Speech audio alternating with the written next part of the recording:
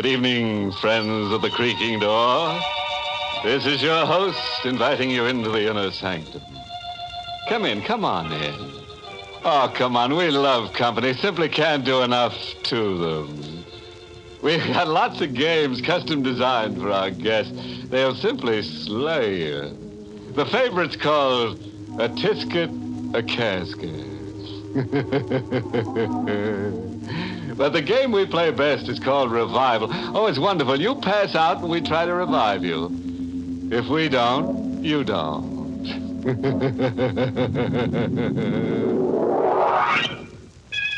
And now for our eerie spell. The hitchhiking corpse. Climb up on the driver's seat. Sit close to the driver. Sean O'Hara, a bewitched man with deep-set eyes. Hear what he has to tell about the beautiful corpse of Madoc County, the girl who lost her head over him. Eileen, the last time I saw her, she was standing where she always waits for me. In the rain on the little white bridge where the road takes a bend around Moon Hollow. I could hear her call for me to stop. Stop, Sean! I'll ride with you! Sean! But I wasn't going to stop for her. Not anymore. My mind was made up to that. And then a lightning flash burned over her like a million lighted candles. And she was standing there where she always waited for me, without her head. Eileen had lost her head.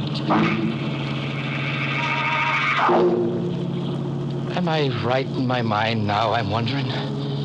These things I know, these things that I saw, was it a dream?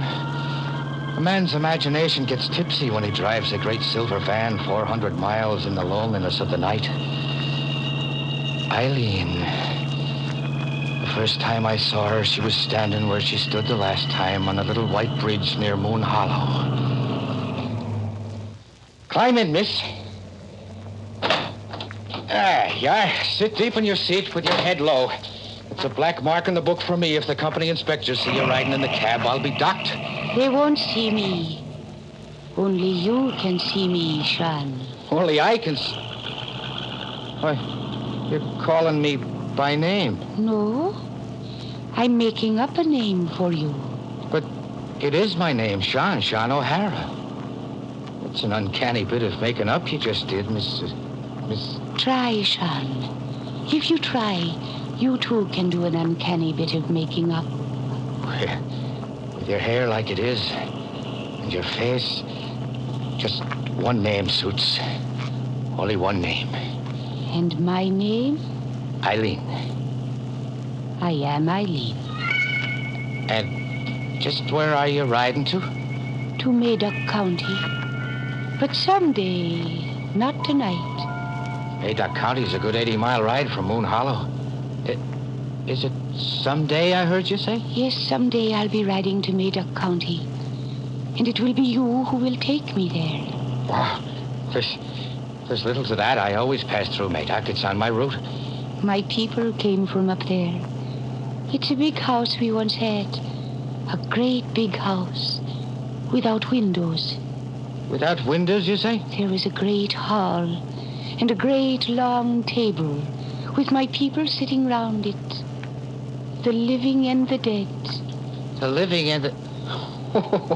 A house without windows, and now it's the living and the dead. You're a pretty one. But you're as batty as a loon. Am I really a pretty one to you, Sean? Sure. Pretty hair, eyes to light up a man's dream. Dainty little hands. The two of them fit into one of mine. And a face... A face, Sean. No, the face I cannot praise. Why not? With all the war paint on it, if I didn't bite my tongue, I might say that what I see smeared over your cheeks is blood. Don't bite your tongue, Sean. You're getting out. Trust Sean O'Hara to pick up a gibbering farm girl who smears her face with chicken blood. Good night to you. Good night, Sean. I'll be waiting again tomorrow night at Moon Hollow. I'll be watching for you. I watched her go, sailing off on the mists. As high as my eyes could go, I could see her. riding into the sky like a night witch, and then blowing into the smoke of the moon. There had been no Eileen. I dreamed her up in my fat head. A man's imagination gets tipsy when he drives a great silver van in the loneliness of the night.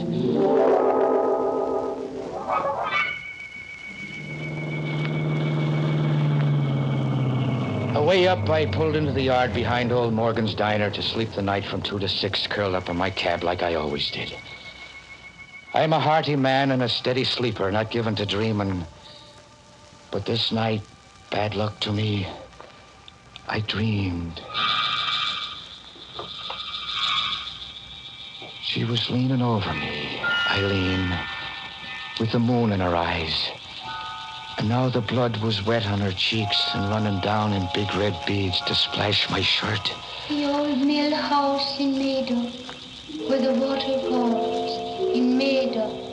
The old mill house in Medoc, where the water falls. The old mill house in Meadow, where the water falls. You must see that the dead go home, son. See that the dead... Eileen... Eileen...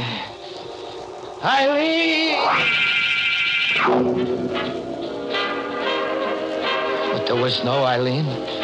I'd been dreaming. Dreaming, but the radio was playing loud enough to wake the dead. The dreaming man doesn't turn on the radio. Eileen! You always wake up like a roaring lion, O'Hara? Huh? What? It's me, Morgan. I guess you've had all the music you need to wake you up. It was you who turned my radio on? Me it was. Were you thinking the radio turned itself on? I had a dream about a girl. A nightmare's more like what you had. From the looks of you, you were thrashing about in that seat and beating yourself on the face with your fist. Beating myself? Why is that? Well, the blood all over your shirt. Blood? Stop looking bewitched, O'Hara, and look in your truck mirror. To your nose. You gave yourself a nosebleed in your sleep, and that, my boy, was no dream.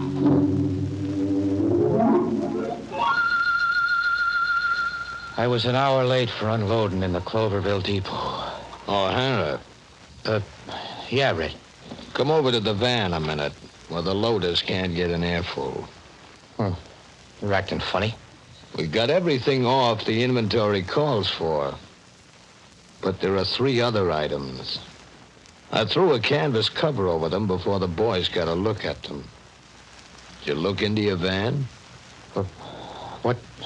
What's under the canvas cover, Red? Coffins, O'Hara. 3 old pine wood coffins. Want to tell me something? To tell you? Oh, sure. I almost forgot about those coffins. It's a side job. Some yokel undertaker down by Moon Hollow. I'm to drop him off somewhere. Save him trucking charges that way and make myself $20 side money. Quit lying to me, O'Hara. And to yourself. Oh, lying, you say? But it's a fact, Red. Positively a fact. And I'm giving you half of the $20 for covering me. Wasn't one to pass up $20 for trucking 3 empty coffins. The coffins aren't empty, O'Hara. And you never took a job from any local undertaker either. Yeah. You seem to know a lot about something. I know Route 266. I was born and raised here. What is there to know? For one thing, the red-headed witch of Moon Hollow, maybe. You might be trucking the dead for her. Eileen? Or any name you give her. She was Katie to a trucker named Conway who had your run once. To hear Conway tell it, Katie, or Eileen, was always trying to get him to take her dead out of Moon Hollow to somewhere else. To Medoc County, to the old mill house. Or somewhere. Anyhow, that's how the story usually goes. But what she's really out to do is drive you crazy. How do you know there is such a girl? Those pine boxes in there. I saw them on Conway's truck once, like they're on yours now. Conway dumped them right back in Moon Hollow. Take my advice. From now on, pass the redhead up. Jam your accelerator to the floorboard and go past her at 80. I don't know what I'll do.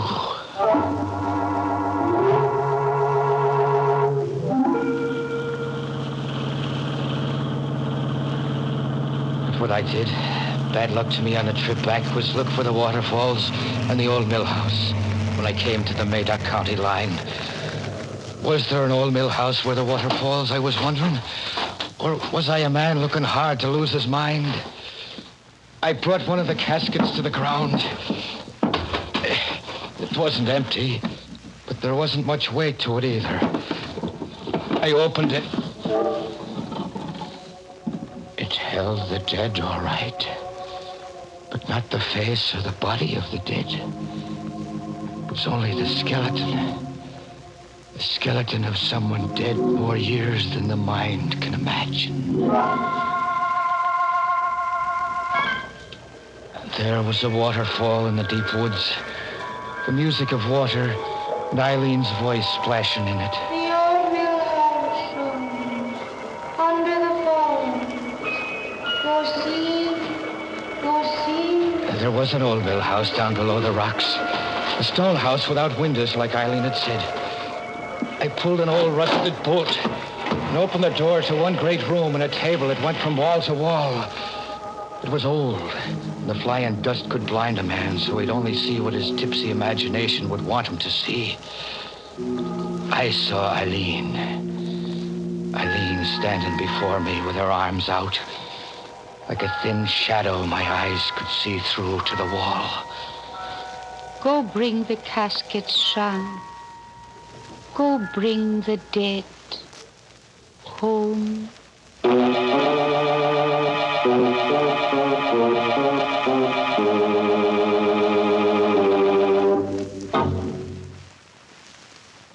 Well, here's something terribly new in thumbing a ride. A witch hiker. And a neat switch, too, on the old boy meets girl formula. This one's boy meets school.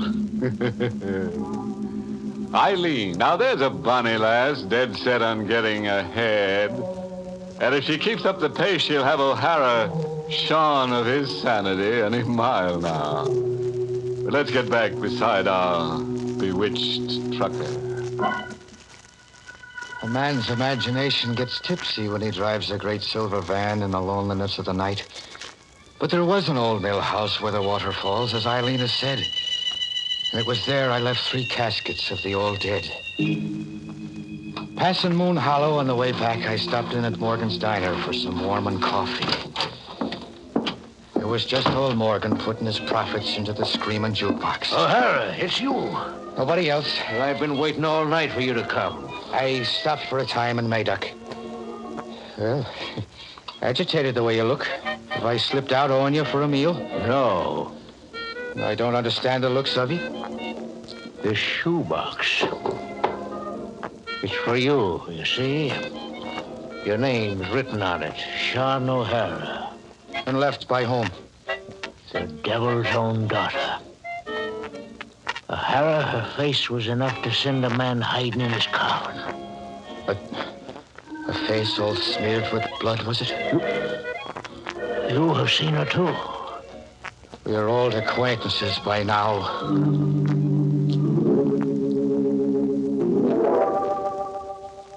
When I left Morgan's prying eyes, I opened the shoebox. It held a small white envelope and an old rusted tin can. I opened the envelope. 2 tickets there were to a costume party in the Moon Hollow firehouse for the next night. And the tin can full of money. A showering of Indian pennies and buffalo nickels, coins with the grit and tarnish of years on them, like some miser had saved them in a secret nook of the kitchen. That was too much for a tired working man to puzzle out. My poor head would have none of it. I had a load to haul back that night. There was time enough for puzzles another night. She'd be standing on the little white bridge where the road takes a bend, and then I would put my questions to her.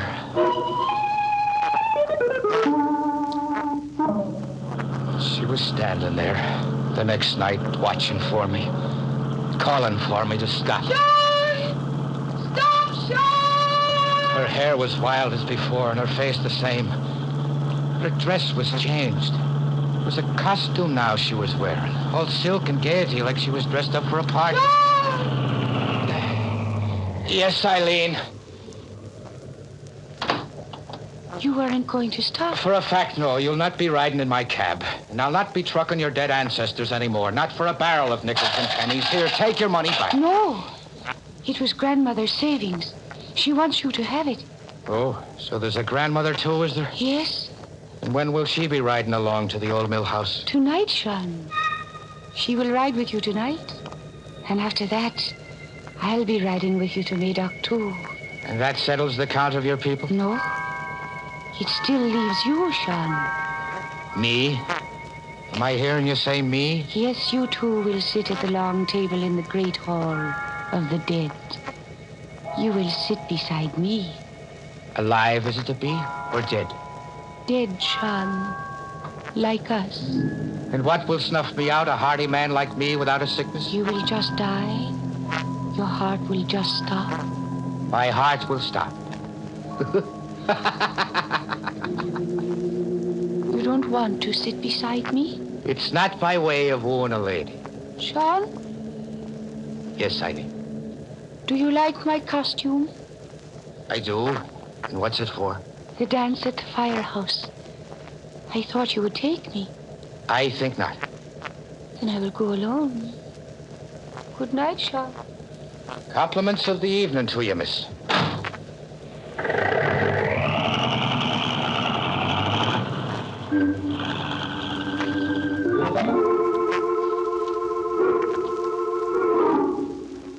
But instead of sleeping in old Morgan's yard, there I was just before the midnight hour, in the costume of a trucker with a tottering mind, and looking for Eileen in the firehouse. I found her in her silken gaiety where the Japanese lanterns were dimmest, wearing a mask like the others were, but not dancing like the others. Eileen, Sean, you're not surprised I came? I knew you'd come. You're not dancing? The music is stopped. It's unmasking time. Midnight's not a minute away. The caller's announcing. Attention! Attention, everybody! It's midnight! Everybody, unmask! You're not unmasking, Eileen. You unmask me, Sean O'Hara. All right, I'll... Speak again. Say my name again. Sean O'Hara. Your voice. It's not the voice of Eileen. I am not Eileen. Put your hand to my mask, Sean. Yeah. You're an old lady. I am old, and the life you see is the last I have to show. Look at me for the last time, O'Hara. I am Eileen's grandmother. But Eileen, she was here. Her hand was in mine. Dressed in the costume with the silken gaiety you're now wearing. Eileen slipped away to leave me with you. You have business with me now, Sean. Business, you say? Take me to Madoc County, the old mill house where the water falls. I'll be waiting to ride with you, O'Hara. Don't be long.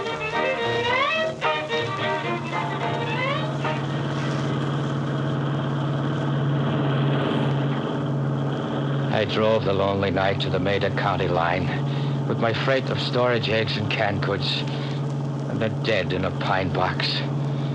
The old grandmother in her silks was in her casket, and I didn't bother to ask whose job it was. I put the questions to Eileen the next time she waited for me where the road takes a bend around Moon Hollow. And she was there like I knew she'd be, pointing her thumb to hitch a ride. Sean, stop for me! Sean! But I didn't stop this last time. I did what the checker-red Lacey said Conway failed to do, and what I must do. I passed her up. I pushed the gas accelerator to the floor and passed her by at 80. I heard her shriek where the highway bends into Moon Hollow. But I didn't leave Eileen behind. She was on the seat beside me. You didn't want to stop, Sean. She was beside me. Without her head. I'm dead, Sean. Dead. Now drive me to Made-Up County.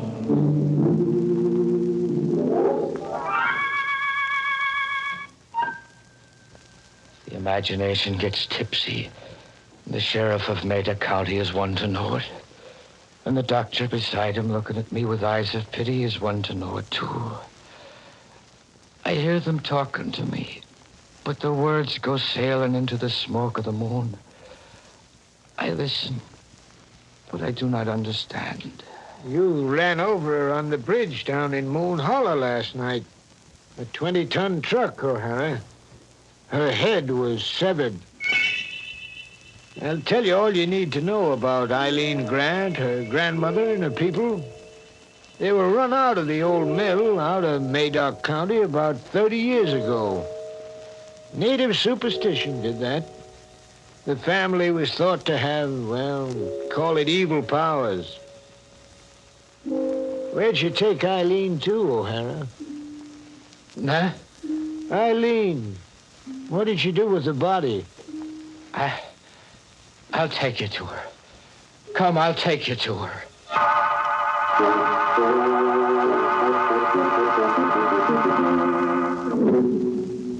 I took them, the sheriff and the doctor, to the old mill house where the water falls. Here, Sheriff, is Eileen and her people sitting around the table in the great hall of the dead. O'Hara, to do this, to set them around the table like that, you couldn't be in your right mind, man. No, I couldn't be.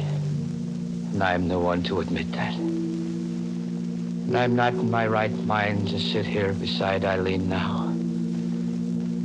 What can there ever be between a man and a girl? Sitting and rotting in an old mill with their ancestors looking on. O'Hara. O'Hara. Say, Doc, take a look at him. O'Hara's dead. Dead? To sit down and die just like that? Just like that, Sheriff. O'Hara's heart just stopped.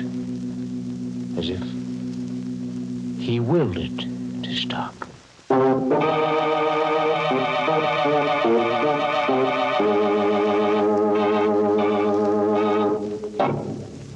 Now that O'Hara's given up the ghost, there's a job open. Somebody? As a special inducement to insanity, a pretty girl goes along with every truck. Oh, sorry, friend. I can't tell you which of the two jobs is the more harrowing. Moral? Oh, sure. I've got one carved right here on my vertebrae. This is for any motorist who runs across Eileen. Give her the go-by, Bob. All she'll get you is dead mileage.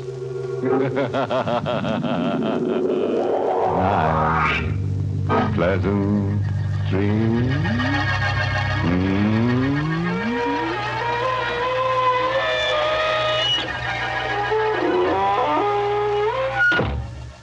Inner Sanctum has been brought to you through the facilities of the United States Armed Forces Radio Service, the voice of information and education.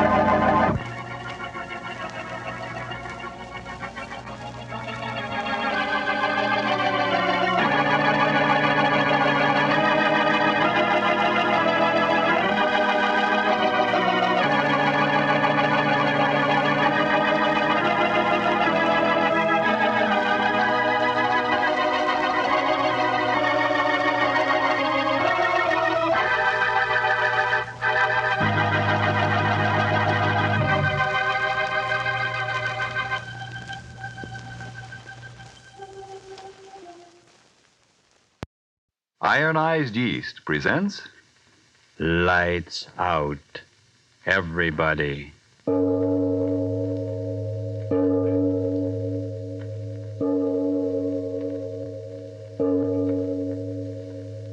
It is later than you think.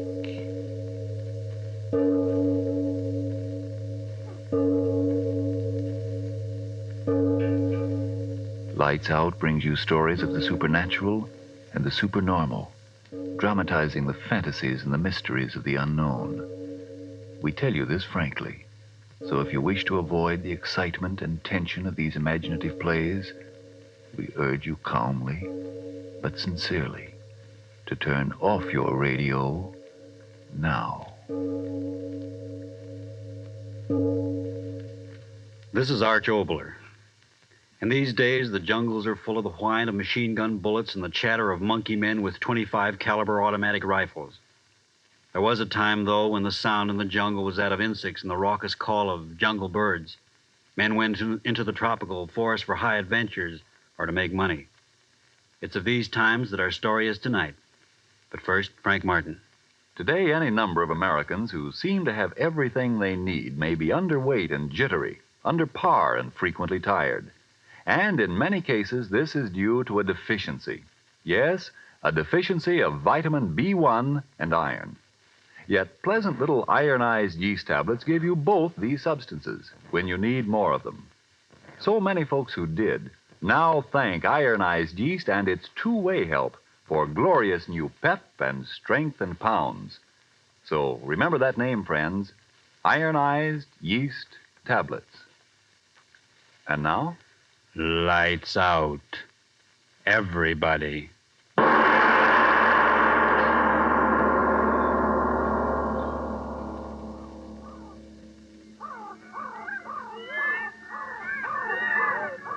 jungles of the upper Amazon.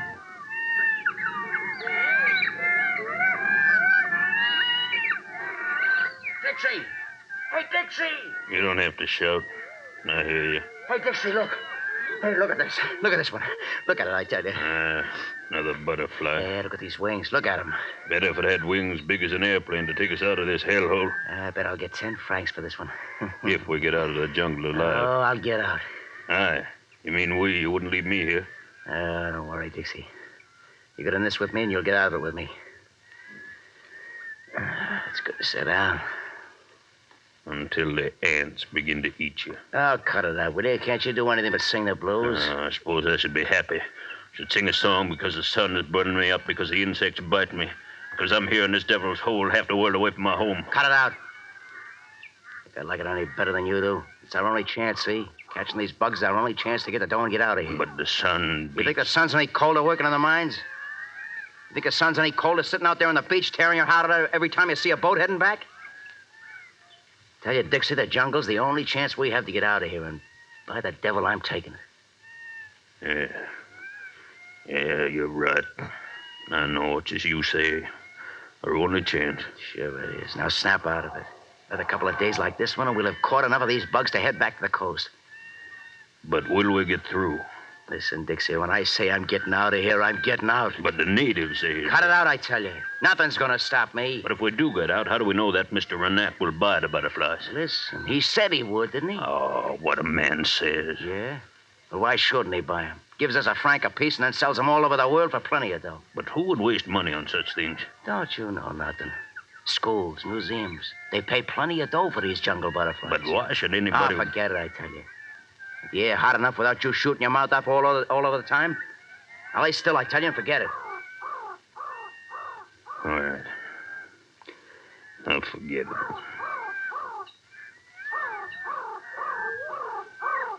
Joe. Huh? I seen you laugh to yourself. Why do you laugh? I was just thinking. What? I was thinking what you said before about a butterfly with wings like an airplane. Yeah? Funny, ain't it? Two big guys like you and me. Guys that shot the works from arson and murder.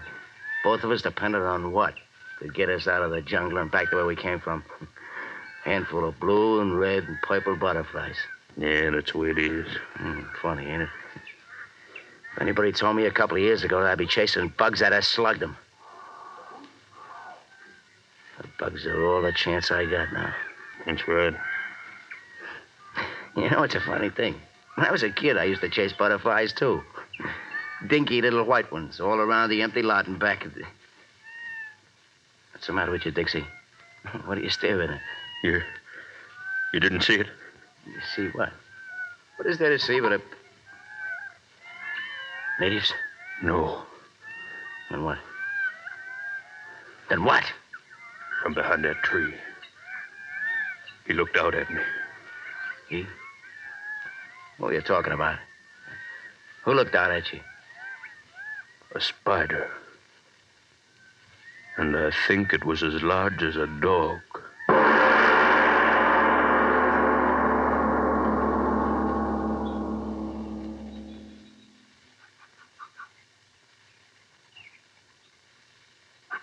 Joe. Not sleeping. No. I can't sleep either. Oh, it's so hot. Gee, it used to get nice and cool about this time of night where I used to live. Joe. What's the matter? Did I see it? You starting that again? But I must have seen it. I must have seen it. It was all so clear. Look, I tell you, it was nothing but a monkey hanging there. Spider. But I saw... Go on, the heat's frying your brains. Go on to sleep. Yeah. Sleep. I'll try. Okay.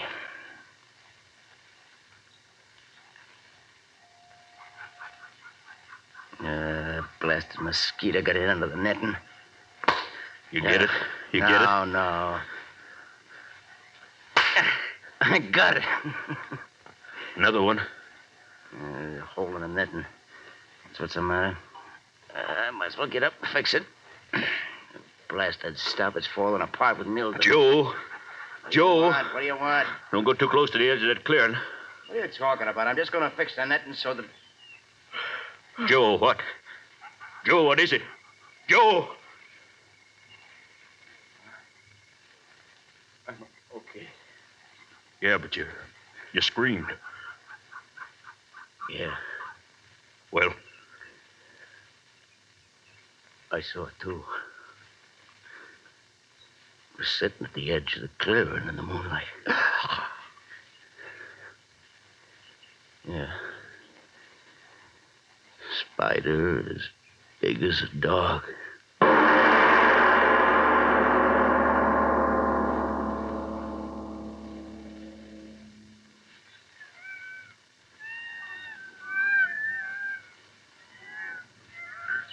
Tighter. Pull the line tighter. Yeah, that does it. Okay, come on, out of the tree now. All right. Now, watch yourself. Don't shake that tree too much. That trapdoor's set on a hair trigger. There. Now it's done. Yeah. That cage ain't strong enough to hold it. You can run a knife through me. But what if it doesn't come here again? It was here by the tree the last 2 nights, wasn't it? Yeah, but what... So it'll do it again. Only this time it's going to stay by the tree. But what if the trap fails? Don't start that again.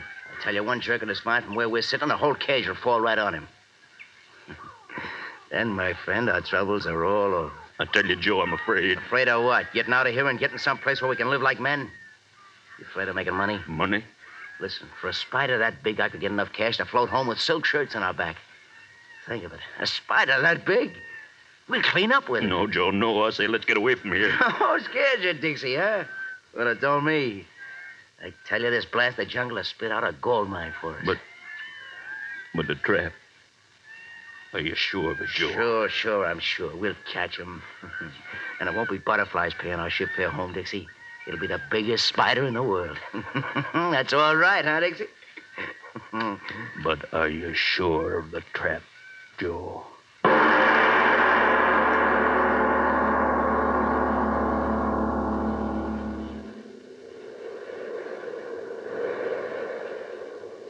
Wind strong tonight. Yeah. I wonder what time it is.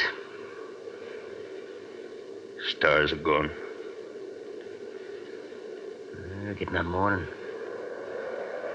Yeah. It was always earlier before. Trap frightened them away. What do spiders know about traps? You said yourself they're clever. Don't be a fool. But you said yourself... Just talking, that's all. There's a fear in me. Cold and sharp as if... Wait. Huh? The edge of the clearing. It's coming. Stay quiet. Joe, let him go. Quiet or I'll kill you. Don't pull a trap. Quiet. It's looking at us. Another step and it'll be right under it. There. I got it. Oh, look at it, Dixie. Trapped. And it's mine. The biggest spider in creation. I'll get all the money I need. Oh.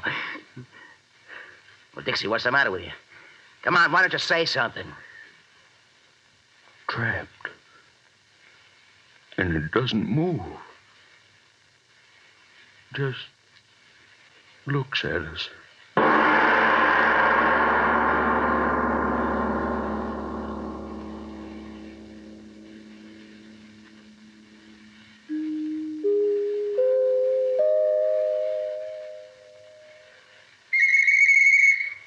Ladies and gentlemen, we leave our lights out story of the spider for just a moment to look in on an American girl who might be you.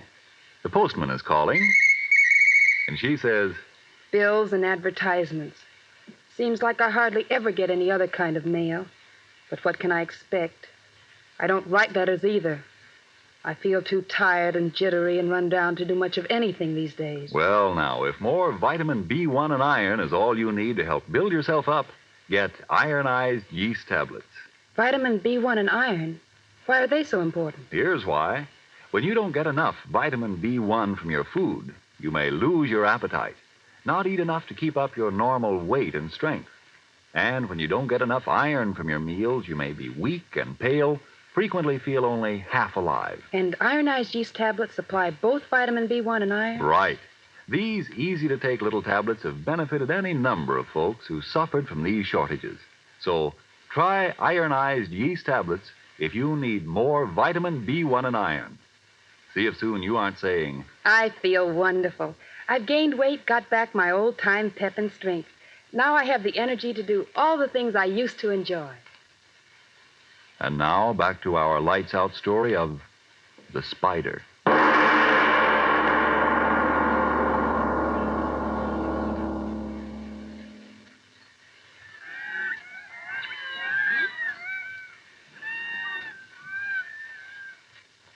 Joe.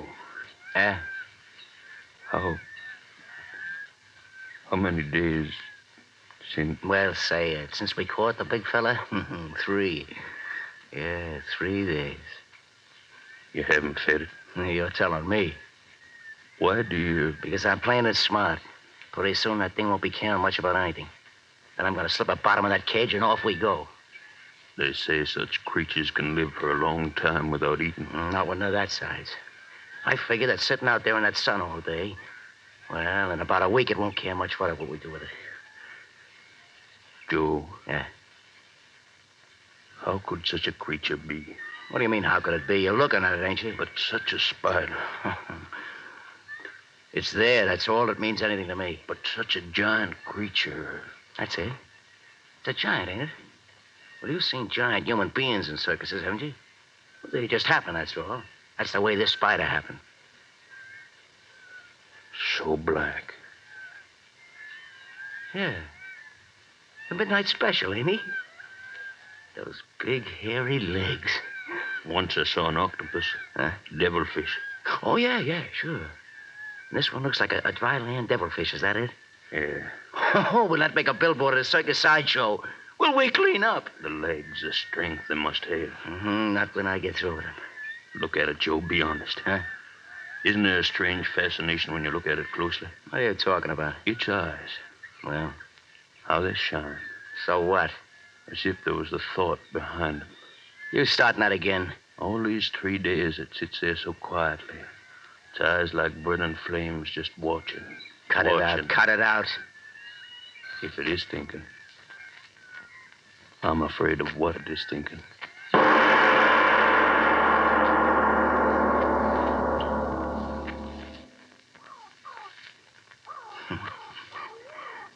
Hot in it, Spider.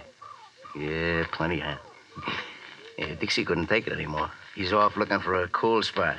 But me, I didn't want to leave you alone, Spider. I didn't want to leave my meal ticket.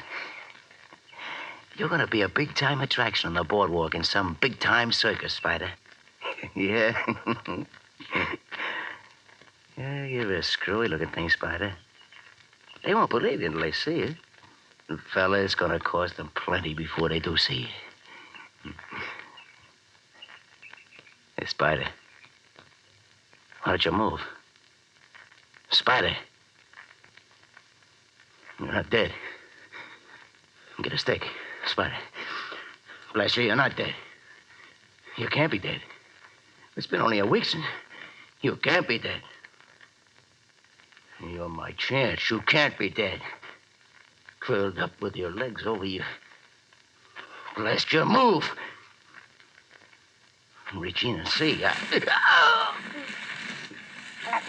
Let go. Let go of me. You blasted devil. You fooled me. Let go. Let go of my arm. Get away. Let go. Dixie. Dixie. The spider. Come on, Dixie.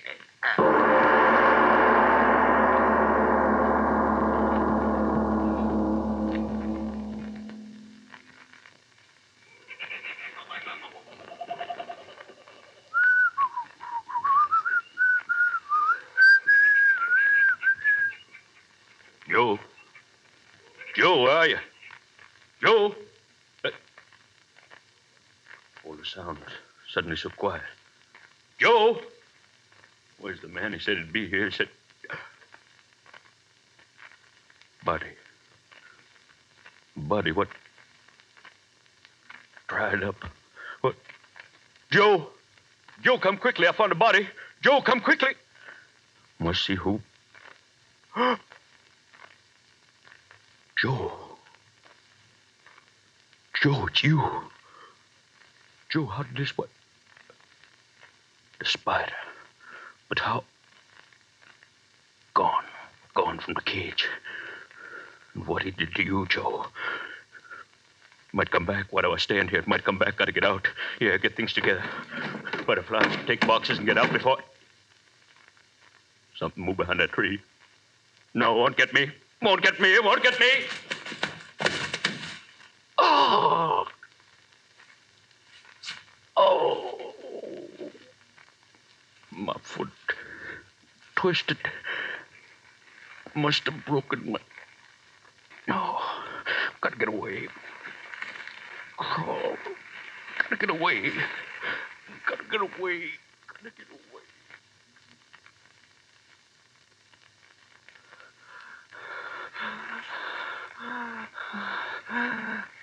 Oh. Oh, my leg. Crawling. How far have I crawled? All day. So dark. Never get me now, that devil thing. I did get away. I crawled miles. I did get away. Clearing.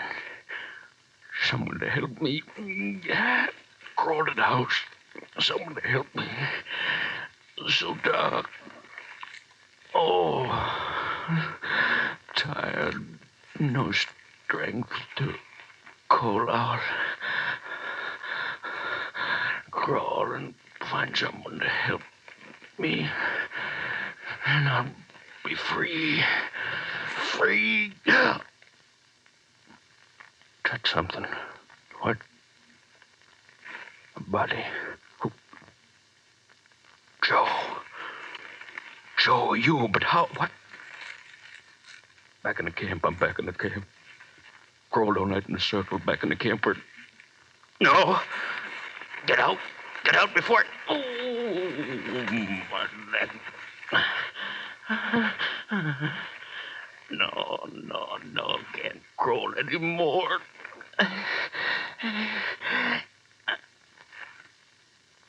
That sound. What? Behind me, it's behind me, waiting to jump on my back. No, don't! Nothing. Isn't there? If I could only crawl again, if I could only get away before... The moon coming out bright. Now I'll see what... Not here. Only you, Joe. Empty flesh over there in the moonlight. Blast you to the devil, Joe. You brought me here. It's right that you die, but that spider won't get me, not me. It's gone now. My leg will get better. I will get away. Yes, I will. Spider, come back. Oh, no. No closer. No closer. No. Going back. Well, what? On Joe. Crawling over him. But Joe is dead. What is the spider going to... Spinning a web over him. Turning him around and around like a fly. Covering him with that thick silk.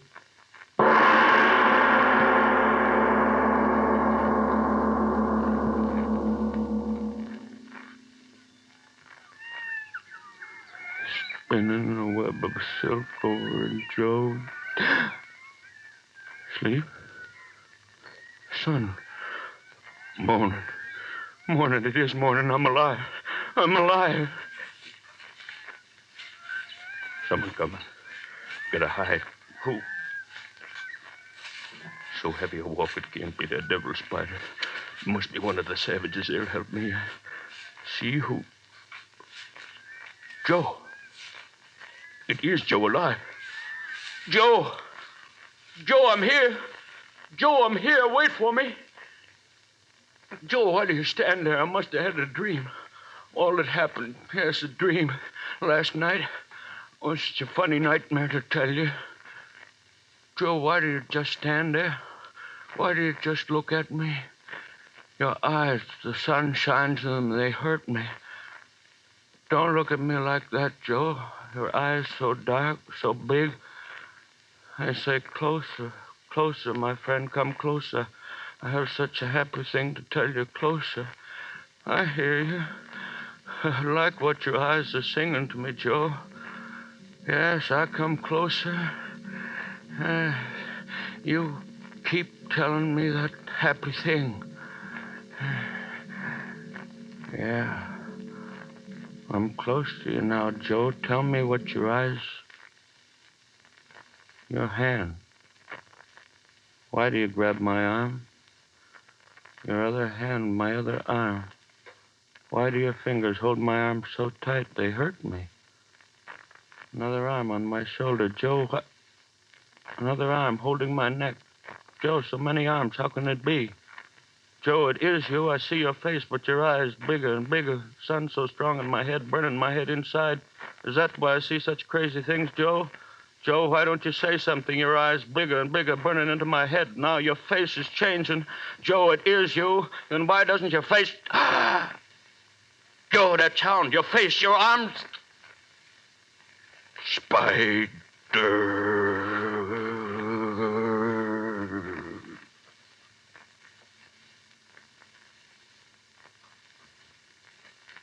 You are the spider. The spider. Your eyes fooled me, didn't they? Made me think I was seeing Joe, but all the time it was you, Mr. Spider. They're wonderful eyes you have, Mr. Spider. I'm not afraid anymore. Isn't that a joke? Your black arms pull me close. I see the poison dripping from your fangs. but I'm not afraid. It's very funny. When the worst thing really happens, you're not afraid. I'm not afraid. Your fangs. Closer. Closer. I'm not afraid. Bite deep. Bite deep.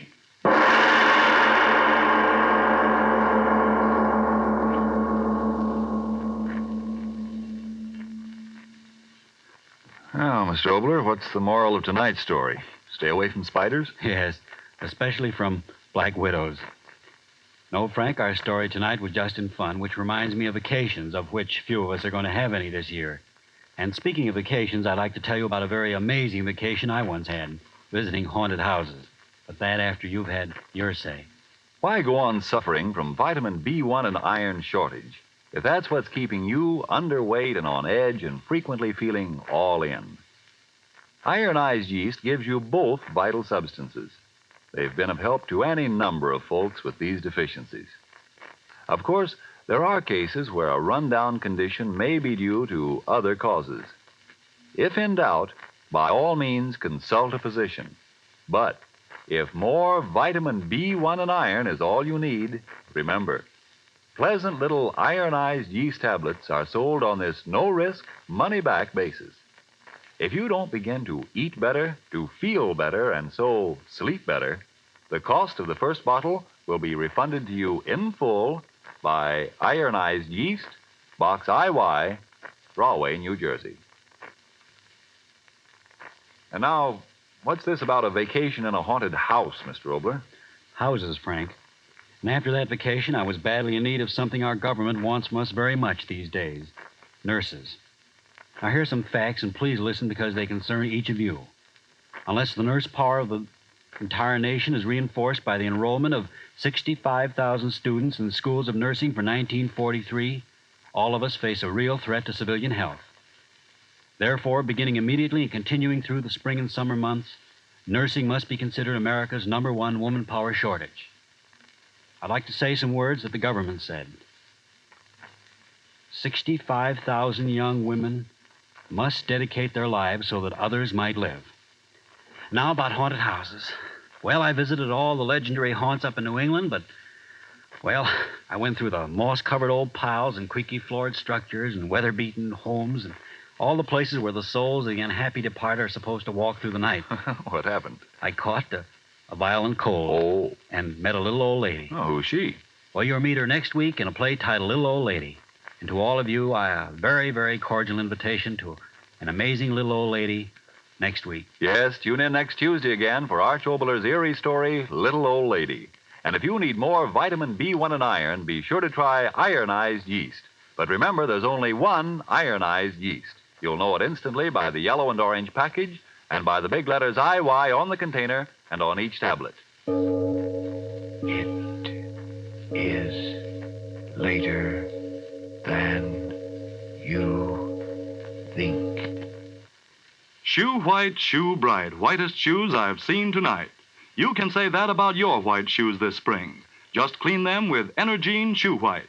It's made with the whitest pigment obtainable, only the very whitest. Energine Shoe White spreads easily, dries evenly. So, keep your white shoes in good wearing condition. Keep them looking right with Energine Shoe White. This is the Columbia Broadcasting System.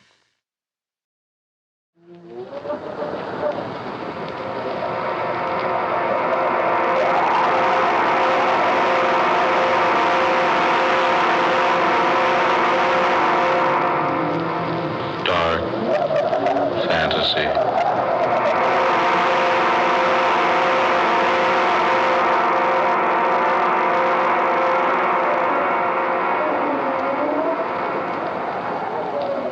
I am the thing from the sea.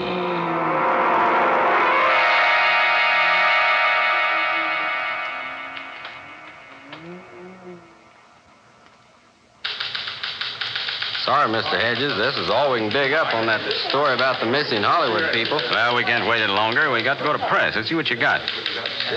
Story from the film Capital. More than a week ago, November 20th to be exact, Philip Hayward, young cinema star of yesterday's Bread, and the popular actress Judith Johnson set sail for New Zealand aboard Hayward's private yacht. As chaperone, Miss Johnson's movie director father accompanied the pair, and it's reported that Johnson Sr. is taking advantage of the sea voyage to complete his original cinema yarn, a story of the strange creatures who live beneath the surface of the sea. That was more than a week ago. Word's been received from New Zealand that the Hayward yacht's more than 2 days overdue. A careful check gives evidence that there have been no disturbances on the Pacific throughout the time the party's been aboard. Special searching parties failed to discover the whereabouts of the boat. The question in Hollywood tonight, the question everywhere is, what's happened to the trio aboard the Dolphin? Where are they? Have they become victims of the fantastic creatures created in the imagination of the author-director aboard the yacht? That is this week's Unsolved Mystery. Will it ever be? Oh, that's all right. Boy. Right. Get this down to makeup. Let's get rolling. Right away.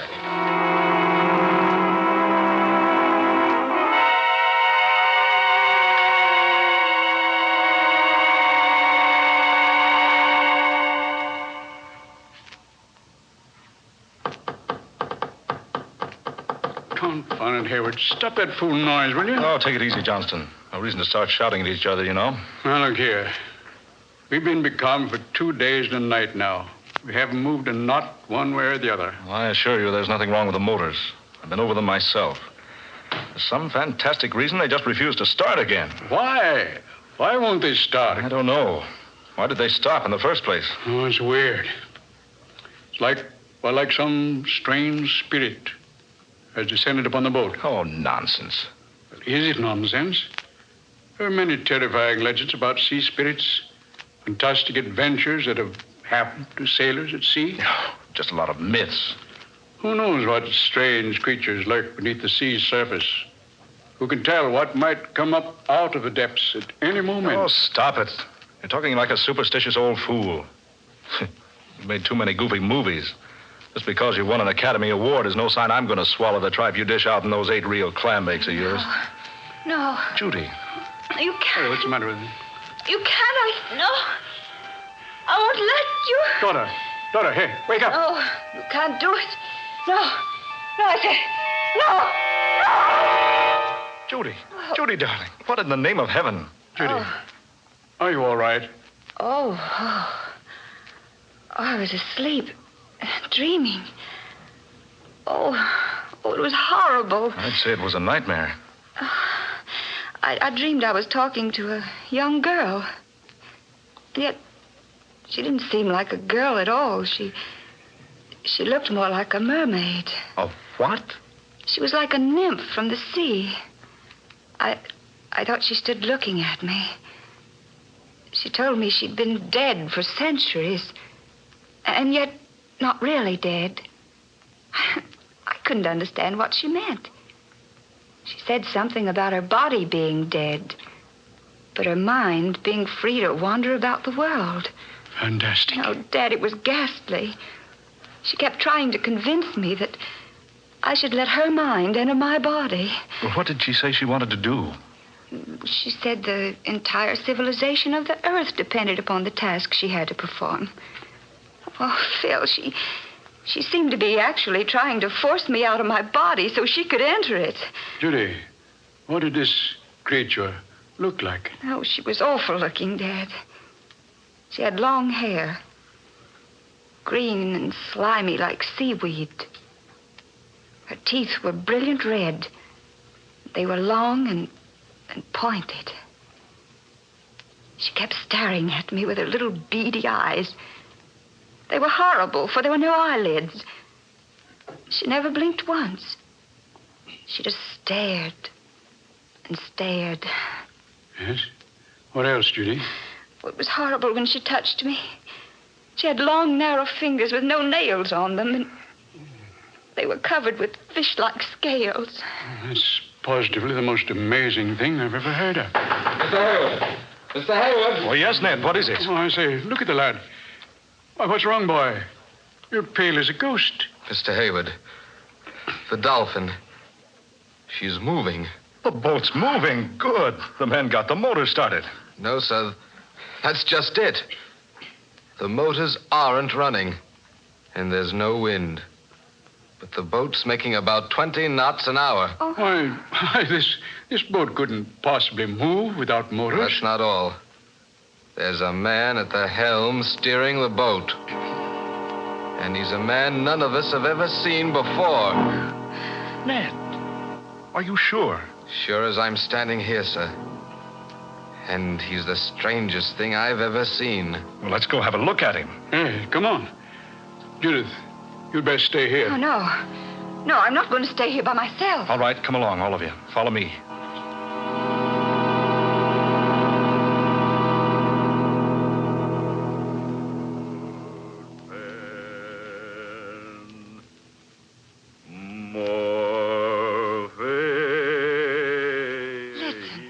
It's him. Standing up there at the helm. Singing. Some sort of an ancient sea chanty. Easy now. Maybe trouble.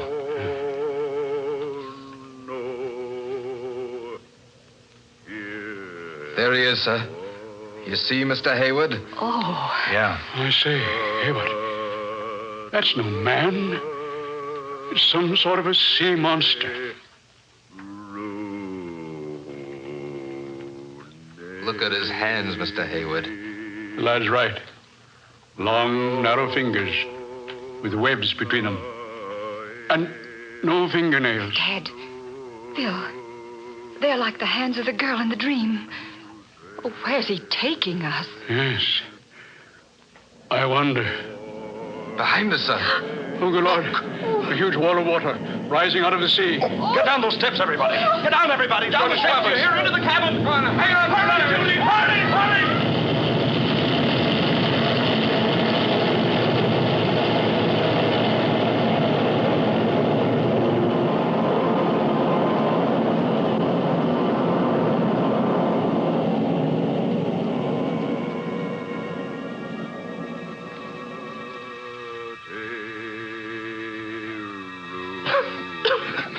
I say, everybody all right? Yes, I am. Did Judy get down in the cabin? Yes, she made it. Just managed to close the door before the wave hit. Are you all right? Yes, okay. You, Judy? Oh, what in the world caused that? Yeah, what? No wind. And a wave of water, hundreds of feet high. It's a miracle we didn't capsize. Look, sir. To the port side. Yes, Ned? It's land. Land, by heaven. It can't be. Not in these waters. There's no land for 500 miles. And what's that over yonder? Mirage? No, sir. That's no mirage. It's land. It certainly is. Long, low coast, extending north and south as far as you can see. A low, steaming land. Look. Look at the heavy vapors rising from it. You're right, Judy. It is steaming. That must explain the sultriness that's been round us these past 2 days. Why, I've been in these waters a dozen times. This has never been here before. It's an entire continent where there ought not to be anything but empty sea. Land from the sea. That explains the wave that swept over us. A wave that high could only have been caused by an undersea disturbance. Oh, nonsense, Johnston. You're trying to say an underwater convulsion forced this vast expanse of land up to the surface. Precisely. A land called Iban. Now, I'll have to have a better explanation than that. Things like entire continents rising up out of the ocean just don't happen. Well, then, if Dad's not correct, what is the explanation? There is no other. A land called Iban did exist at one time, nearly 10,000 years ago. It was ruled by a man named Boole and a woman named Lana. They both possessed wonderful powers and knowledge. Boole, the emperor, destroyed the continent of Iban. How? By releasing vast, unknown forces beneath the continent. Forces that only he and Lana knew how to control. But why did he destroy it? I don't seem to recall. I read the legend once, doing research for one of my pictures. It seems that for some reason or other, Boole and the girl were to release their spirits from their bodies. And those spirits were to have the power someday of recalling the sunken land from the sea. Then if such a story's true, that must be the land of Iban we're approaching. Not at all impossible. And if it is true, couldn't that monstrous chanting thing at the helm be Bull himself? Oh, Dad. Taking us with him back to his long-lost kingdom. You don't actually believe that, do you, Johnston? Why not? Well, I certainly don't. Well, Phil, what else can we believe? That wave couldn't have swept us off our course enough to put us in sight of this land. Besides, look at it. Steaming. And that sultry, foul odor.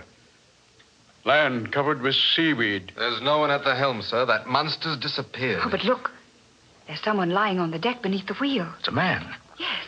Yeah, maybe that thing's met with a bit of hard luck. Now, careful, Hayward. Right.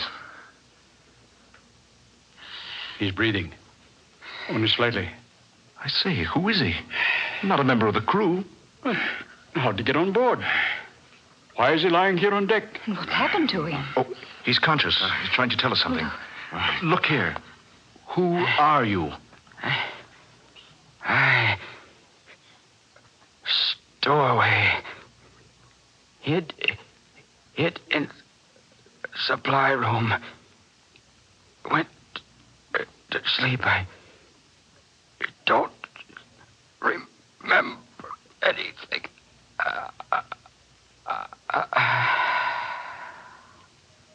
Stowaway, he says.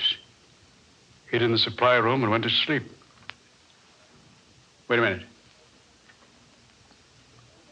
He's dead. Hayward, I'm going to have a look over here. Oh, Judy. Oh, Phil, I feel so strange. Oh, dear, you look ill. So very strange. You'd better go below to the cabin, dear. Yes, I'd better. I'll lie down for a while. Shall I go with you, dear? No, I'll be all right if I rest a little while. All right, dear. Be careful going to your cabin. Yes. Oh, Ned. Get a tarpaulin and cover the body. Right away, sir. Hayward, come over here a minute, will you? Yes, Johnson. What is it? Here. Have a look. See? Someone's climbed down that rope ladder and gone ashore through the mud and slime. Whoever it was, he didn't sink in very deep. Seaweed's too thick. Kept him from sinking. I wonder who it was.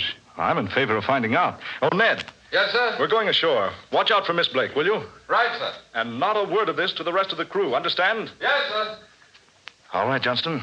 Down you go. Yeah. We'll follow those footprints and see where they lead us.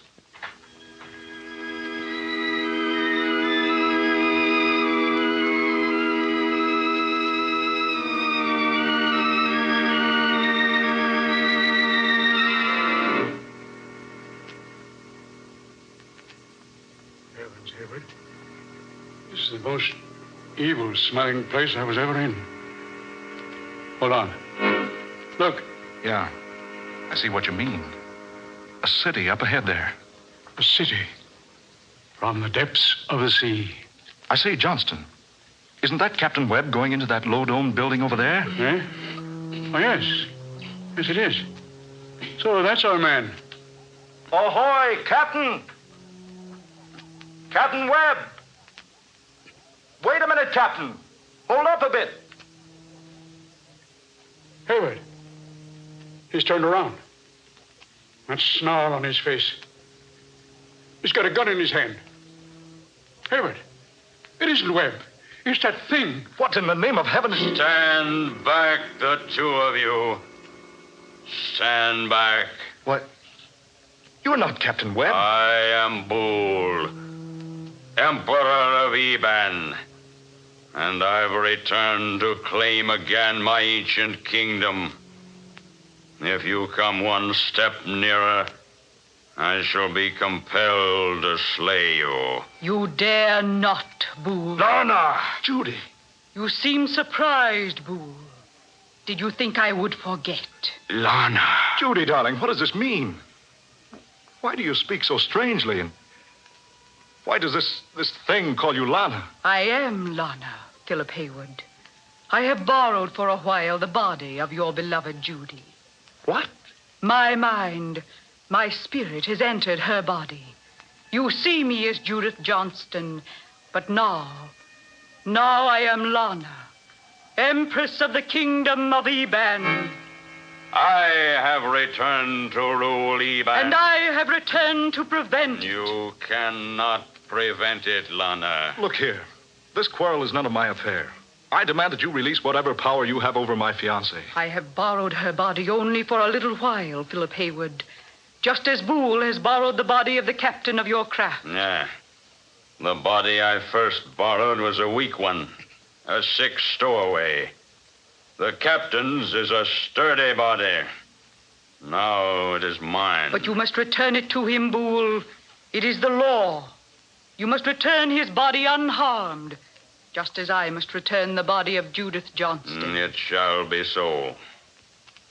I am about to enter the temple now to regain my Ebonite body. You cannot open the burial chamber unless I accompany you. I realize that full well.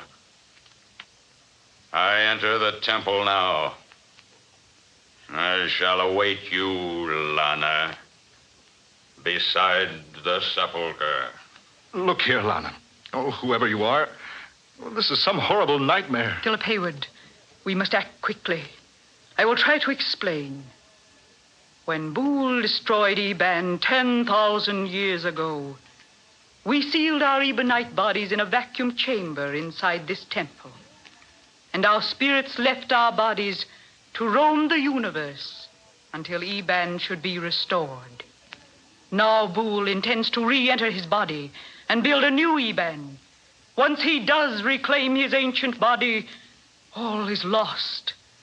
For no one save me can destroy him. And if I slay him, I too must die. But what can you do? I have a plan. Come with me into the temple where Boole awaits.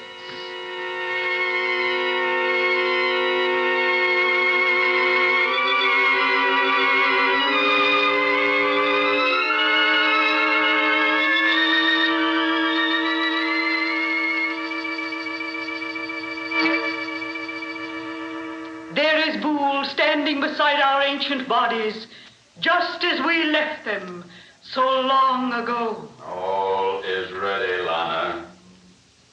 We will break the vacuum, permit our spirits to enter our sleeping bodies.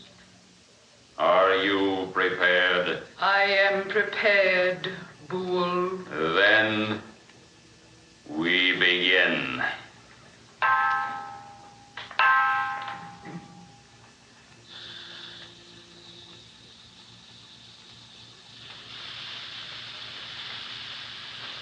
Howard, look.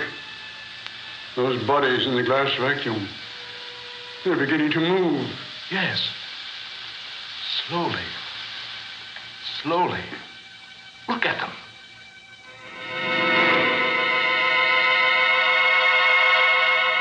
Oh, no. No, don't. Please don't. Judy, darling. Oh, no.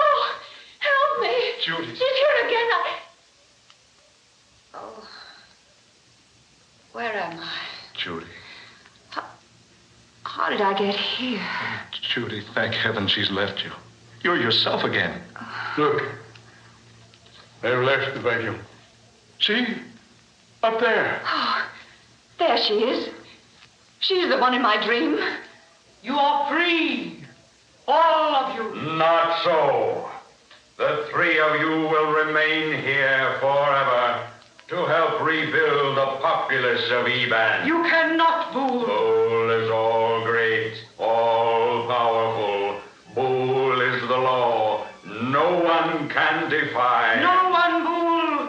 Save me. You lack the courage, Lana. Not now. I have the courage now. You were cruel and wicked, Boole. Your rule of ancient Eban ended in horrible tragedy. It must not happen again. Put down the weapon, Lana.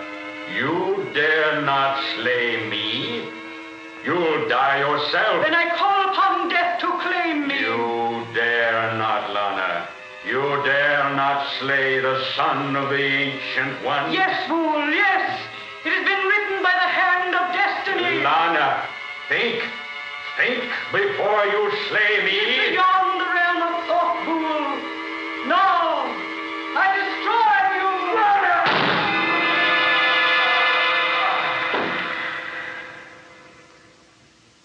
She did it.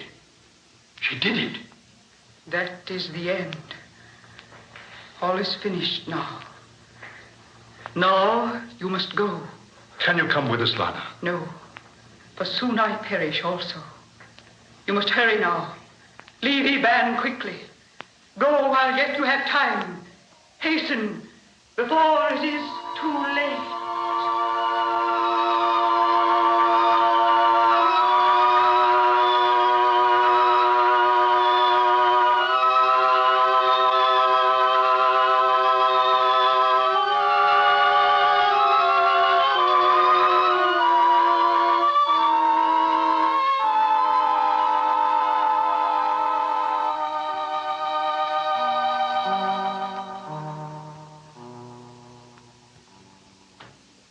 Well, Judy, darling, we're underway. Full speed ahead. No trouble starting the motors, dear? None at all. Your father and Ned are down with the crew. The men don't even suspect what has happened to us. Well, it's just as well. They'd never believe it. Well, take a last look, Judy. You'll soon be out of sight of the land. Yes.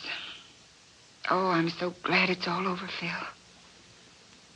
But poor Lana. She gave her life to save ours, Phil. Yes, darling. She did. What's that? Look. Flames from the mainland, like a volcano. Phil, the land's sinking. It's Lana. Judy. She's released the forces. She's destroyed ancient Eban once again.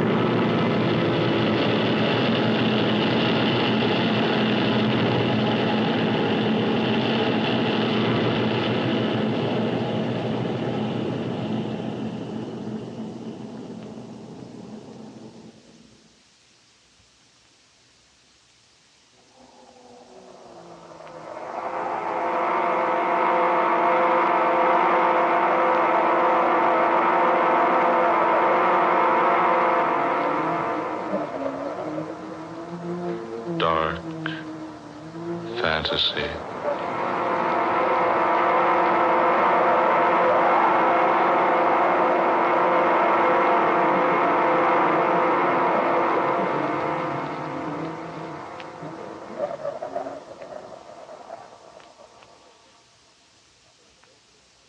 The Thing from the Sea, an original tale of dark fantasy by Scott Bishop.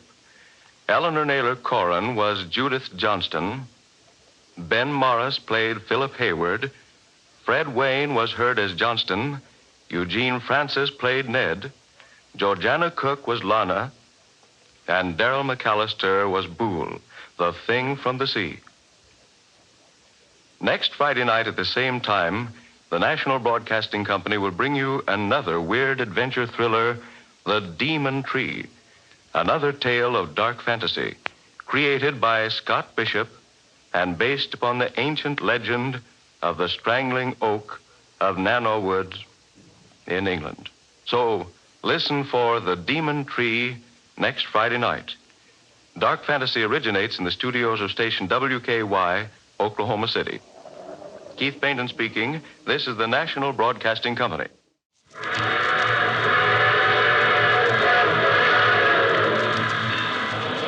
Mutual presents The Mysterious Traveler.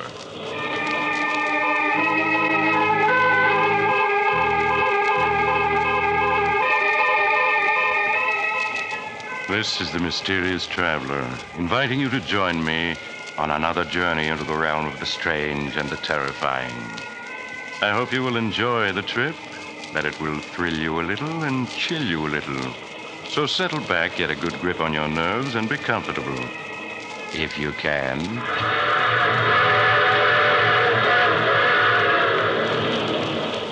It's the end of July and rather warm, isn't it? There's probably an insect or two buzzing around in your living room right this moment, or banging against your screen trying to get in. Before we go any further, you better get rid of it. If you do, you'll breathe easier as you hear the unusual story I have for you today. The story I call The Man the Insects Hated.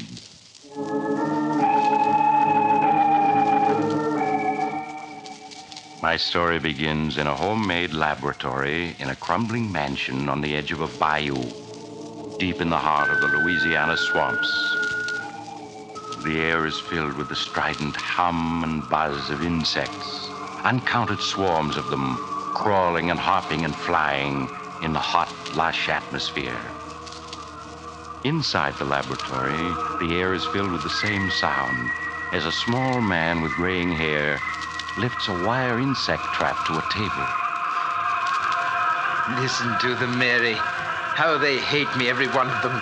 The flies, the bees, the hornets, the beetles, the locusts, the spiders, they all hate me. Oh, John, they don't hate you. They're just bugs. They can't hate you. Yes, but listen to them hum and buzz when I come near. They know me. And the reason they're so upset is that they know that we're enemies and that I'm going to destroy them. Destroy them utterly. All right, John. Oh, Mary, you look tired. This life we've been leading the last few months, it's very dreary for you, isn't it? It's all right, John. It doesn't matter. Oh, but it does. These swamps, they must seem like the last outpost of creation to you. You all the city and the lights, the movement, the gaiety. I'm all right. You mustn't worry about me. It's such a struggle. If we had someone to help us, it would be easier. But no one will come out here and work for us. Yes, I know, my darling. Believe me, I do. But it's only for a little while. Soon we'll be rich. I promise it. All right, John. I'll be patient. You do believe me, Mary. You know that I'm on the verge of success now, don't you? That last formula, you saw how quickly it killed every insect in the cage? Yes, I know. It was wonderful, John. Yes, and you know yourself what it will mean to the world. The perfect insect killer, something much better. Tea, why, it will be tremendous. It will make the worst jungle livable. It will cut down disease and increase the crops. And... There's someone at the door. Yes. It's very odd. I wonder who it could be. I'll see. Perhaps it's Dr. Guernsey or Mr. Conway, the druggist. They promised to call. Good morning. Is Professor Hanson in? Why, yes, he is. Come in quickly. There's so many flies. Yeah. Seems like the air is full of bugs outside. Never saw so many in my life. What is it, Mary? It's someone to see you, John. I don't know who. Andrews, Professor. Martin Andrews. Say, you really are out in the wilds here, aren't you? Thought I'd never find you. Yes, we are rather isolated, but... You're wondering who I am and what I want here. The truth is, I was in Conway's drugstore back in town, and he told me you might be able to use a handyman. Oh, a handyman? Yes, we can use a handyman. How much do you want? Oh, not very much. I guess $1 a week would do me. We can manage that, I think. But on second thought, I don't know. I'm not crazy about these swamps with all these bugs around and... Oh, please try it anyway, Mr. Andrews. My husband is engaged on some very important research, and he needs help badly. Oh. Well, when you put it like that, Mrs. Hanson... Then you will stay. Yeah, I'll stay. What have I got to lose? Maybe I'll like it better than I thought at first. Excellent, Mr. Andrews, excellent. Oh, just call me Martin, Professor. Yes, Martin, yes. Now, there are a lot of details that you can help me with. Now, take this watch. And Lunch will be ready in a minute. Oh, yes, my dear, yes. Take this watch, Martin, and you see this wire trap full of insects? Yeah. There must be thousands of bugs in there. There are. You see, I'm working to discover the perfect insect exterminator. Oh, yeah, I see. Yes, and in this spray gun, I have my latest solution, Formula 312. And I'm going to spray it just once at this trap full of insects, and you are to time how long it takes them all to die. You're gonna kill all those bugs with just one squirt from that sprayer? I hope so.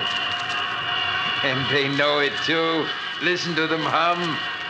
How they hate me. They know I'm going to kill them, and they wish they could get free to kill me. Huh? Oh, yes. Yes, they know me. Insects hate me. All insects. Just as I hate them. They'd kill me if they could, but instill them. Have you got your eye on the watch? What? Oh, yeah, sure. Then start timing. Now, watch and listen. Say, that stuff really mows them down, Professor. Yes, they're dying now. A few of them are still trying to crawl around, but there they go. Now, how long did it take? 29 seconds. It's good, but not quite good enough. But I'm sure I'm on the right track. Lunch is ready, John. Oh, yes, my dear. Yes, we're coming. Well, Martin, do you think you're going to like working here, helping me develop my new insect killer? Yes, sir, Professor.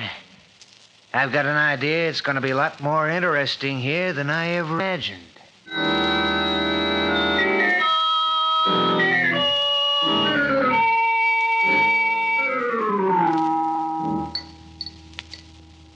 Some more coffee, John? Thank you, my dear. No, I want to go back to the lab to try a new formula. And while I'm mixing it, why don't you show Martin around the place? Why, That's a swell idea, Professor. I'd like to get wise to just what you're doing here. But I'm sure that John could show and explain everything better than I could. No, not at all, Mary. And besides, you know how I feel about going outdoors. Well, all right, John. If you want me to. Fine. I'll get started on the new mixture right away, and when you're through, I'll have something for you to do, Martin. Okay, Professor. Well, Mrs. Hanson, I'll be obliged to you if you'll give me the lowdown on everything. Well, all right, Martin. There are things that you really should know.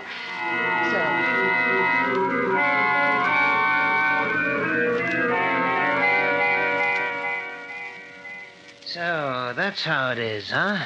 Mm-hmm. The professor is hipped on the subject of bugs and wants to rid the world of them.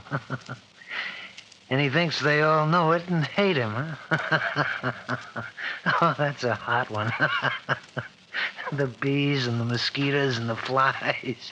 Got it in for him, huh? You mustn't laugh. I know it's a strange quirk of his mind, but it's a harmless one. And you must pretend not to notice anything odd about it. Okay, Mrs. Hanson, if you say so. You see, when he was a small boy, my husband was almost stung to death by a swarm of bees. That brought on his peculiar hatred of all insects and his belief that they hate him. Sure, I can see. And that's the reason why all his life he's been experimenting to find the perfect insect exterminator. It's screwy, but if he does find this perfect bug killer, it'll pay off big. Oh, he will find it. I'm sure of it. That's why I'm willing. I'm sure he will. You were going to say that's why you're willing to stay here in this swamp because you think it's bug killer and make a lot of money from it, huh? Well, that's the truth, ain't it, Mrs. Hanson? You're being impertinent.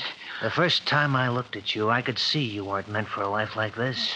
You were meant for pretty clothes and soft music, dancing, fun. Not for rotting away in a swamp that's only fit for bugs.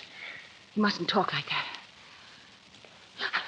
I've got to go back to the house. No, not yet. Listen, the minute I stepped inside that house, I knew you were eating your heart out all for fun and people and pretty things.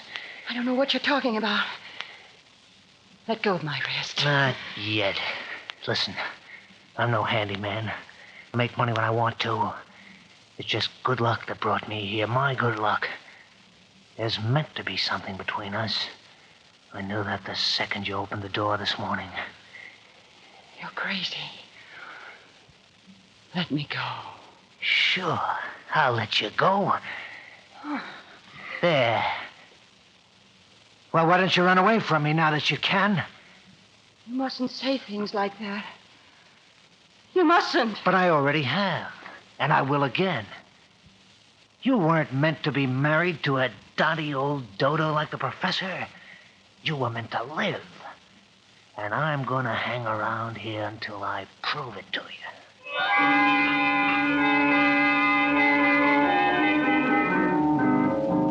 And so Martin Andrews joined a strange household in the swamps, the household where Professor Hansen plotted death for the insect world. Mary suggested to him that it had been a mistake to hire Martin so hastily without investigating his background. But her husband pooh-poohed her arguments, and she was silent, knowing she could not explain that she was both frightened and fascinated by a man whom she'd seen for the first time that day. So Martin stayed, and in the days that followed, Professor Hansen found him invaluable. With his help, the work went much more quickly. And daily, as the work progressed, the number of insects swarming about the house increased, buzzy, humming ominously as though news of the professor's success was spreading throughout the whole swamp. Then one morning in the laboratory... Time, Martin. Exactly 15 seconds, Professor. 15 seconds and every insect in the trap is dead. We've done it, Martin. Mary! Mary! Yes, John. What is it? Mary, we've done it. At last I found the formula. Any insect known almost instantly. Oh, John. Oh, I'm so glad. Yes, Formula 3970. Here it is. Just a few marks on this piece of paper. But it's man's final victory over the insect world. Listen to the bugs outside hum, Professor. Yes. They sound almost like they knew what you'd done. Oh, yes, they do know. But they're helpless. They're beaten and they know it. Yes. Now, I've got to write a note to Dr. Guernsey and Mr. Conway. Martin, wait here for me. Yeah, sure, Professor. Martin, what are you doing with that formula? Just putting it in my pocket where it'll be safe. You know how the professor is, always losing things. Give it to me, please. I'll take care of it. No, I think I'd better hold on to it. But I have something else for you. No. Let me go. Let go of me. Ever since that first day. And I've been waiting. Till you knew as well as I do that we were meant for each other. You mustn't say such things. You do know it, don't you? Oh. No, Maybe this will convince you. Oh, Martin. Oh, Martin. Now you know it, don't you? Yes. Oh, I'm crazy, I suppose, but I can't help it. You've got to go away, Martin. Now, today. You are crazy if you think I'm going without you. Oh, here comes the professor. We'll talk about it later. Martin, note for Mr. Conway, the druggist. I've asked him to come out with Dr. Guernsey tomorrow night. Will you drive into town and deliver it to him, please? Sure, Professor. I'll be glad to. Right away.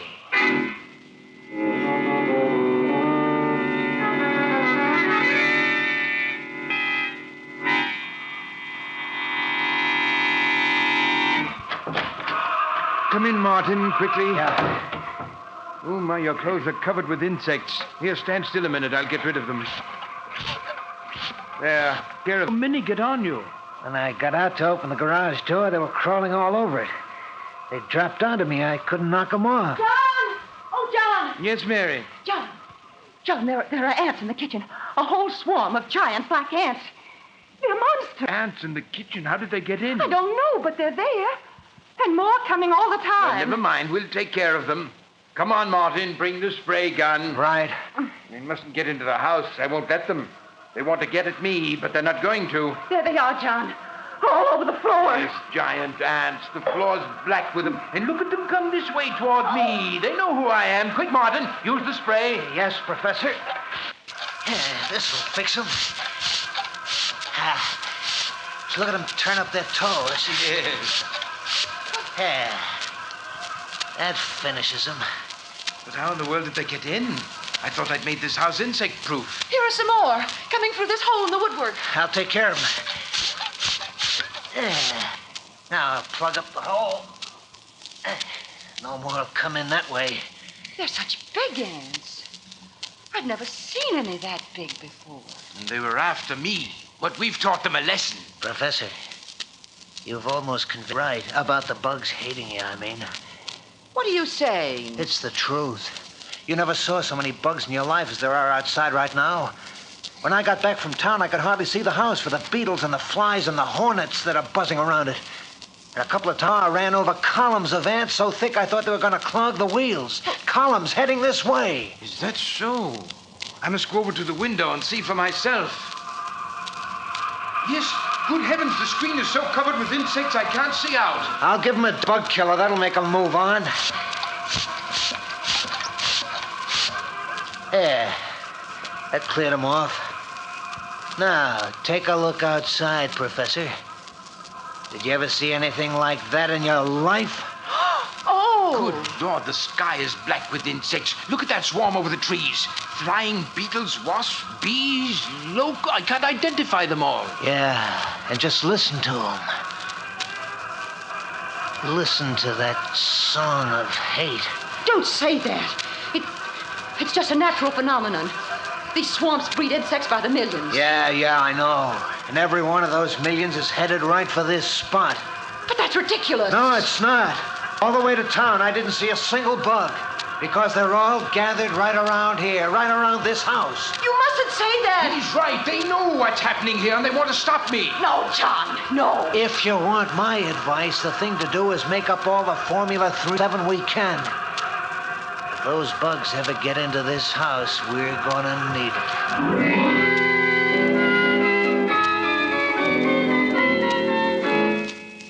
As the day wore on, the clouds of insects surrounding in the swamps grew steadily bigger.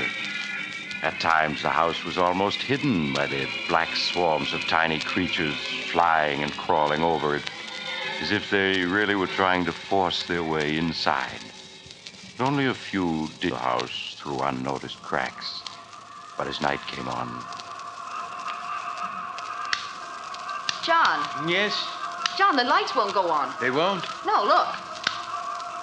A fuse must have blown out. I'll go take a look, Professor. I have the flashlight. Thank you, Martin. I'll only be a minute. Listen to them, Mary. Listen to them swarming about the house, beating against the screens, trying to get in at me. Oh, John, they're just insects. They don't hate you. They don't? Well, then where have they come from? Why are they surrounding this house? Answer me that. Oh, I don't know. Martin agrees with me. He said so this afternoon. You mustn't pay any attention to Martin. Listen to them. If they could get in, we'd be dead in 15 minutes. There's death wheeling and buzzing out there, Mary. Professor! Professor! Yes, what is it? Did you find the trouble? Yes, it's in the switch box, all right. All the fuses are blown out. All of them? But how? The switch box is full of little beetles. I don't know where they came from, but they caused a short circuit that blew out. They did it on purpose. Oh, John! Well, anyway, we'll be using candles tonight. And there's another thing. What, Martin? The cellar is full of little white ants. I couldn't find out where they're coming from. White ants? Not ants, Martin. Those are termites. Well, termites, then. They're all over everything. Termites? They can eat their way through wood. They can eat holes that the other insects can enter through. Yeah. That's right, isn't it? Martin, come on. Get 2 insect sprays. We've got to get down there and destroy them before they destroy us.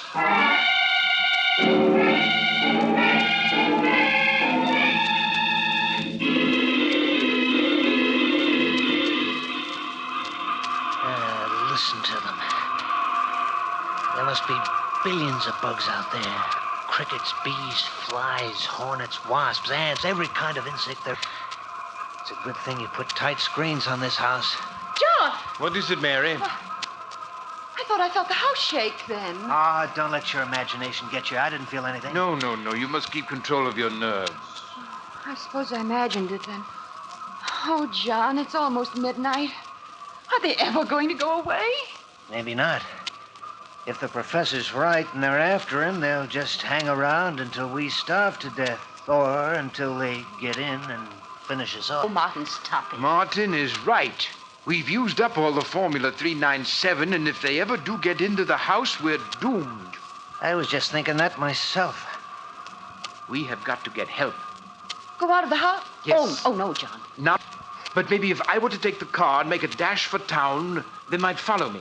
John, that's madness. In the sedan with all the windows shut, they couldn't get at me, and in town I could get help. Yeah, you could. I could make up more Formula 397 at Conway's drugstore, and he and Dr. Guernsey can come back with me. And if we used a big pumper spray, we could destroy every insect that's outside. No, you mustn't try. I'd go, only I couldn't mix the formula. No, John, you mustn't go out. Yes, I'm going to do it. If those ants ever get at the car, they'd cut the tires to shreds, and then we would be at their mercy. I've got to go for help while I can. Then let's all go. We can all get in the car. It'd be safer to stay here. This house will hold them off for a good while yet. I think the professor's scheme is the best. All right, Martin. Now, I'll get ready. And then you come downstairs and help me with the garage doors. And you're going to have to open and shut them awfully fast when I take the car out.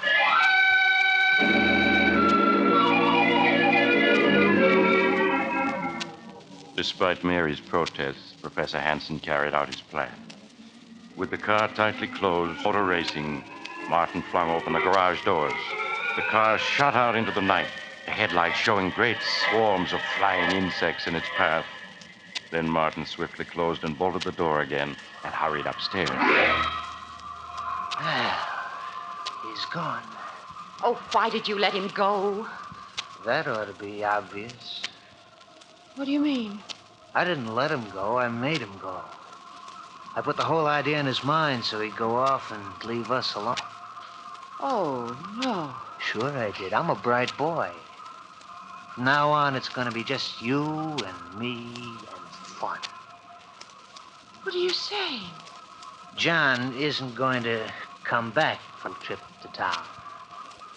I don't understand. Then I'll make it simple. In the first place, all those bugs outside don't mean a thing. When I was in town this morning, Conway the druggist told me it happens out here every 7 years or so. There's something about the weather that makes millions of bugs come out of the swamp to swarm around this house in certain years. Oh, but then why did you pretend to believe John when he said it was because they were after him? Just so as he'd go to town for help. Those bugs are harmless. As soon as the wind shifts, they'll be gone. But then... Right this minute, John's driving to town as fast as he can go. And any second now, the steering gear is gonna bust. No. Yes, baby, because I fixed it to. And when that steering wheel goes, it'll be curtains for John. The car'll hit a tree, and you'll be free to marry me. We'll have Formula 397 and all the dough it'll bring in. That's murder. Nah, it isn't murder. It's being smart. You murdered John. I'm guilty, too, because I didn't make him send you away. Oh, you really wanted me to go.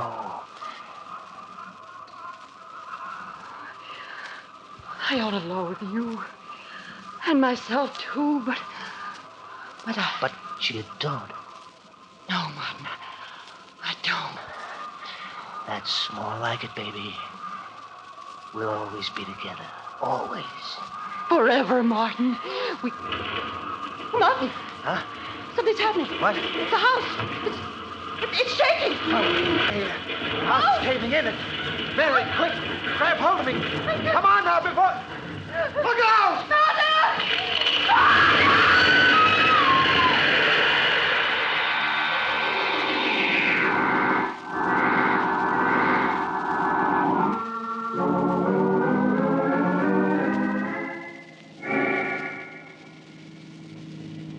Mr. Conway, can't you drive faster? We must get back to the house. I'm driving as fast as I can, Professor. Professor, you must control yourself. That was a serious accident you were in. It's a miracle you weren't killed. Sure was. Where your car hit that tree, well, I'm just glad it wasn't me. Yes, but please drive faster. No, I should never have allowed you to home with us. You should be in a hospital. But, Doctor, my wife and Martin, I've got to save them. Those insects, they hate me. They're out to destroy all of us. They'll kill my wife and Martin if we don't get there in time. Professor, you must calm yourself. I'm sure it isn't as serious as all... Oh, Doctor, you're like everyone else. You don't know how dangerous the insect world is, but I know. And that's why they hate me. And that's why they're out to destroy me and my wife and Martin. Well, we're almost there. The house is just around this bend in the road. Yes, but please hurry. You mustn't slow down. Professor, I gotta take this curve slow. After all, we don't want... Good Lord, look. The house. It's collapsed. They've wrecked it. The insect have wrecked it. I told you they were out to get me. Now, come quickly. We must find my wife and Martin. Come away. This looks bad. Yes, Doctor. Mary! Mary, where are you? Mary, answer me. Conway, you'd better start looking through the wreckage. Okay. Mary! Mary, where are you? Oh, Lord, I've never seen so many bugs in all my life. If we only had more of my Formula 397, we could kill all of them. All of them. But they won't get the better of me. They won't. Oh, Professor, what are you doing? There isn't any spray in that gun. It's empty. I'll show them. I'll show them. Doctor. I found them. They're under the wreckage of the house. Oh, you'd better take me to them, Conway. Perhaps we can... It's too late, Doc. They're both dead. Dead? They're dead? Yes, Professor. They were killed by falling timbers when the house collapsed. No! It wasn't the falling timbers that killed them. It was the insect world that killed them. They tried to destroy me, and instead they murdered Mary. And now they're trying to... But I won't let them. I won't let them. I've got my formula. Formula 397. The spray will destroy them all. Yes. They're dying left and right. They're dying. You see? Doc, what's wrong with them? That spray gun's empty. Yes, Conway, I know. I'm afraid he's completely mad. The insect world has destroyed his mind.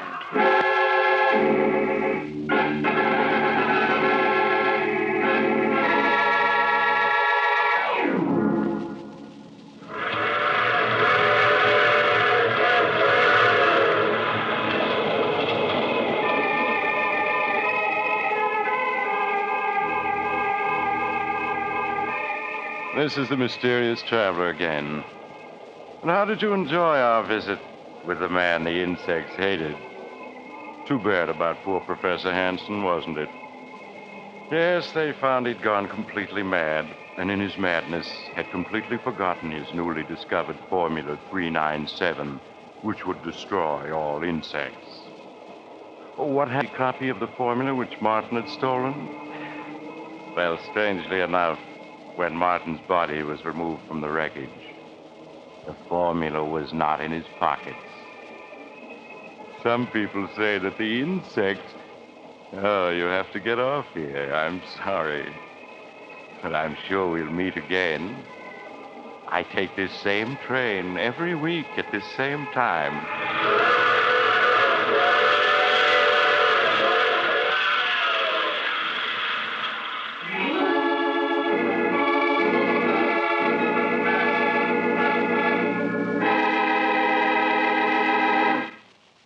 You have just heard The Mysterious Traveler, a series of strange and terrifying.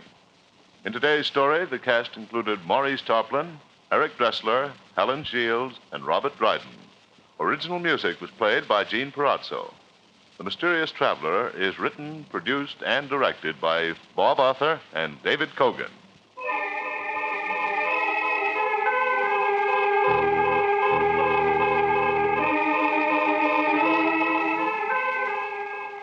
Listen next week to a tale titled I Dream of Dying. Another strange and terrifying tale of the mysterious traveler.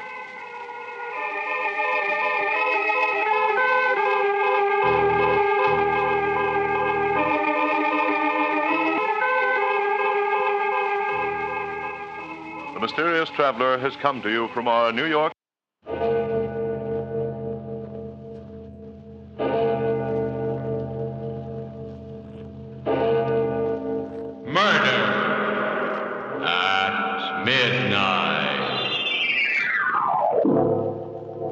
I was worn out, dead tired. But I kept on walking through the mist. And suddenly I started hearing footsteps behind me. I turned around, and then I saw him. He was walking along slow, dragging his feet, walking as if he couldn't see. His face was all covered with blood. But I knew who it was. It was Miller, the guy I'd killed.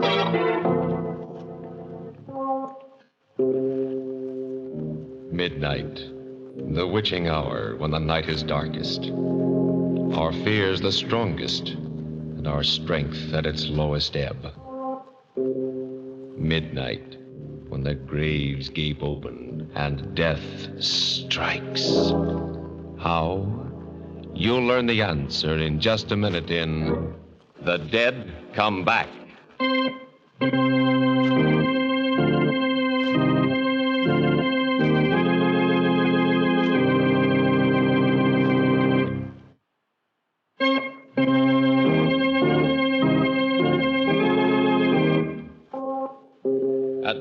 radio Murder at Midnight. Tales of mystery and terror by radio's masters of the macabre. Our story by William Morwood will threaten your sanity. Its title, The Dead Come Back.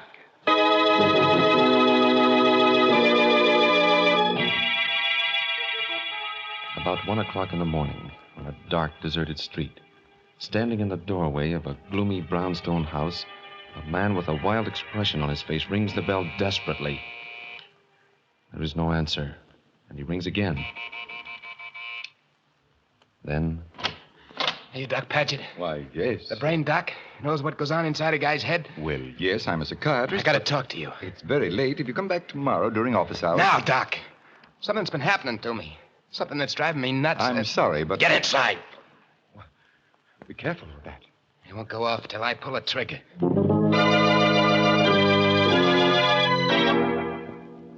Better sit down, Doc. Very well. Now, just to make sure we understand each other, I'll put this gun here on the desk. And my watch. We got just half an hour to get everything cleared up. And then? And then, I got a guy to kill. Suppose we start at the beginning. Your name? Lefty O'Connor. O'Connor? So you heard of me, huh? I'm not sure, but the Tilson murder case. That's right. But as I remember That's right. They decided I was nuts, put me away. But get this straight, Doc. Yes? I was never out of my head, and I ain't now. I see. Insanity was something that I cooked up to keep from burning. I played it up all right. Good enough to make monkeys out of the doctors and the jury. But when I got to the nut house, it was different. I didn't have to pretend no more. You know, Doc, some of them whacks act just as sane as you and me. Yeah, I was getting along fine. Till 2 nights ago, when I was called in to see the superintendent. He was a white-haired old guy, name of Miller. Sit down, Lefty. Cigarette? Thanks, Mr. Miller. Here you are. What's that? This? Just a music box. Plays when you open the lid. That ain't just a... What are you trying to do to me? Oh, what do you mean, Lefty? I just offered you That's the box I kept talking about at the trial. The one old Mrs. Tilson kept her jewels in. I'm afraid you're mistaken, Lefty. In a pig's eye. I know what you're trying to do. But I don't remember nothing. Nothing, you hear? And why does this tune seem to disturb you, sir? Never mind why. Turn it off. Yes, of course. Take it easy, Lefty.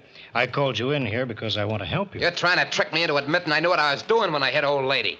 Nothing of the kind. Next, you'll be asking me where I hid the jewels. Don't you think I know that routine? There's no routine here, Lefty. You're a liar, Mr. Miller. You got me in here to give me the 3rd degree, to try to break me down all over again. Well, you won't do it. Not again. I've had enough. Lefty, put down that paperweight.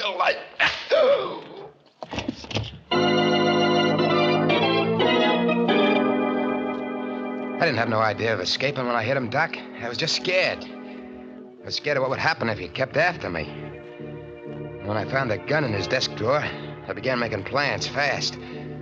I brought him around. I told him exactly what he had to do. We went out, got into his car, started for the gate. Okay, Miller, it's up to you now. I understand. But remember, I'll be lying back here with this gun against your spine. Evening, Mr. Miller. Hello, George. Going out kind of late, aren't you, sir? Yes. Something unexpected came up. You wouldn't be smuggling out anyone under that rug and back, sir, huh?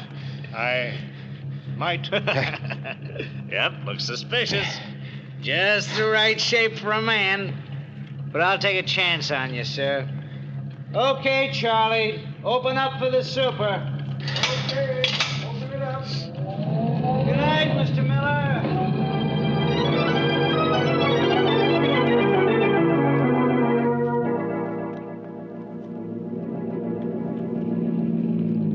Turn the left fork here. The Ganville Road.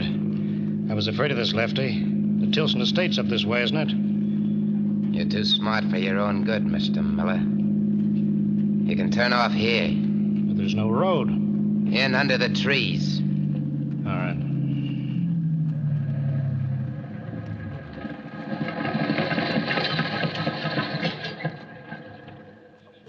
What happens now? Do we walk the rest of the way? One of us does. Get out. You're no use to me anymore. Let you know. Put that gun away. You can't. You fool. You won't get rid of me this way.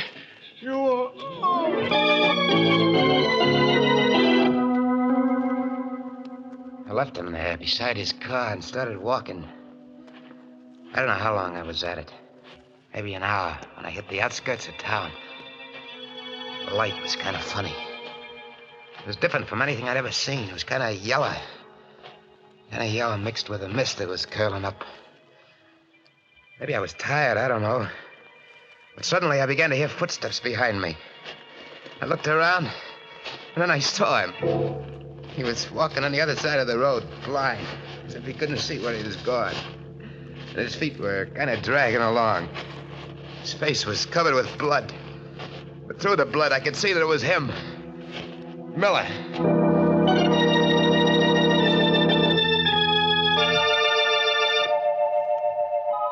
I don't know what happened then, Doc. I must have passed out. Because the next thing I knew, somebody... people, faces bending over me. He's coming too, Tom. Yeah. How are you feeling, chum? Hey. He's as white as if he'd seen a ghost. Who are you? I'm Ruth Mason. This is my brother, Tom. We live right by. We heard you yell and came running out. Did you see anyone else? I know. On the road? No. You were lying right in the middle of the road till we pulled you off. What happened? The car hit you? I don't remember. Well, take his arm. Help him up, Tom. Okay, sure. Here we go, Mo. The name is Sims. Johnny Sims. I'm all right. You look kind of bushed to me. I've been walking all night. Out of a job, see. And broke. Well, our house is right over there. You come on in and we'll fix Thanks. I gotta keep moving. What's the rush if you're just looking for a job? Well, Hey. Cops coming this way. Probably looking for that man that escaped from the state hospital. That's right. They said that... What? Johnny, what's the matter? You look as if you're going to faint again. I guess I must be worse than I thought. Look, does that invite still hold? Well, of course. Right this way.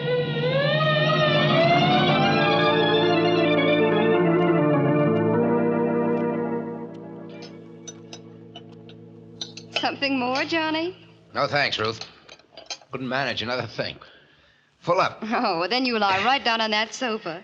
That is, if Tom will get off with his paper. Oh, sure. I was just reading some more about that guy, Lefty O'Connor, that broke out of the asylum. Seems he forced the superintendent to drive him out in a car. Please, Tom, let's not talk about it. It gives me the creeps to think of anyone like that being loose. Maybe he ain't so bad. He's a murderer, Johnny. A homicidal maniac. How do you know? Maybe the super deserved killing. The super? Yeah. But the paper doesn't say anything about the super being killed. Well, Ruth said... I meant the old lady, Mrs. Tilson. Oh. Yeah, I guess I must have heard. Maybe I just thought... I'll try the radio. Maybe there's some late news on it. Though you're probably right, Johnny. The super wouldn't stand a chance. Sure. The way I figured... What's the matter, Johnny? Turn that off. What? I said turn it off. Why? Johnny. Hey, what gives? I'm sorry. But I don't like radios. Oh, it's all right, Johnny. We understand. Now suppose we show you to your room and you take a good long sleep.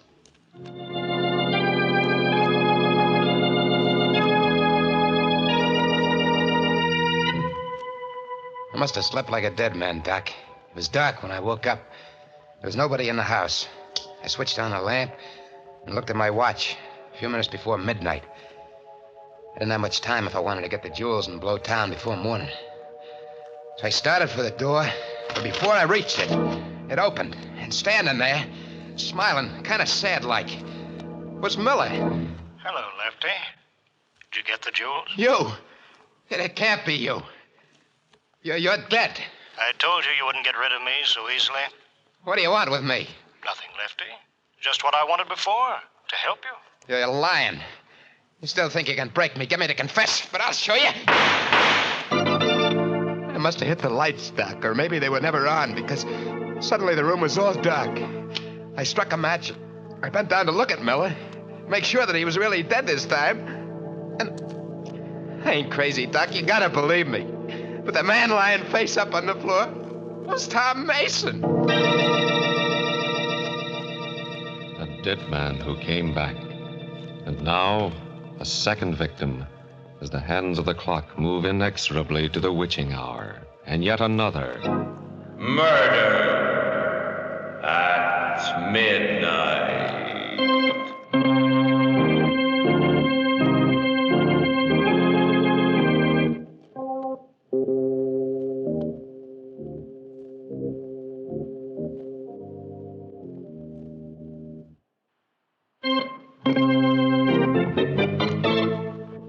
And now, back to Murder at Midnight. To Lefty O'Connor, sitting in the psychiatrist's office with a gun in front of him, trying to convince the doctor and himself that he is sane. My hand was shaking so much that the match went out.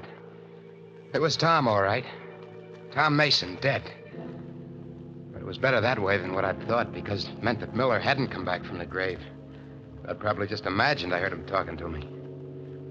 I frisked Mason, I got the keys to his car, and went out. There was a little coupe parked in the driveway. I opened the door. I was just getting in when... Hello, Johnny. Huh? Ruth. You look a little better than you did before. How do you feel? Oh, fine. Oh, that's good. You were sleeping so soundly when I left that... Are you going somewhere? Well, yeah. There was something I had to do, and Tom told me I could borrow his car. Oh, all right. I'll go inside. No, you can't go in there. Oh, what do you mean? Why not? Well, I mean, such a swell night. How about a little drive, Ruth? But what about your errand? Well, that'll just take a minute. It'll be swell having you along. Well, I don't know. I don't suppose Tom will mind. I'm sure he won't. Well, then, all right. I guess that's one of the wonderful things about life. You just never know when something completely unexpected will happen. That's right, baby. You just never know.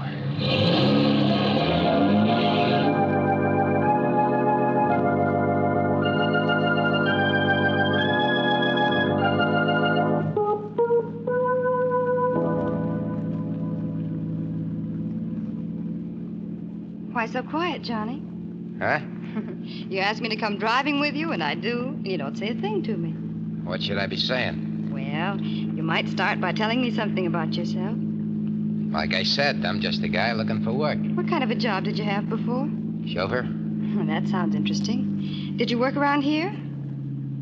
Why? I just wondered. You seem to know the roads so well. Listen, baby, let's not talk about me. I'd rather hear about you. There's not much to tell. I'm 21, fancy-free, and I work for a living. I'm a nurse in a psychiatrist's office. A what? Psychiatrist. A doctor who, well, helps people who are disturbed mentally. Like people who see things that ain't there? Oh, yes, he gets a lot of those kind of cases. What does he do? Talks to the patients, explains away the hallucination. His name is Dr. Paget, and he's really wonderful. Johnny? Yeah? Where are we going? Why, baby? We've turned off the main road. This leads past the old Tilson mansion. What's that? The house where that terrible murder took place about a year ago. It's all boarded up now, of course. Yeah, that's the job Lefty O'Connor pulled, yes. huh? Yeah, he was old Mrs. Tilson's chauffeur. What? Chauffeur. Quite a coincidence, ain't it? Johnny, you're turning in the driveway. Yeah. See, a couple of nights ago, I broke into this place to sleep. It was just an empty house to me. I didn't know anything about no murder. I left the parcel behind. I want to pick it up. Oh, I see. You think I had any other reason for coming here? No, Johnny. Sit tight, baby. I'll be back in a minute. All right, Johnny. Well, why are you taking the keys? Just to make sure the car stays here, and you with it. But of course I'll stay. You better, baby. Or it'll be just too bad. I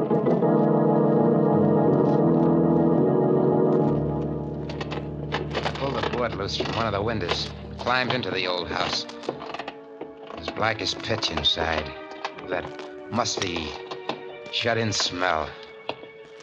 Felt my way along the wall to the stairs, climbed to the second floor. The old lady's room was at the head of the stairs. It wasn't so dark in there. Windows hadn't been boarded and the moonlight was coming in. I saw that marble fireplace with a gargoyle in the middle grinning at me. So I picked up the poker and smashed into it. And there, behind where I pushed it past a loose brick, was a paper bag containing the jewels. I looked inside to make sure that everything was safe. Moonlight sparkled on them shiners. And then, Doc, suddenly, out of nowhere, it started. That music started. Stop it! Stop it! Johnny, Stop where it! are you? What? Oh, Ruth! What? Ruth, get her to stop. Get her to stop. Get who to stop? Mrs. Tilton, that tune. What tune? You mean you don't hear nothing? Well, no, Johnny. But you must. Yeah. It's gone now. Johnny, you're shaking all over. Johnny, what's that? What's what? Well, they're all over the floor. They look like diamonds, jewels. Didn't I tell you to stay in the car? What are you doing up here? I heard noises and you You were yelled. spying on me. No, I wasn't, Lefty. What did you call me? Nothing. So you guessed it, huh? Okay. I am Lefty O'Connor, and I came back for the jewels. But that information ain't traveling far. Not with you, anyway. What do you mean? No! Don't touch me! This is your throat. That's all you...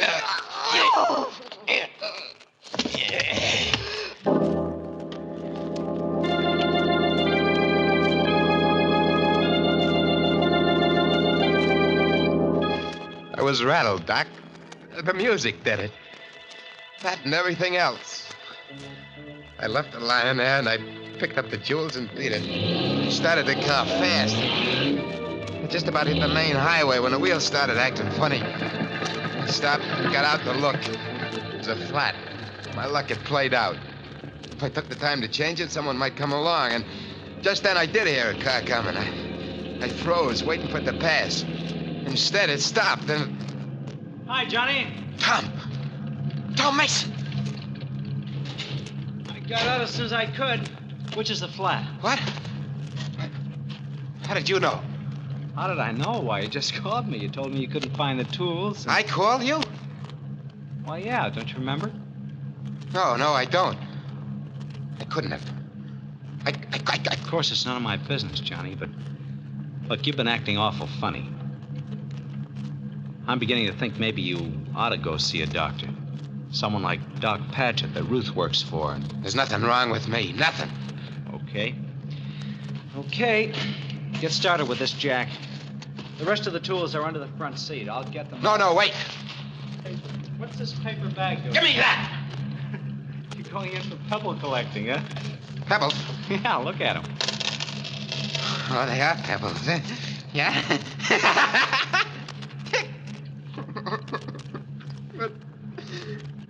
What's happening to me? Oh. I don't know. But I told you don't look well. Hey, where are you going? Hey, wait a minute. I told you that was a borrowed car. Get off that running board. I say get off. You're nuts, Johnny. You're nuts. You're crazy.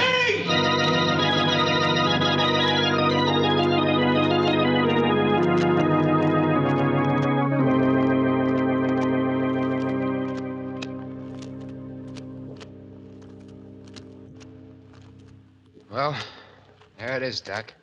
Uh-huh. That's the story. I kept hearing what he said. Tom. Over and over again. I'm nuts. I'm crazy.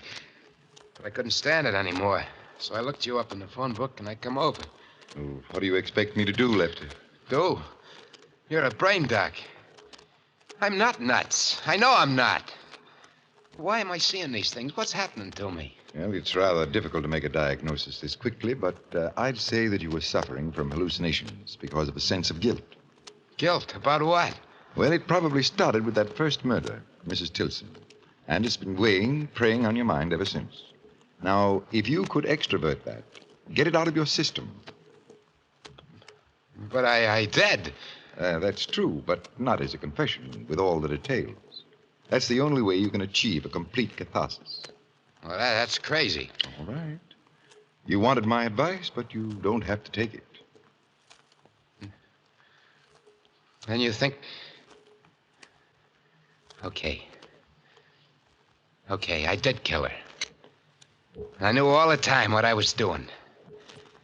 I waited for a night when there was only the two of us in the house, and then I beat her brains out with a tire iron. There, I said it, I told you. Yes, Lefty. And I think that now I can promise you you'll never be troubled by hallucinations again. You sure, Doc? Quite sure. That's good. Because... You remember I said that in half an hour I was going to kill someone? Yes. Well, the half hour is up. And you're the man. Am I, Lefty? Yeah. I'm sorry, Doc, but you know too much now. You're the only one who does. So... I wouldn't, Lefty. Why are you sitting there like that? I shot you. Yes, Lefty, with blanks in your gun. All right, boy. Take it easy, Lefty. We got you covered. Miller.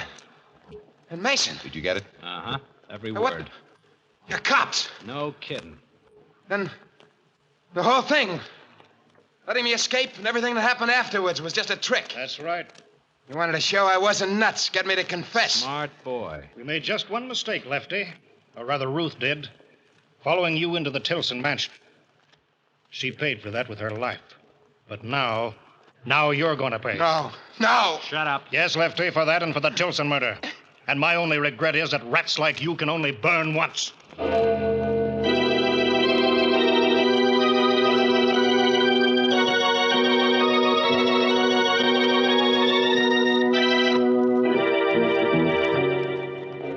Moving forward, the two grim-faced men take hold of Lefty O'Connor.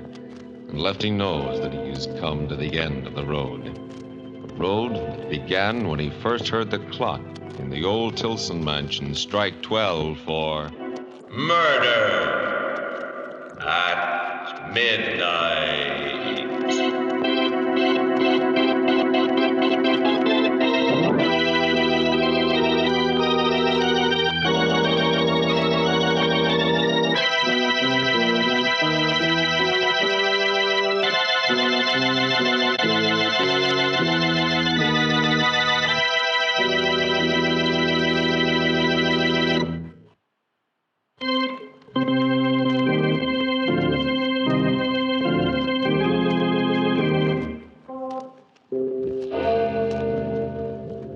Remember to be with us again when death's face peers out of the darkened windows of deserted houses and the clocks strike 12 for...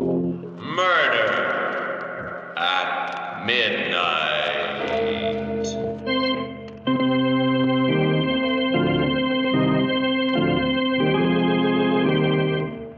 The part of Lefty O'Connor was played by Joseph Julian.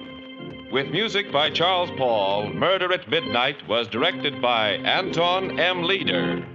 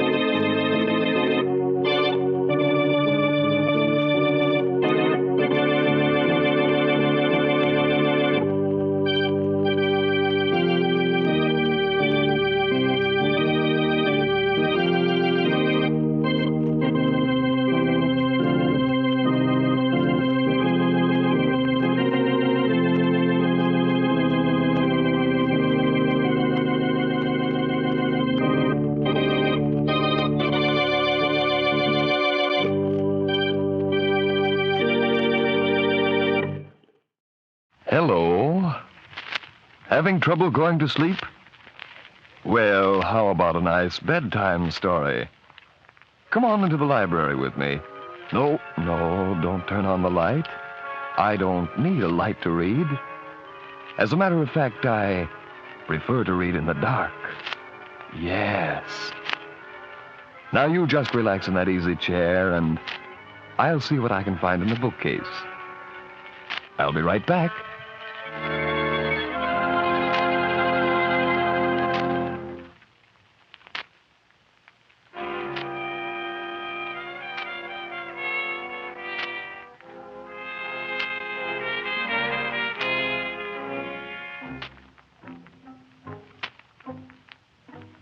Well, I've found a lovely bedtime story for tonight. It's called The Cat's Paw. Now, just close your eyes and listen. The midsummer moonlight shone on a peaceful scene. The flower garden and shrubs, the wide expanse of lawn. For 5 shocked seconds, there was silence. Connie Miller stopped in the act of opening the gate and grabbed Dr. Brody's arm. Their eyes locked. Then they turned and raced back up the broad path toward the house. They saw her, lying at almost the same spot where she'd bid them goodbye. The left side of her face, her neck and shoulders, her arm, were ripped to bloody shreds. Connie gave a low cry and knelt beside the doctor. Angry, bloody scratches. Hurry, let's get her inside, Doctor. The kindly face of the man was hard. He replaced the limp arm. No hurry, Constance.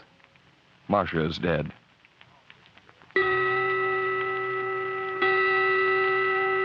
4 o'clock the following afternoon, Connie Miller and Dodo, her wire-hair terrier, were ushered into the detective's office.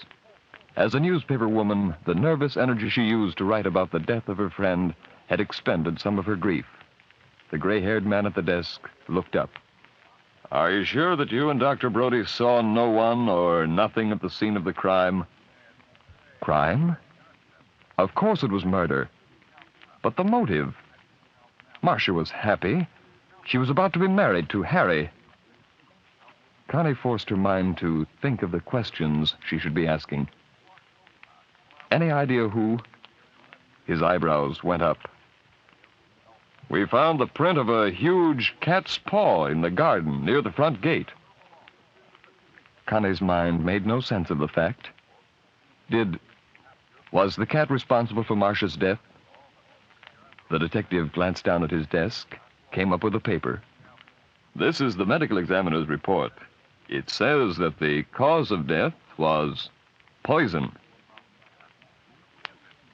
A quarter of an hour later, Connie and Dodo walked down Market Street, her mind searching for the answer. Poison, the detective had said. Not those brutal, ugly scratches that had lacerated the neck and arm of Marcia. Poison. She went back over the familiar pattern of the past. Marcia, Harry, her fiancé, and Zorda. The girl had a momentary twinge of conscience. Perhaps she should have told the detective about Zorda. The answer would have been obvious to him. This was the eternal triangle. Zorda was the other woman. But Connie knew she needed more than a theory to solve the mystery. She needed facts, knitted together logically. Zorda owned a perfume shop. It might be a good idea to drop in and have a talk, a professional chat between a reporter and the other woman. The blend of hundreds of sensuous perfumes tainted the air of the shop.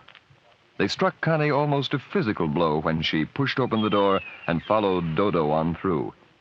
She glanced around. Handsome, closed cabinets lined the wall. 2 low glass cases, flanked by spindly chairs, were at either end of the room. Then, through the curtained doorway from the rear of the shop, came a girl. Handsome, cold, forbidding. Dark hair, a mass of steady neglect. Smoldering dark eyes, olive skin, a white satin smock covering her full figure.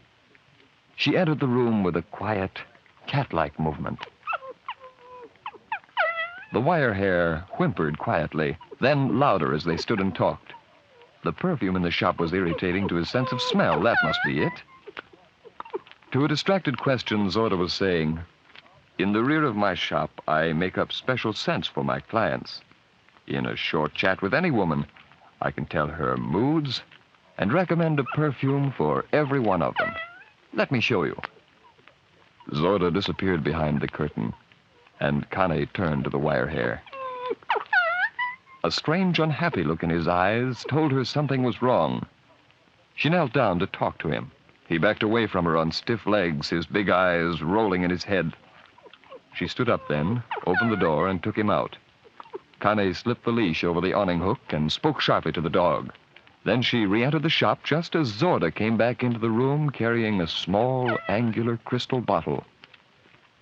The pale liquid was sluggish, like molten amber. Connie stared at it, fascinated. Zorda spoke, purring, "I wish you'd try it tonight at home.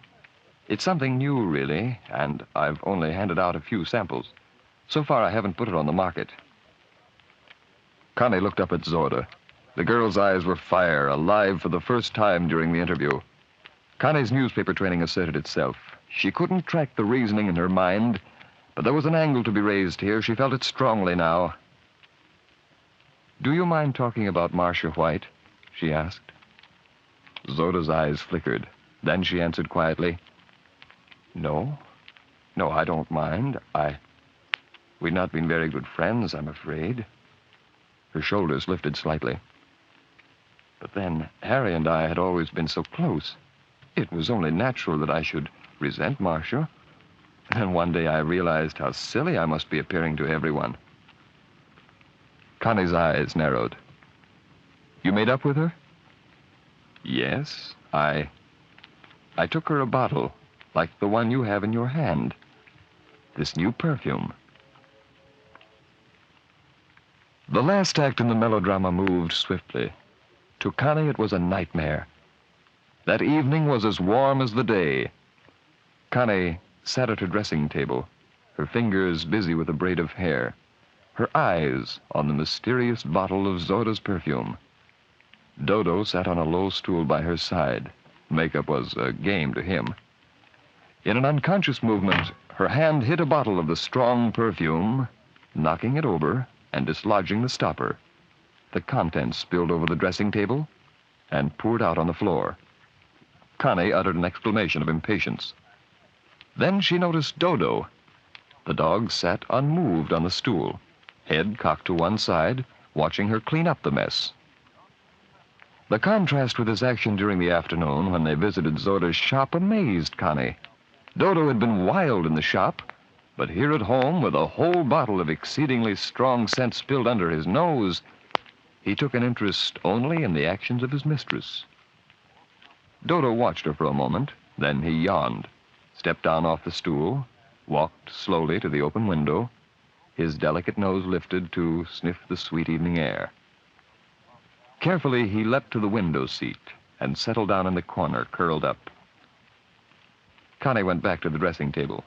Impulsively, she picked up the bottle of Zorda's strange, honey-colored perfume. The stopper came out easily. Absently, she waved the stopper under her nose. A faint, heady scent tingled in her nostrils. Pleasant, not too strong. Exciting. She smiled. There was a mood corked up in that small phial. A challenge to danger. This was the scent that Marcia had worn that fatal night when she'd been scratched to death. No, that was wrong. Marcia had been poisoned. Connie looked around her small apartment. Normal, in place. Dodo there in the window seat. The hush of a warm summer's night over all. Then, absently, she upended the bottle on her finger and daubed the dangerous scent behind each ear. The perfume? Zorda had said she was working on the scent in her back room. Could this scent have been responsible for Dodo's actions that afternoon? She moved toward him. In the center of the room, she stopped. Dodo lifted his head uneasily. She saw his nostrils working the air. Then it happened. Lightning struck in that peaceful summer's night. There was a rustle of vines outside the window, and through the opening bounded a big black shape, red eyes, bushy tail, a brawling, battling cat that hit the window seat, hit the floor, and leaped. Dodo was a split second behind the invader. Connie dropped to the floor. She saw a huge claw swing wildly. Then Dodo's compact body hit the cat in midair. Connie looked around for a weapon, the stool from the dressing table. She grabbed it, and she swung at the cat, hitting and knocking it off balance. Dodo was up, made a lunge, and Connie swung again, harder this time, and connected solidly. Furiously, the cat beat off the dog, and in a single bound, hit the window seat and disappeared in the night. The girl rushed to the window and glanced out. The streetlight, almost at a level with her face, lit up a hot, quiet summer's night. All was still. Not a breath of air. She turned back to the room. Dodo! The dog lay in a crumpled heap, his thick coat stained with blood. She bent over him. Dodo was dead. Connie Miller knew the answer now. The medical examiner's report told her that the poison in Dodo's veins was the same as the poison he'd found in Marcia's. Poison, scratched into each by the taloned claws of that black cat. The poison was obscure, centerbrain, a tar-like residue from an underseas growth. A seaweed, said the medical examiner, that was infrequently used as a base. The medical examiner shrugged. As a base for perfume. Zorda Reynolds confessed to the brutal murder of Marcia White and the attack on Connie. How? That large cat had been trained to follow the peculiar scent of this strange perfume, she said, and to viciously attack its wearer. Zorda smeared the deadly poison on its claws. The cat? Zorda couldn't produce it. She said it had disappeared that last night when Dodo was mauled. Zorda Reynolds was committed to an asylum some months later on the advice of state's alienists. To Connie, the insane girl was an eternal mystery, and the end of the story seemed lost in the infinite. There was no end, no beginning. One day, Connie went to the hospital, determined to find the answer. The attendant met her, and his face was puzzled. Miss Miller, something has happened. I'd hesitate to tell anyone else about it, but you're so close to this case. Miss Miller, Miss Reynolds is gone. That is, well, see for yourself. Perhaps you can explain it. Connie's intuition sensed that the end was near now. The man lifted the slide on the peephole of Zorda's cell. The instant he took to survey the room seemed an eternity. Then he stepped aside. She looked. That familiar room. Flowers on the table. Rag rug unruffled. Zorda was gone. But there on the bed, curled up in a big, black, loose ball, Connie saw once more the cat with the poisoned claws.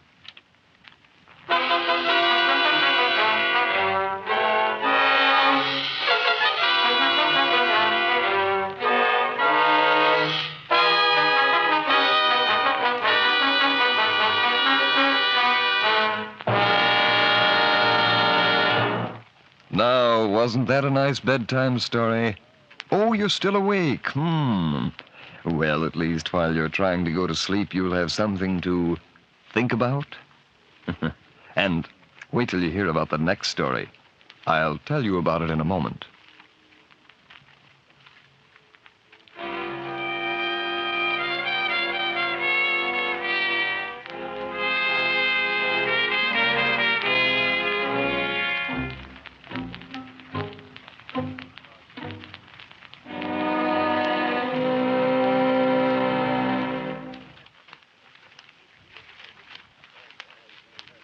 Yes, next week, the main character of the story is a saxophone player. If you believe in poetic justice, I know you'll enjoy what happens to him. Good night, isn't it?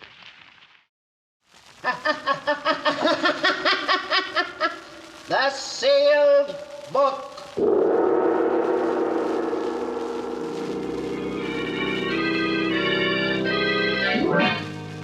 Once again, the keeper of the book is ready to open the ponderous volume in which is recorded all the secrets and mysteries of mankind through the ages.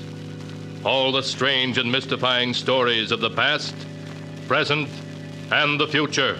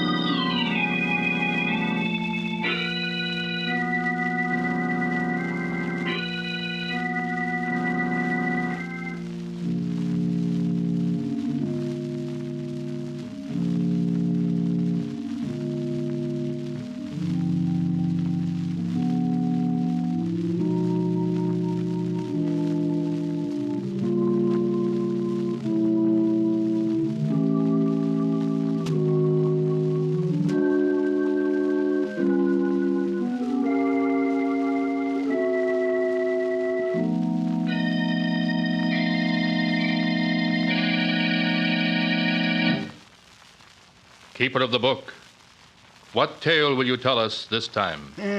What tale shall I tell you? I have here tales of every kind.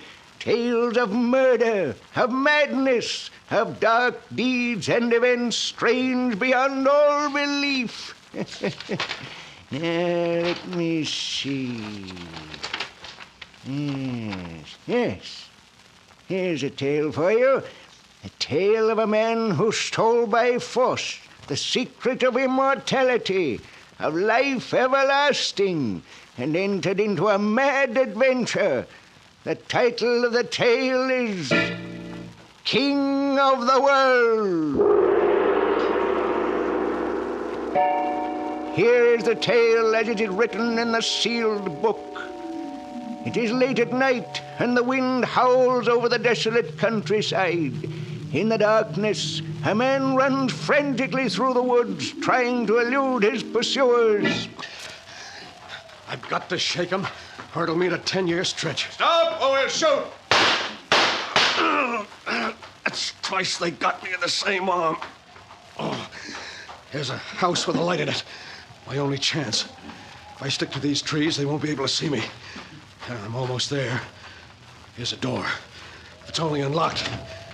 It is. Good evening. Now listen. And listen close. A couple of guards from the Horton estate are after me.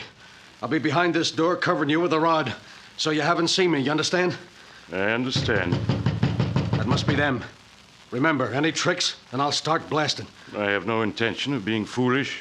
Okay, go ahead then. Open the door. Yes? What is it? There's been an attempted theft of the Horton diamond, sir. We chased the crook this way. Have you seen anything of him? Why, no. There hasn't been anyone here tonight. We'll keep on going. Good night. They're gone now. You did all right. I'm glad you're satisfied. Hey, what kind of a place is this? All those machines, bottles, and things. This is my laboratory. What are you, a professor? Yes, you might. Hey, what's that? Why, your nerves are on edge. It's only my Great Dane, Caesar.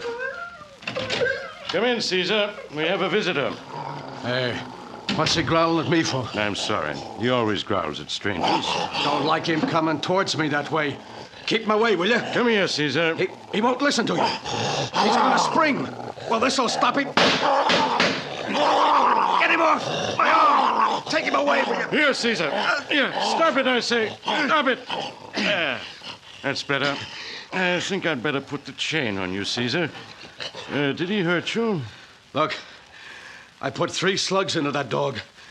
Why isn't he dead? He isn't even wounded. You must have missed. You say I missed him, do you? I won't miss him this time. I suppose I missed him that time, eh? Why isn't he dead? Well, the truth is, in this laboratory, I've created a serum that has the power to defeat death. I call it Serum L. L for life. You mean the stuff protects you from a bullet or a knife wound? In a way, yes. Swifter than the eye can see, it heals all wounds. The damage is repaired in a fraction of a second. Yeah. My serum is what protected Caesar. A shot of that stuff and you can't be killed. It sounds screwy, but that dog, 4 slugs and not a mark on him. Look, Professor, I'm going to make a deal with you. A deal? Yeah. I'll let you keep on living if you'll give me a shot of that serum. But that's impossible. It hasn't been perfected What yet. do you mean it hasn't been perfected? It saved the dog, didn't it? Yes, of course, but I'm still in the experimental stage. I don't know how long the serum is effective or the condition in which it leaves the body after it has worn off. You're wasting time, Professor. I'd hate to have to persuade you. I see. You understand the responsibility is all yours. That's all right, Professor. You let me do the worrying. Now, come on, let's have a shot of that stuff. Very well. If you'll roll up your sleeve. Sure. And don't try pulling a fast one, Professor. It won't be healthy. May I ask why you're so anxious to have my serum? Any guy in my racket who can take a slug and not feel it would be top man. I see. Just hold still a moment. All right, go ahead. That's all. Hey, my wounds. They're gone. Why, there isn't even a mark on my arm to show where they were. I told you it healed faster than the eye could see. Yeah. It's like a miracle. Think of it. I can't be killed. Nothing can stop me now. I can move in on all the rackets and take them all over. Yes, sir, I'll be king of the world.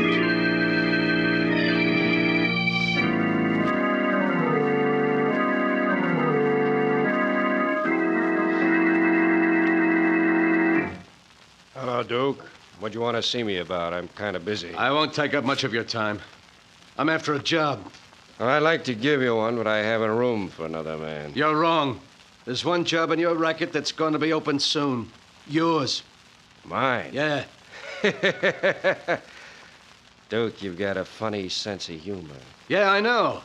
But this is one time I'm not kidding. You better be kidding, or it might not be healthy for you. I don't have to worry about my health anymore. You'd better go while the going's good. I like it here. You're the one who's leaving. Right now. You haven't got a gun, Duke. The boys saw to that. And I have. You're a little nervous, ain't you, Williams? Stay where you are. I'll let you have it. I don't scare easily, not anymore. You asked for it. Couldn't have missed. I won't this time. Don't seem to be able to stop me, Williams. I shot you. I tell you, I shot you. Why did you fall? Oh, it can't be. I put 6 bullets into you. Why did you fall? Your gun is empty now, Williams. It's just you and me. No, Duke, don't. I'll do anything you say. Stay away, please.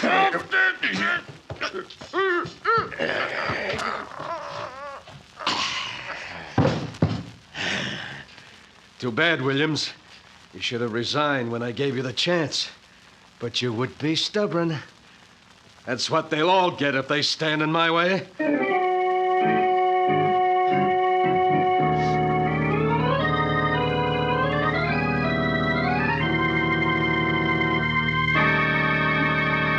Hello, Mike. Come on in. I'm just totaling up the take for last month. Gonna be quite a haul. Duke, you're headed for trouble. You've been expanding too fast, stepping on too many people's toes. They don't want to get stepped on. They better stay out of my road. They've tried to bump me off a half a dozen times in the past month, and I'm still alive. Duke, what is it that keeps you up even after they put a dozen slugs into you? Your job is to carry out my orders, not to ask questions. Oh, I didn't mean anything by it. I hope you didn't. Now, look, I want you to pick up a fast car. We're going after the Horton Diamond tonight. The Horton Diamond? Yeah. Ah, Duke, that's suicide. We're cleaning up right here. Why risk our necks on a dangerous job? Because I want the Horton Stone. The way I got it figured, we can't miss. Remember, their guns can't stop me.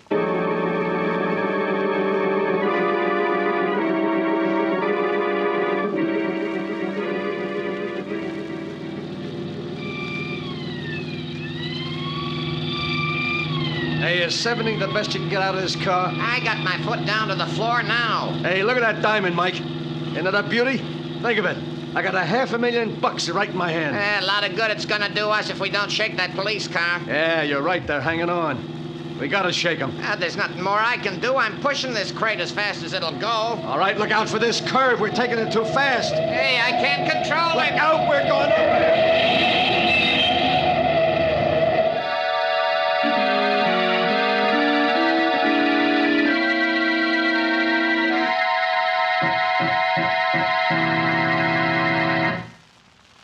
Look at that car with you. They must have been doing all of 70 when they crashed. Yeah. They'll sure have a hard time identifying this guy behind the wheel. What a mess. What about the other guy? Let's have a look. Say, there isn't a mark on him. He's unconscious, but he doesn't appear to be hurt at all. But he must be after a crash like this. Take a look for yourself.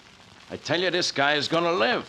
A lot of good it'll do him. After killing 2 guards of the Horton estate, he's headed for the electric chair.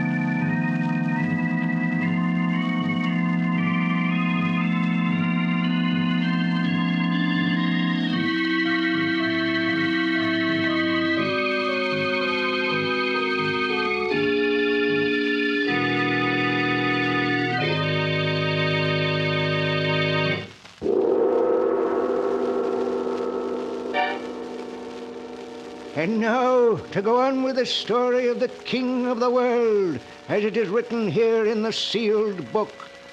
Duke Farson, having been duly tried and sentenced for the murders he committed, is being strapped into the electric chair.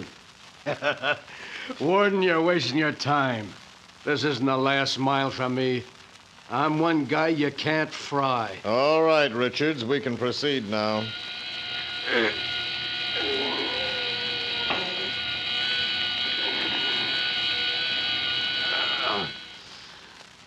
Will you examine the body, Doctor? Sorry to disappoint you, Warden, but I'm not dead. Yeah, but you must be. No man has ever lived through it. I'm not like other men, Warden. You can't kill me. Richards, unstrap the prisoner from the chair. What's happened must be due to a mechanical defect. That must be it. Hey, you look a little pale, Warden. It's good to get out of that chair. It's not very comfortable. But why are you all backing away from me? You afraid I'll hurt you? I'll just take this gun. That's better now. All right, Warden. Start marching. You're gonna lead me to freedom if you want to live.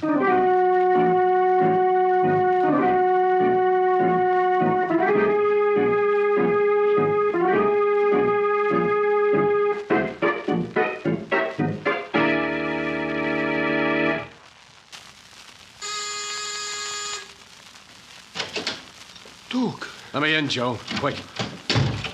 That's better. Hey, you look as though you'd seen a ghost, Joe. The papers are full of stories about your escape. They say the juice was turned on, and yet when it was over, you got up and walked away. Yeah, that's right. I told him I was one guy too big to be killed. Look, Duke, I can't afford any trouble with the cops. You know I'm a three-time loser. Shut up. I'm still giving orders. You'll do as I say. The cops can only send you up for life. I can do worse. Don't talk like that, Duke. You know you can count on me. I'll do anything you say. You'd better. I'm going to hole up here for a couple of weeks until the heat's off. Meanwhile, I'm going to make plans, big plans. I'm bigger than just being the king of the underworld. If I organize things right, there's no reason I can't use the underworld to take over the rest of the world. Yeah, that would make me king of the world. Wouldn't be hard to either. Why is that clock so loud?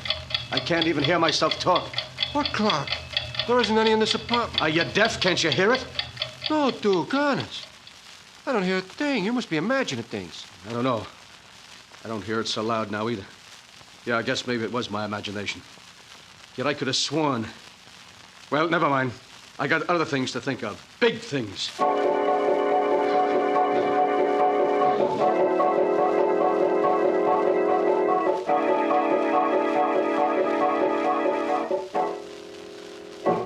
Why don't you sit down, Duke, and take it easy? I'm tired of sitting.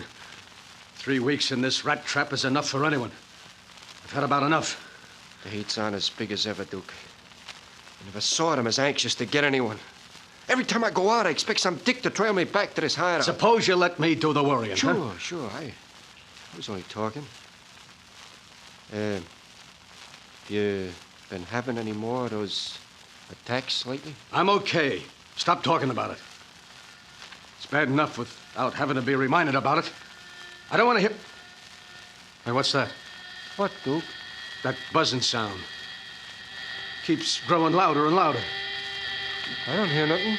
Listen, you must hear it. It's a fly. Yeah, and it's getting louder. I tell you, I can't stand it. Fly? Yeah. I don't hear it. Wait, there's one over there flying around those cracks. Well, do something, will you? I can't stand the noise. It's driving me crazy. Take it easy, Duke. I'm doing my best to kill it. There. Oh, thanks, Joe. It's gone now. For a while, I thought I'd blow my top. Maybe you'd better see a doctor, Duke. You've been getting these attacks more and more these past 3 weeks. No doctor can do me any good. There's only one man that can help me. Who's that? That's the professor.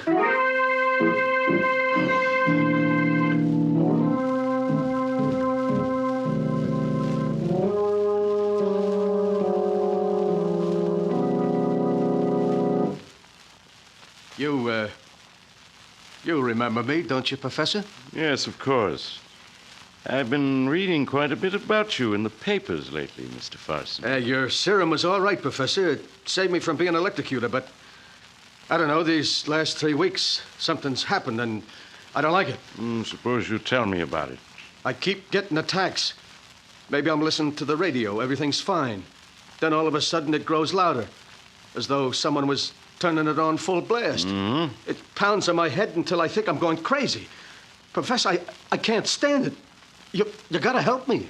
You recall that when you asked for my serum, I told you it hadn't been perfected? Well? That I didn't know what effect it would have on the human body? Yeah, I know, but you gotta help me now. I can't go on this way. I keep waiting for the next attack. Each one is worse than the last. You remember my Great Dane Caesar, don't you? Yeah, sure. He tried to take a piece out of my throat, didn't he? I'll open this trap door. You can see him in the cellar. Huh? There he is, Mr. Farson. Well, what's wrong with him? Why does he keep whining like that? Caesar, too, received an injection of the serum, Mr. Farson, 6 months before you received yours. Yeah? Now, every sound he hears is 100-fold greater. I'm speaking to you in normal tone of voice. Yet to Caesar, I'm shouting unbearably loud. You mean that... Caesar has passed into a condition where every sound is sheer torment. To be quite frank, he went insane 3 months ago. Oh. Well, why don't you kill him? Put him out of his misery. You forget, Mr. Farson, that the serum still protects him from death. He can't die. And is that what'll happen to me in a few months? Yes, I'm sorry to say. But, Professor, there must be something you can do. Maybe you got another serum, huh? Anything. I've got money. I'm sorry, but it isn't a question of money. I can offer you no help. I can't go on this way, waiting for each new attack. And then in the end, if only there was an end, if only I could die. Possibly there is a way out. There is? Tell me. I'll do anything. Well, as you know, my serum can prevent death from a dozen bullet wounds. But there might be one way its great healing powers could be defeated. Yeah, which way is that? If you were to use an explosive, a powerful explosive, you might blow yourself up into so many pieces that the serum would no longer be able to defeat death. Yeah, I see what you mean. One of the mob once had an accident with nitro. They never found a trace of him. Yeah, nitro. That would do the trick. Yes, quite possibly. If the attacks continue and they're beyond endurance, it may be your one way of escape. My one way of escape? Once I thought that with your serum, I'd come to rule the world. Now I'm looking for a way out of it.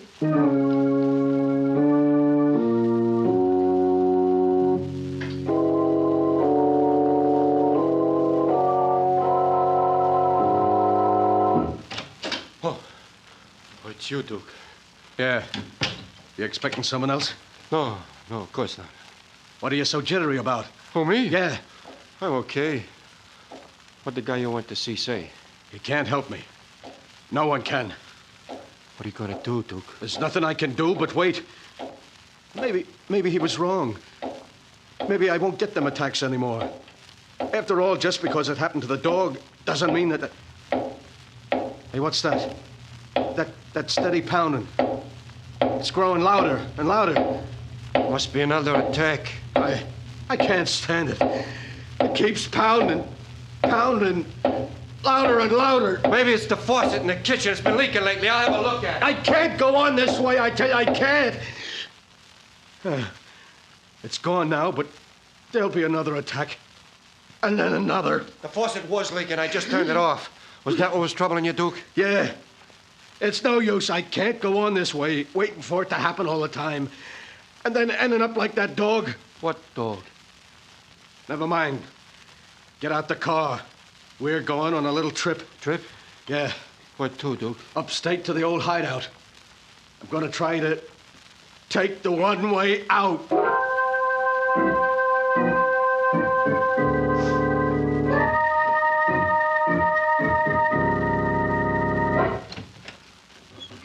Duke, won't you tell me what we come to this old place for? You'll see. Come on. What are you looking around for? Nothing. Nothing at all. Have you got the shovel? Yeah. Won't you at least tell me what we need the shovel for? You're going to do some digging for me in the cellar. There's something buried in the cellar? Yeah, nitro. All right, here's the cellar door. Nitro? You mean that's what's buried down there? Yeah. We stored it here for safe-cracking jobs. Now I got a better use for it. You aren't going to get me to dig it up. It'd be suicide. You see this gun, don't you, Joe? You haven't much choice. Now start down those steps. But I can't see. It's pitch dark down there. That's okay. Just feel your way down the steps. We get to the bottom, I'll light a candle. Duke, please don't make me. Keep going. Duke, that was the bottom step. What about lighting a match? Okay, just a second. I've got one here. Where him, Ross? I got his gun. I got him. Let go of me. I gotta reach that nitro. Let go. Get him, coppers. Get him or he'll blow us all. You rat. You squealed on me. Hold that light on him, Jordan. While I slip the cuffs on him. I got him. You've got to let me get to the nitro. It's the only way I can die. He's as crazy as a loon. Yeah, the place for this guy's in a padded cell.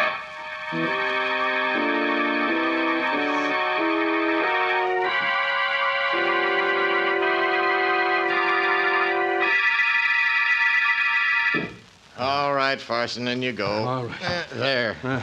You won't be able to hurt yourself in that nice padded cell.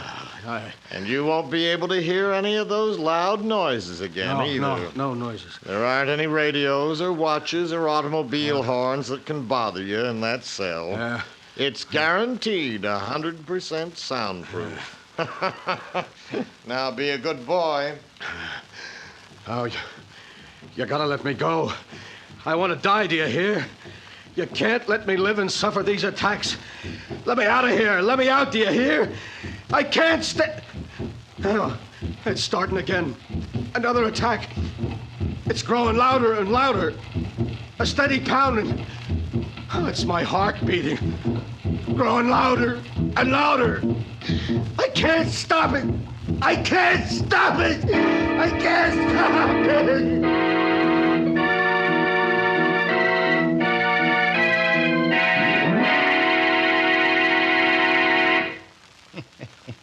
And that is the story of the King of the World, as it is written in the sealed book. Years have passed, but Duke Ferguson is still locked up in the padded cell.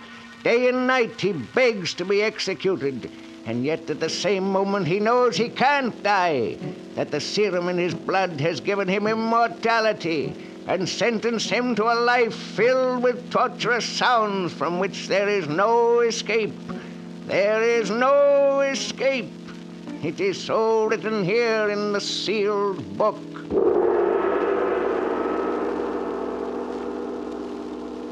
But the sound of the great gong tells me I must close the great book once again. One moment, keeper of the book.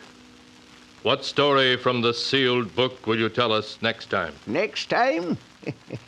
What shall it be? A tale of madness, of terror, of dark deeds in far lands?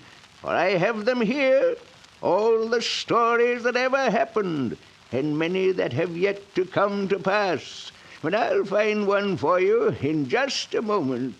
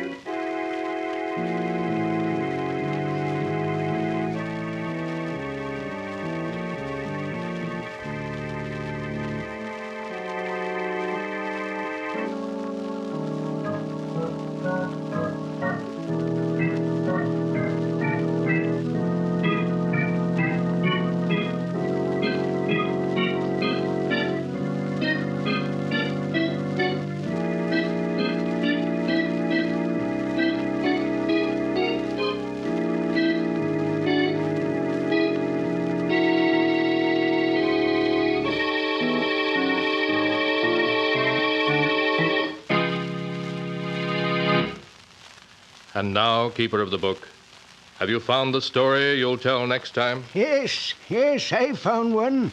It's a story about a ruthless man who put money above all and wouldn't stop at murder to achieve his ends. The title of the tale is Death Spins a Web.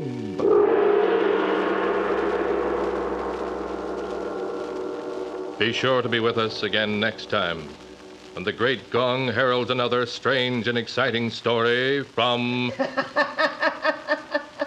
The Sealed Book. The Sealed Book, written by Bob Arthur and David Cogan, is produced and directed by Jock McGregor.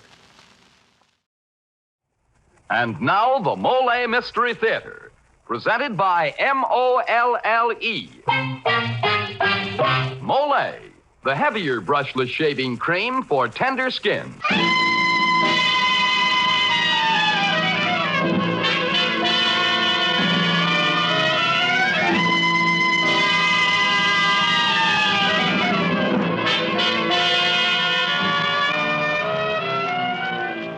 Good evening. This is Jeffrey Barnes, welcoming you to the program that presents the best in mystery and detective fiction. Tonight's play is a modern melodrama with the emphasis upon terror and suspense. It's entitled The Creeper, and is the story of a mysterious killer of that name, an unknown madman who terrifies an entire city by a series of murders. And just who is the Creeper? Well, answering that question is the challenge of tonight's play. And Joseph Ruskol, the author, has cleverly fashioned a story deliberately designed to fool you. So be on your guard. You've had fair warning. Gee, Mr. Barnes, I'm scared before we even get started. Oh, and say, that reminds me. Men, if just the thought of shaving gives you the willies because you have wiry, hard-to-cut whiskers or tender skin, try this. Shave with Molle, the heavier brushless shaving cream. Yes, sir, with Molle, it's smooth. So smooth. It's slick. So slick. It's a smooth, slick shave you get with Molle. Molle, the heavier brushless cream for tender skins. That's right. Molle is the shaving cream that's heavier. The cream that's especially good for a wiry, hard-to-cut beard or a tender skin. Because Molle is heavier, it not only softens your whiskers, it stands them up straighter, and your razor clips them off clean as a whistle. So you shave faster, closer, easier, and you shave painlessly with Molle, the heavier brushless cream for tender skins. Molle. And now for tonight's Molle mystery, The Creeper.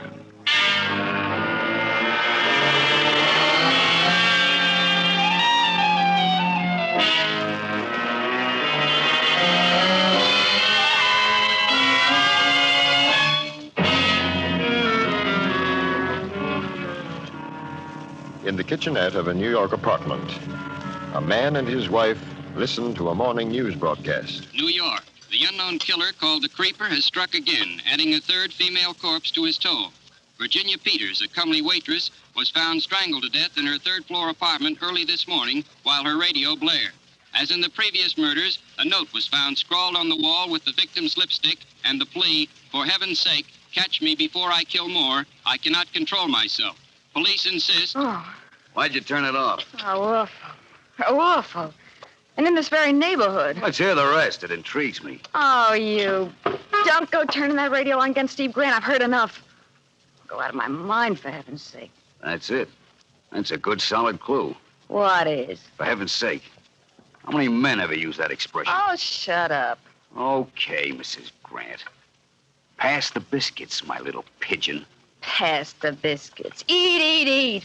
3 women in 3 days murdered in cold blood by a mad fiend right here in the Heights. I'm too sick to go out, too scared to stay in. The lock's broke. And he sits there eating. Pass the biscuits. There's nothing wrong with my appetite, my love. Of course. That's what cost you your job on the police force. Why, when I even think of it.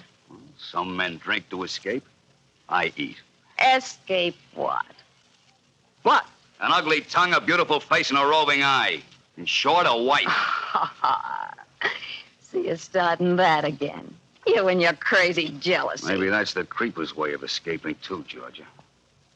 Who knows? Oh, shut up. Go ahead and get a divorce. Go ahead. Can I help it if men look at me? I don't know why you come home at all.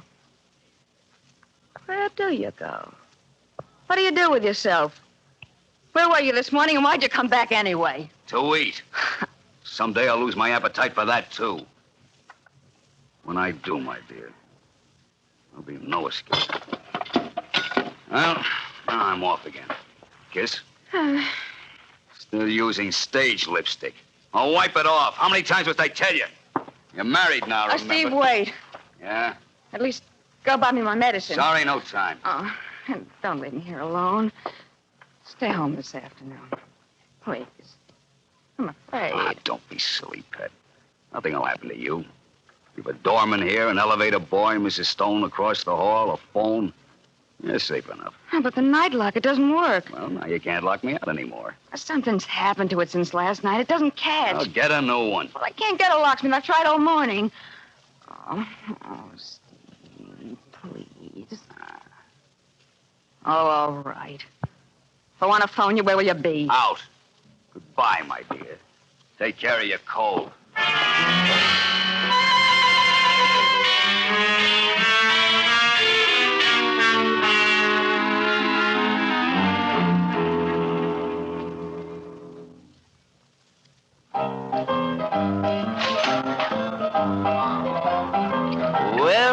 Well, Steve Grant. Huh? Well, if it isn't old Pearly Chase. Here you got thrown off the force, Steve. Here you got thrown off the news, Pearly. You heard wrong. I wasn't fired. I was just warned. Well, I wasn't fired either, just suspended for 3 days. I eat too much. That's my trouble. I drink too much. Here you're living up at the Heights, Steve. Yeah. That's funny, me too. Here you're married now to a beautiful and lovely young... with admiration. You can say that again. Used to be on the stage, you know. Yeah, I think I knew her. Wasn't her stage name Georgia Dixon? Yeah, that's her. I love that wench, but... women. How does a guy handle them? Maybe the creeper has the right method. Thank you for taking the words right out of my mouth. Who is the creeper, Steve? Any angles? You tell me, and I'll split the reward with you. There's one thing, though, and I don't think even the police have put it together yet. Yeah? In all 3 cases, just before the creeper struck, the door locks had already been tampered with. Don't say. Yeah. You got a theory? Well, sure. I mean, take that note on the wall. For heaven's sake. In every case, for heaven's sake, catch me before I kill more. I cannot control myself. Right. Now, what man uses an expression like that? The long and short of it is this. The creeper is a woman. A ruse. Just like the height of the message from the floor's a ruse, 6 feet. And yet I'll lay you odds the creeper's no more than a guy your height, say, or mine, 5'9", just like us, you and me. Only, crazy. How do you figure that? How do I figure lots of things? How do I know where the creeper's gonna strike next? You do? Certainly. The creeper's not so smart, he's just crazy. You play along crazy, see, and you're one jump ahead of him. That's the trouble with the police, why they're up a tree. You expect logical clues from a madman? No, you play along crazy, make out you're the creeper. What's your compulsion? Go ahead, let's see. All right. The victims are all redheads, every one. You've noticed that, of course. 3 in 3 days. Now that you They all lived in the Heights, right? Agnes Martin, Jane Krutsky, Selma Davis. Right. What was the number of the apartment in each case? Agnes lived in 1A, Jane 2B, Selma 3C. Don't ask me the why or the wherefore. Don't ask me the logic. Just play along crazy. You see what I mean? See where he's going to strike next? I don't get what The next victim of the creeper lives in the Heights. She's a redhead. Her night lock's been tampered with. She's going to get hers today. And her apartment number is 4D. Well, why are you staring at me? You don't like my arithmetic? Why are you staring? My wife's a redhead, Pearly. We live in the Heights. Our apartment number is... you're just a boozy reporter.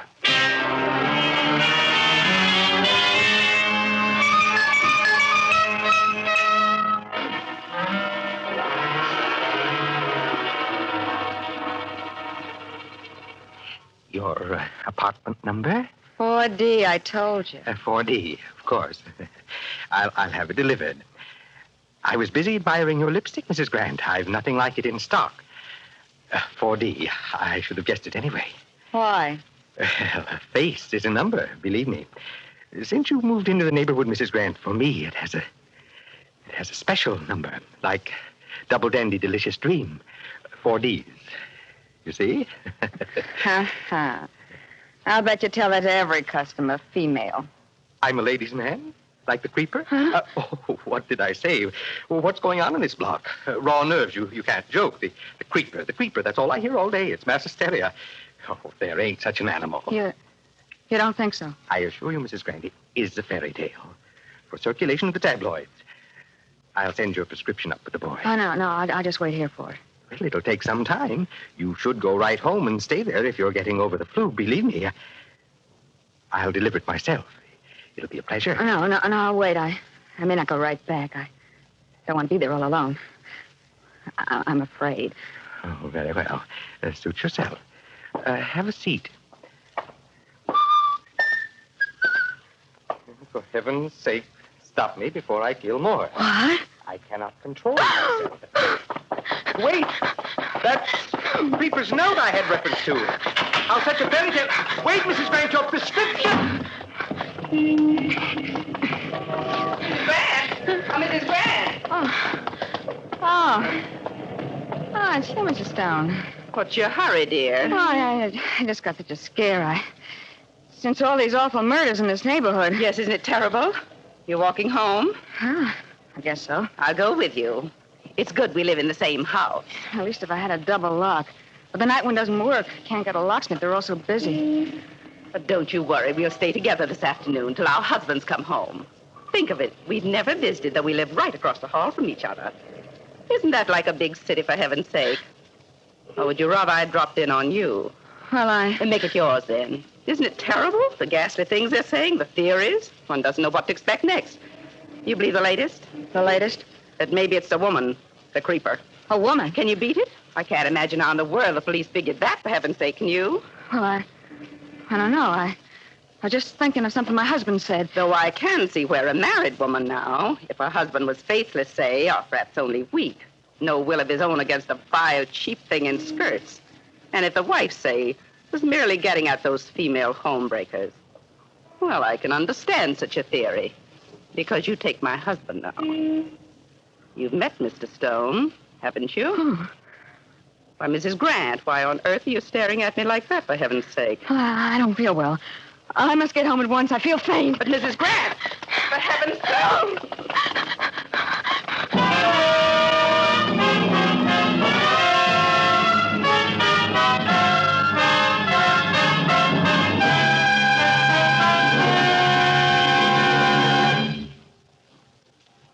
As the curtain falls on Act One of tonight's Molle mystery, the big question is the creeper a man or a woman? Come to think of it, a man wouldn't use the expression, for heaven's sake, would he, Dan? Well, no, Mr. Barnes, but there are times when he might say a lot worse. For instance, sometimes he's apt to say something like, gee... Watch your language. Well, I was only going to say, jeepers, I'd rather face a firing squad than shave. And say, man, if that's the way you feel about your morning shave, chances are you've got wiry whiskers or a tender skin. So try Molle, the heavier brushless shaving cream for tender skins, and get a shave that's smooth as a waltz. Yes, Molle is a heavier cream. The cream that not only softens your whiskers, but holds them up like a blade of grass and lets your razor mow them down easily. With Molle, you shave faster, closer, easier, and you shave painlessly. Try it and see if you don't say, it's smooth, so smooth, it's slick, so slick. It's a smooth, slick shave you get with M-O-L-L-E. Molle, the heavier brushless shaving cream for tender skins. Molle. And now back to Jeffrey Barnes and Act Two of The Creeper.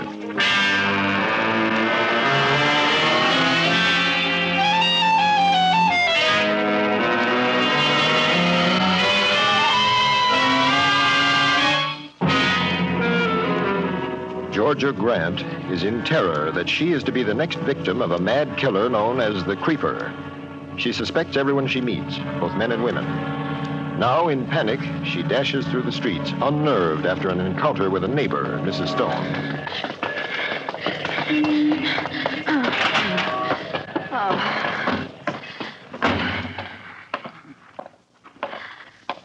Good afternoon, ma'am. Oh.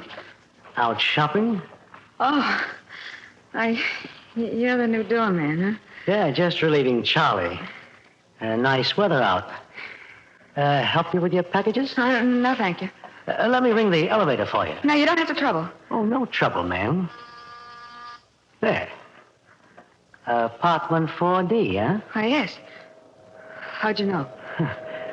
Doesn't take long. Going out? Ah, yes.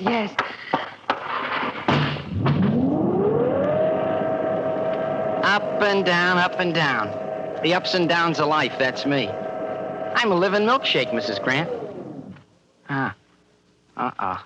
What's wrong, Jimmy? Stuck.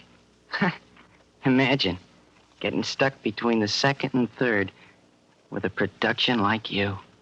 Get going, Sonny. Do you want me to report you? Okay. Can't you take a joke? Maybe I misconstrued that smile you always give me. Maybe you shouldn't ought to smile that way. 4th floor. Let me out. If I drop in later, would you be more receptive? Oh, thank goodness at last. Must be going out of my mind. Key. Where's my key? This darn lock.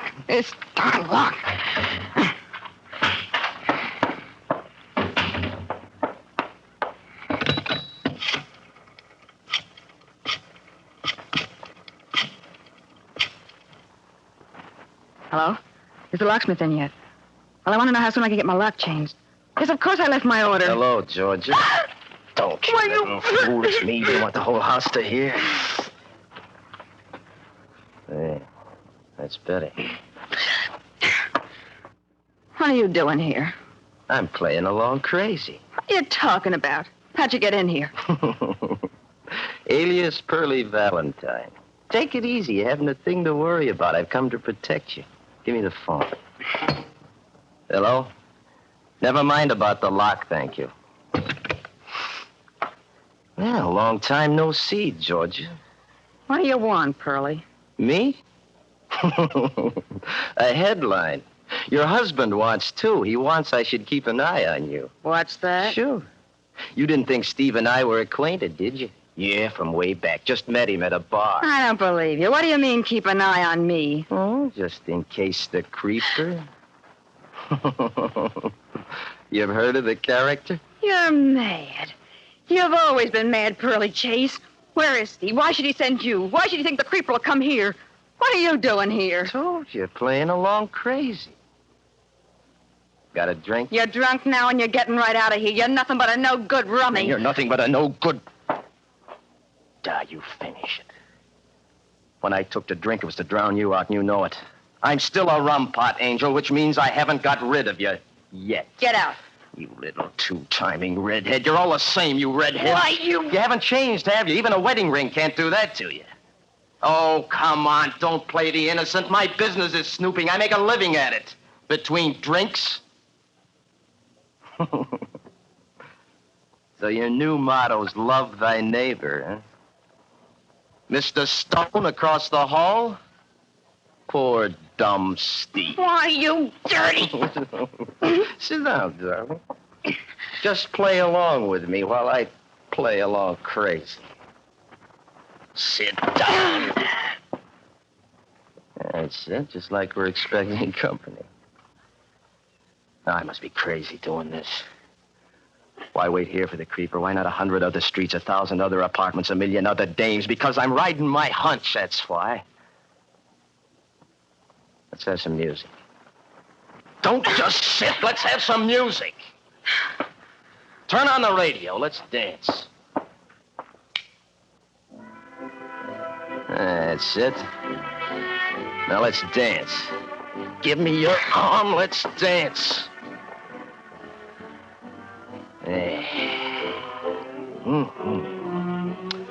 Yes, sir, just like old times, huh? Around and around, just like my brain. Why are you trembling? I still love you, you little fool. Come on, ask me why. I love you, I love you, I love you, I love you, you lovely redhead. I could kill you and you deserve it. With the radio on, you could scream and nobody would hear. I could put my hand on your throat like this, see? And I could strangle you. Early, don't.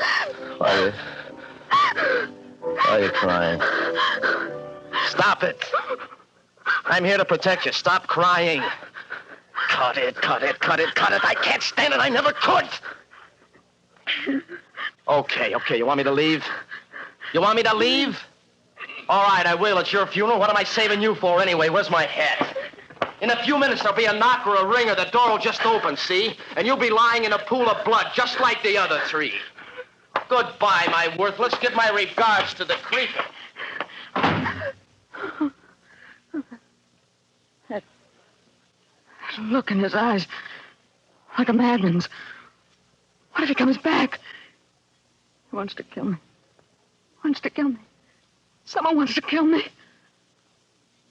Like the other three. A pool of blood. Like the other three. Like the other three. Any minute now. There'll be a knock. Or a ring.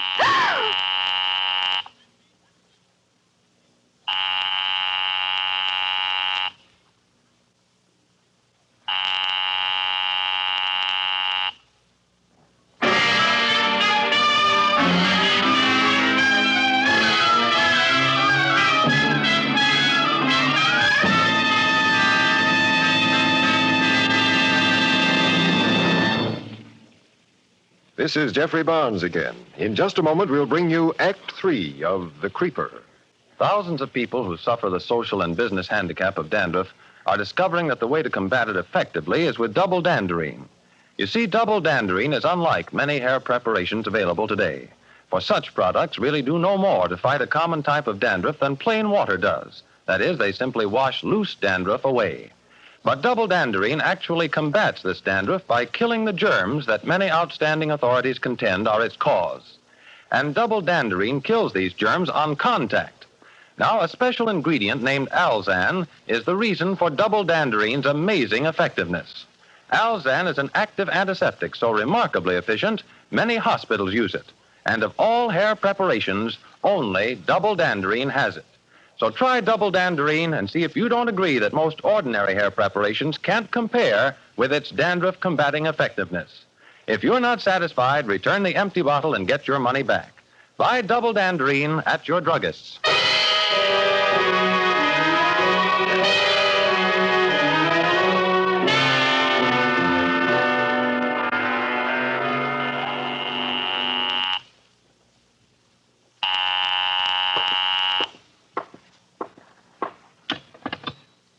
Yes? This is the doorman, Mrs. Grant. Yes? The druggist is here with the medicine. Shall I let him come up? My medicine? Why, sure, let him... Oh. Now, don't let that man up. Want me to bring it up? No, I'm perfectly all right. I don't need it. You hear? Don't you dare come up. Don't anyone.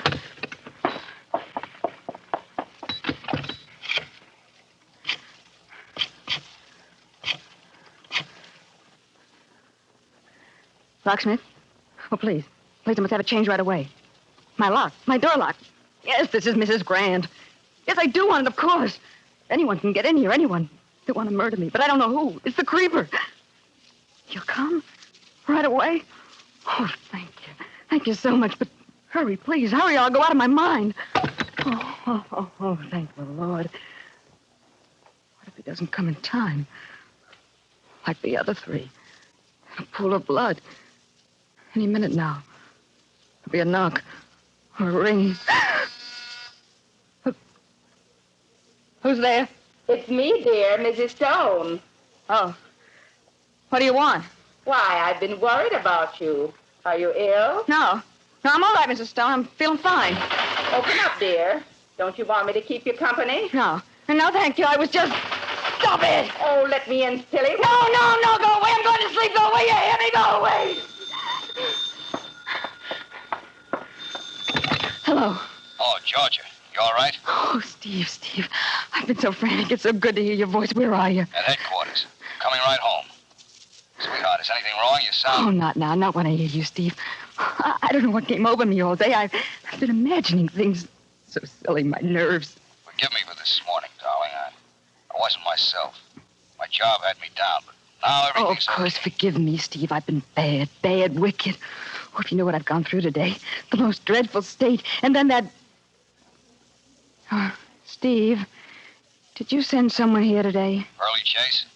Then you did. To keep you company. Isn't he still with you? I know. I just got rid of him. I wish you hadn't. He's an all right guy, smart reporter. Lives in the neighborhood, too. Honey, I know it sounds cockeyed, I mean Pearlie's theory, but I was a bit worried when I got to thinking, so... Listen, Georgia, don't let anyone in the house till I get home. Oh, I won't, Steve. Not anyone, do you hear? Not anyone. Locksmith. Oh, wait, Steve. Locksmith. Hello? Oh, wait, Steve, it's... Oh, thank goodness at last. Now I can breathe easy. Just a minute, dear. Hello, Georgia. Georgia, hello. Hello. Georgia. Oh, thank goodness Georgia, you've come. answer the phone. Please step in. It's the lock on this door I want. Just a moment. My husband's on the phone. Steve? What happened? Something else I wanted to... Oh, it's all right. Everything's all right now, Steve. You needn't worry. Didn't I just hear you talking to someone? Was that someone at the door? It was no one, Steve. Just Mr. Frank, the locksmith. Oh, what a load The of... locksmith? Georgia, listen. Listen, Georgia, that's what I was going to tell you. What is it? The police are on a new trail. They think maybe a locksmith. Georgia, you listening? It may be that the creeper's a locksmith. Get him out, quick. What nice lipstick you use, Mrs. Grant. What's the matter? Georgia, answer the phone, Georgia. Georgia, hello. Georgia, answer the phone, baby. Georgia, what's the matter? Hello. Georgia, answer the phone, baby. What's the matter? Where are you? Hello? Hurry. Catch me before I kill more. For heaven's sake.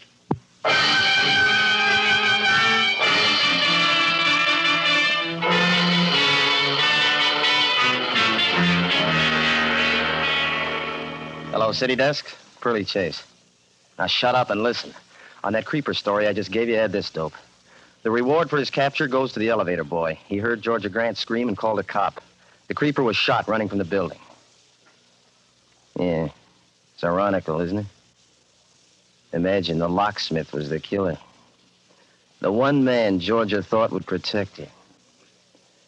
What an ending to a lovely, lovely redhead.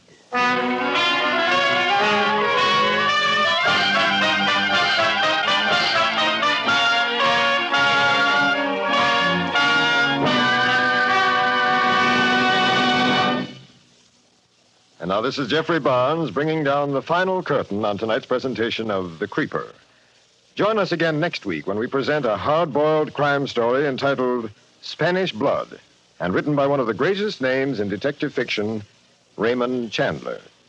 Mr. Chandler is known to all of you as the writer of the recent hit movie, Murder, My Sweet. So don't miss a real hard-hitting, hard-boiled melodrama next week when we present Raymond Chandler's Spanish Blood.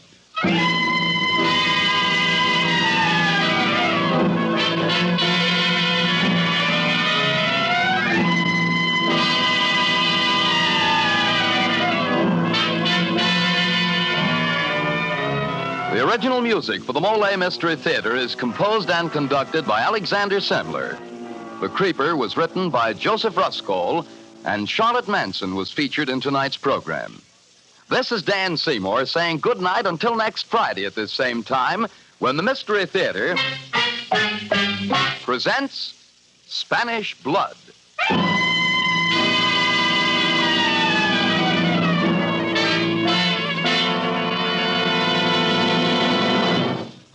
This is NBC, the National Broadcasting Company.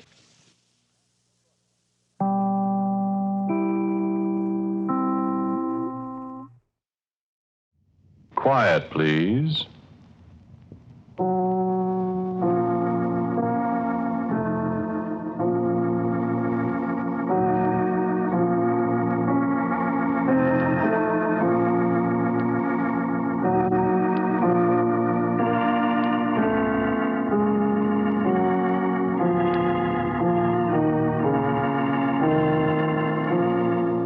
The Mutual Broadcasting System presents Quiet Please, which is written and directed by Willis Cooper and which features Ernest Chappell. Quiet Please for tonight is called The Thing on the Fourble Board.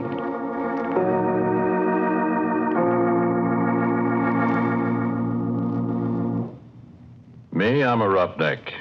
Well, I was a roughneck, 20 years ago. A little too old, too slow now. Besides, I got $1 now. I don't have to be a roughneck, you see.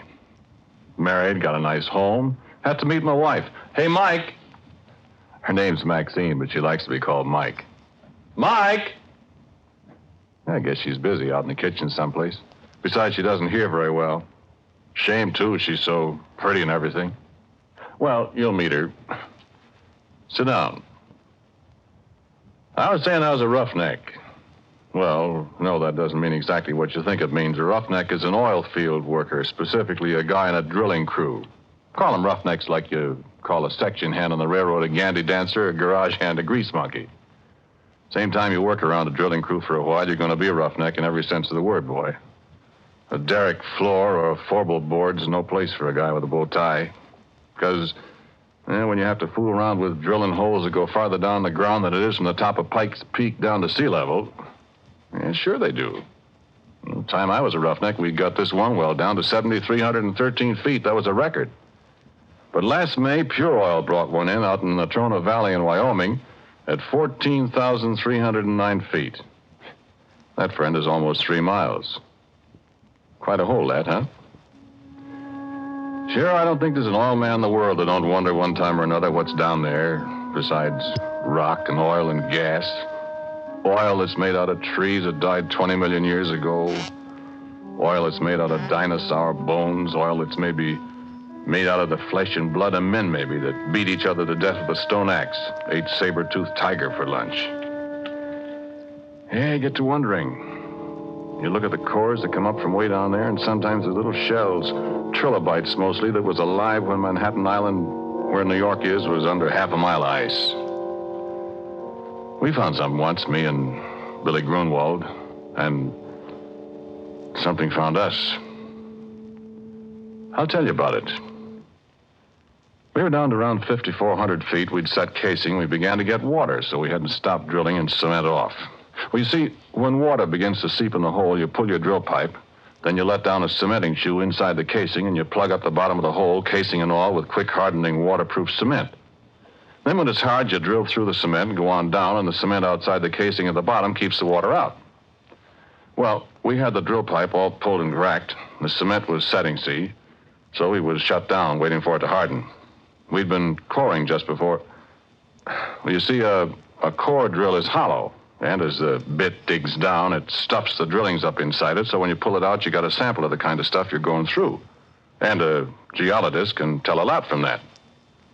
So there's nobody around the rig except me that night. The rest of the crew's going into town. I was toasting some pork chops over the forge for my supper. I heard a car pulling up. Look out, it's Billy Grunwald, the geologist, and I give him a hello. Hi, Billy. Come and have a pork chop. Hi, Porky. Where's everybody? Yeah, all went to town. I'm the whole crew. You know, I had 3 blowouts between here and Oxnard. Yeah, I wondered where you was. Ted said you'd be in here about 3. Yeah, I would have been, except for my tough luck. Oh, I'm dead. Yeah, hungry? Starved. Yeah, I got 7 pork chops. And bread. And some coffee, kind of. Swell. Hey, I got a bottle in the car. We're going to have a banquet. Hey, where's that core? That's what I came up here to look at. Yeah, back there on the bench. Look at it after supper. Hey. What? Didn't you say you were all alone here? Uh-huh. I thought I heard somebody talking. I don't see anybody. We'll keep an eye on that pork chop. You won't have any supper. Yeah, I'm watching it. Yeah, let me put the coffee on. Like so. When'd you finish cementing? This morning.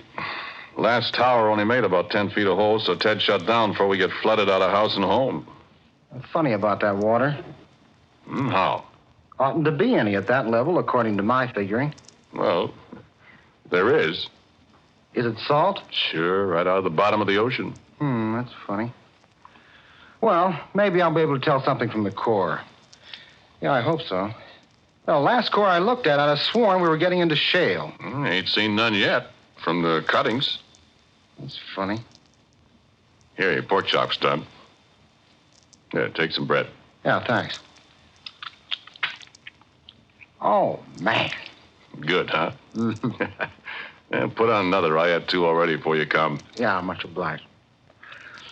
Yeah, you never can tell what's down there. You get it all mapped and plotted out, all the strata. And all you know is what comes out of the hole. Yeah, I'd like to go down there sometime if I was little enough. Never get you down a hole. Yeah, you'd fit. You're skinny. I'll stay up here and look at the cores, Bud. Where is that one? Behind you. Over there. Oh. Well, I'll have a look at it. Well, why don't you wait till you finish your supper? I'm just going to look at it. Put on another pork chop for me. Okay. Well, I wish those screech owls would keep... What's the matter? Hey, wait a minute, Porky. Well, what did... Listen. What's eating you? You know, I'd have sworn there's somebody up there in that Fourble board. Ah, you're crazy. There's nobody up there. Getting against those stands of drill pipe. Ah, they're just rack crooked. One of them slipped. Come on back and eat your pork chop. Yeah. Yeah, I guess so. Only what's you so jittery about, Billy? Come on, eat your sandwich. Here. Yeah, well, thanks, Porky. I don't know. I'm just naturally that way, I guess. I'm always scared of the dark. Doggone it, I hate to be a baby, but I can't help it. Scared of the dark? Honest? Stupid, ain't it? Oh, I don't know. Everybody's scared of something. Me, spiders scare the tar out of me. Black widows. Oh. I know how you feel, Billy. There another light over here? Yeah. Here. Ah. Oh. That's better. Hey, listen, Porky. Go out to the car and look in the left-hand door pocket and bring back that bottle, will you? That's what I need. Okay, kid. Okay. So I picked up a flashlight. I turned around and went outside. I found the car. And I got the bottle. And the floor of the derrick was all lit up, and when I saw a beam of light suddenly flash up toward the Fourble board, I laughed. Billy Grunwald and his ideas. Sure, I looked up. There wasn't a darn thing up there except the drill pipe racked against the fingerboard. Oh, this Fourble board. Well, you've seen oil derricks or pictures of them. Do you know that little platform that runs around the outside of the derrick about halfway up? Well, that's the Fourble board. Well, you see, drill pipe comes in lengths, and you handle them with several lengths screwed together so as to save time getting them in and out of the hole. 2 lengths is a double, 3 is a triple, 4 is a Fourble. When you pull the pipe, you heist it up inside the derrick with a traveling block, which moves up and down from the crown block at the top of the derrick. Then when a Fourble of pipe is pulled out, it's held in the rotary table. You break the joint with tongs, like a great big Stilton wrench, you see. Snub a cable that's fastened to the handle over the cathead on the drawworks, and that breaks the joint. Then you hold the tongs on the pipe, give the rotary table a few turns to unscrew it. You heist away with the traveling block and swing it over against the fingerboard, lean it against the derrick. The guy up on the Fourble board takes off the traveling block. You do it all over again till you got all the pipe out, you see? Well, there wasn't anybody up on the Fourble board except a screech owl, and it flew away. So Billy turned his light off, and I come on inside. And just as I come up the steps, he let out a yell. Yay! What's the matter? What's the matter, Billy? Hey, come here. Look here. Well, what's it? Look, Porky. Where did you find that? Now, listen, Porky, I give you my word. That was embedded in the core. Why, it couldn't be. I tell you it was. Look where I dug it out. Hey, you know what? That rock there comes from a mile underground. And it's been a mile underground for 1,000,000 years. And look at this. And I did look. And what he was holding was a gold ring. And it was all carved and filigreed just like jewelry. And there wasn't any kidding about it. It was real.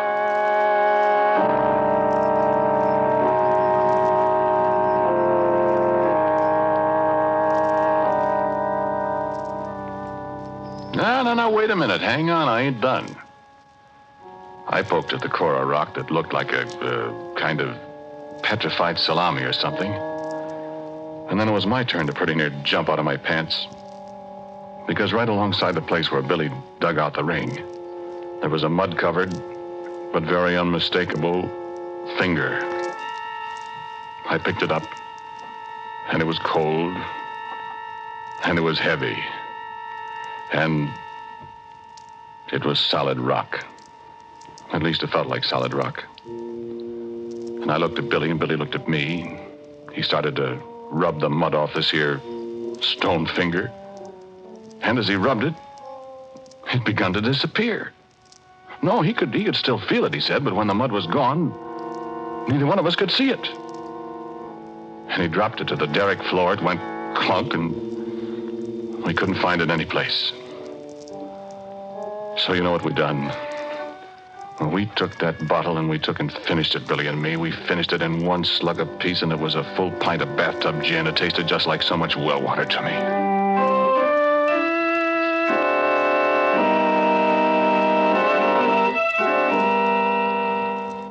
And then we sat down on the derrick floor and we looked at each other. We didn't say a word. My eyes got heavier and heavier. The last thing I remember was I heard some kind of noise that seemed to be coming up from down the Fourble board 80 feet above us. I shut my eyes a minute. I guess I went to sleep.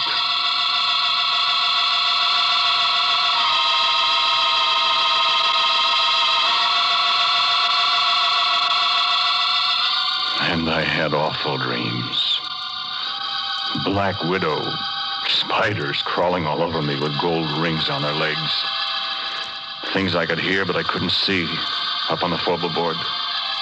Billy Grunwald climbing up the ladder outside the derrick in the moonlight. Faces looking at me, and I couldn't figure out who they were. Then I was waked up by a horrible scream. The crash alongside me that shook the whole derrick. I opened my eyes to see Billy Grunwald lying on the floor 2 feet away with a broken neck.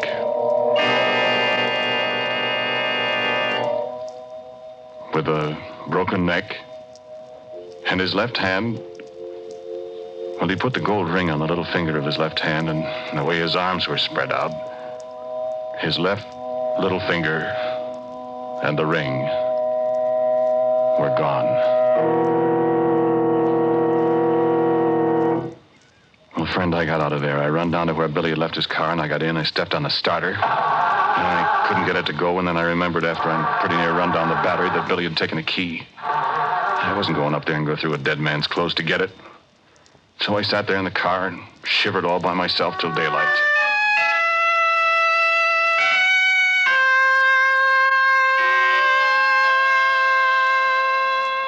And then Ted and the crew came. Afterwards, a state cop, and everybody in the world was asking me questions. Did you and Billy have a fight, Porky? I told you we didn't, Ted. But you had been drinking. We only had that little pint, Ted. Well, what was he doing up on the Fourble board? Did you threaten him, and did he run up there to get away from you? Listen, cop, don't be a chump. Billy Grunwald and I were good friends. Then why'd you push him off the Fourble board? I didn't, I tell you.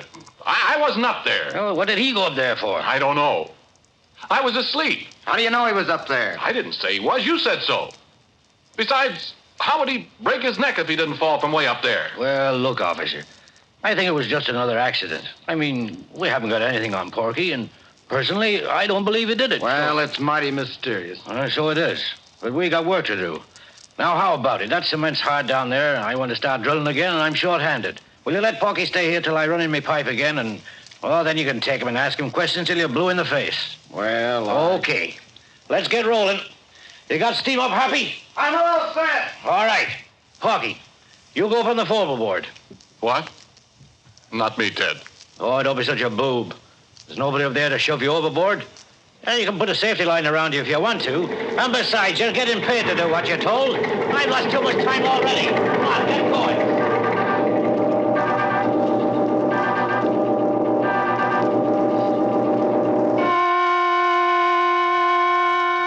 So, okay, I go up on the Fourble board. And you can bet I took a good gander around before I did anything else. No, I couldn't see a thing. So I signaled to the driller to let down the traveling block, and he did. Came sailing down from up above. I was just reaching for it to pick up the first Fourble drill pipe. Gave a big jerk, and the cable broke. It dropped and nearly pulled me off the Fourble board. And it landed right on top of Ted. And if you have any idea what a guy looks like after 2 tons of metal land on him from 80 feet up, yeah, you keep your ideas to yourself.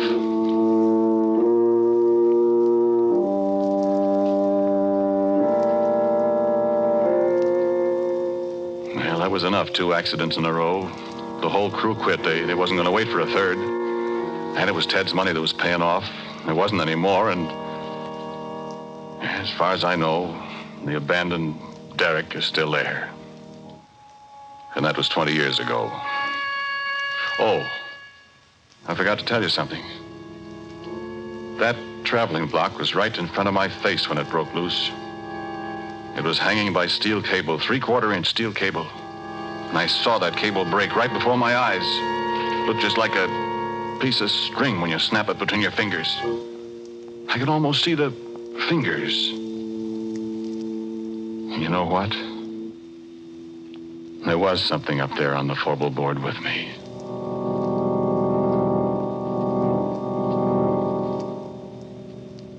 And so a couple of days later, I came back. I don't know if there's anything in the world as desolate, as dismal, as dead-looking as an abandoned oil well rig. There it stands like a skeleton off on a deserted side road and the bare yellow hills surrounding it, and it's the deadest thing you ever saw. I sat in my car for a long time looking at it. Everything was just the way we'd left it. I looked in at the floor. The smashed traveling block was there alongside the rotary table. There was a little mutter of steam from the boiler. That was all. Then I heard a tinkle of something as it hit the ground alongside me. I looked around. There wasn't a soul in sight. But at my feet was the gold ring that Billy Grunwald and I had found in a core of rock that came from a mile underground and from 1,000,000 years ago in time.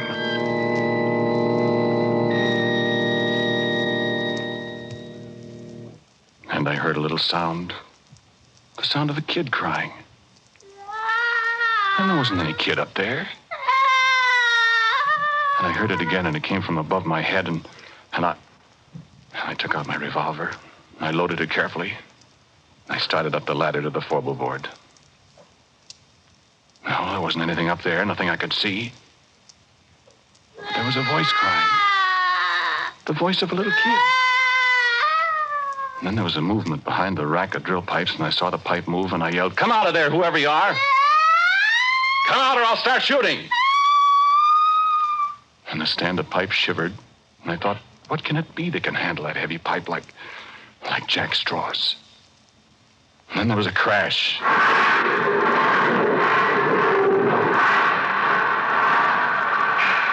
The whole stand of pipe fell over, and I just got out of the way in time. And I was alone on the Fourble board with the thing. But I couldn't see it. I felt the platform tremble under my feet again as something moved toward me. I fired 2 or 3 shots.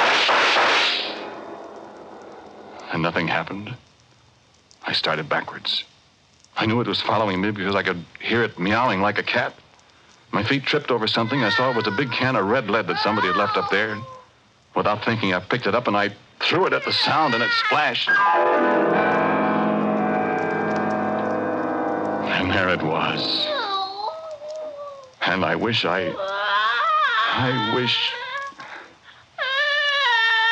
face of a little girl, frightened, crying with hunger and terror. Hands like a human being, and a finger missing from the left hand. And a body. Well, I'll tell you about that. I told you how I'm scared of spiders.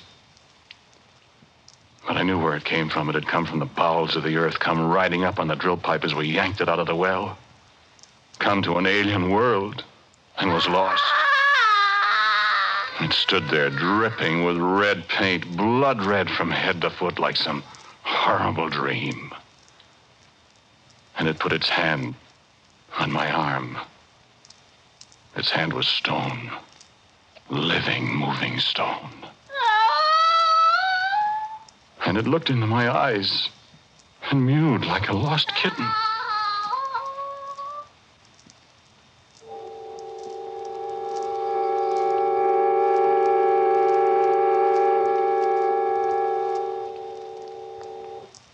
"20 years ago, I discovered many things about it, what it used for food, that it was deaf, that it was invisible and couldn't see people when it was invisible, that if you sprayed it with mud or paint or grease paint, makeup, then it could see people. And believe me, I didn't want to see its body. I can see that in my nightmares.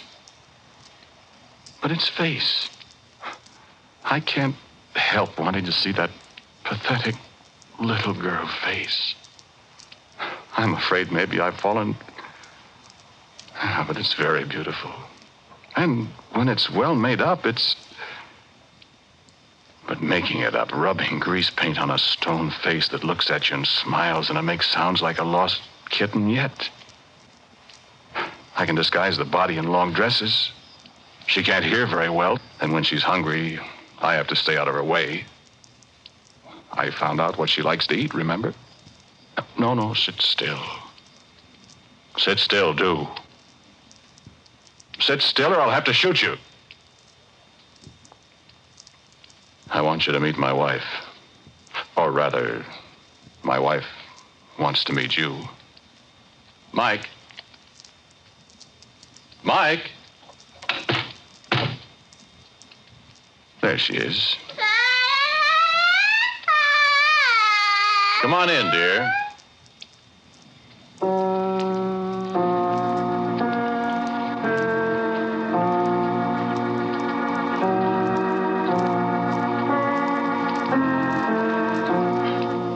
The title of tonight's Quiet Please story is The Thing on the Fourble Board.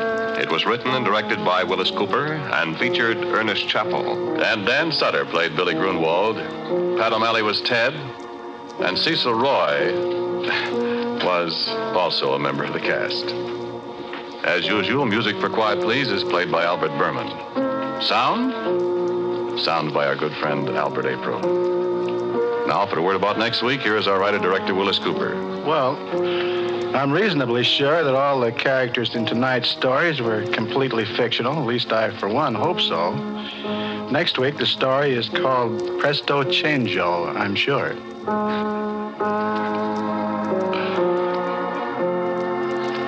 And so, until next week at the same time, I am quietly yours, Ernest Chappell. This program was heard in Canada through the facilities of the Canadian Broadcasting Corporation. This is the Mutual Broadcasting System.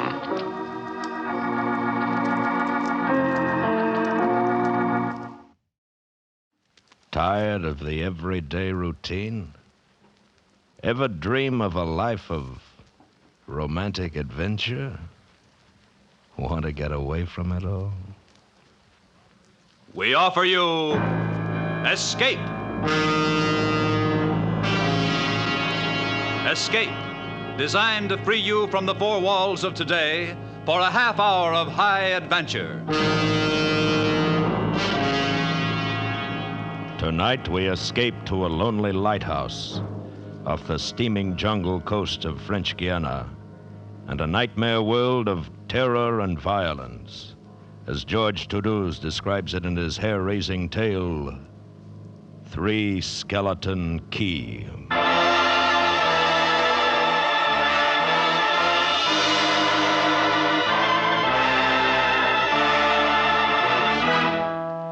Picture this place.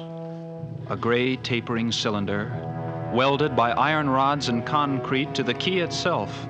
A bare black rock, 150 feet long, maybe 40 wide. That's at low tide. At high tide, just the light, rising 110 feet straight up out of the ocean. And all about it, the churning water. Gray-green, scum-dappled, warm as soup, and swarming with gigantic bat-like devilfish, great violet schools of Portuguese man-o'-war, and, yes, sharks, the big ones, the 15-footers. And as if this wasn't enough, there was a hot, dank, rotten-smelling wind that came at us day and night off the jungle swamps of the mainland. A wind that smelled like death. Set in the base of the light was a watertight bronze door. And in you went, and up. Yes, up and up, and round, past the tanks of oil and the coils of rope, cases of wicks, racks of lanterns, sacks of spuds, and cartons and cans, and up and up and up, round and round. Over the light storeroom was the food storeroom, and over the food storeroom was the bunk room where the three of us slept, and over the bunk room was the living and cooking room, and over the living and cooking room was the light.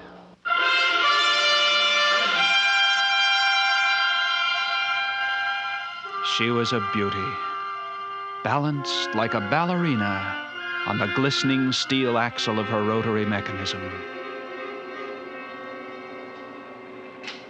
At night, you'd lie there on the stone deck of the gallery with the light revolving smoothly and quietly over your head, easing her bright white eye 360 degrees around the horizon. You'd lie there watching to see that the feeders kept working, that everything ran right. And it wouldn't be bad. The other two fellows snoring in their sacks 2 levels down. You'd smoke your pipe to kill the stink of the wind, and it wouldn't be bad.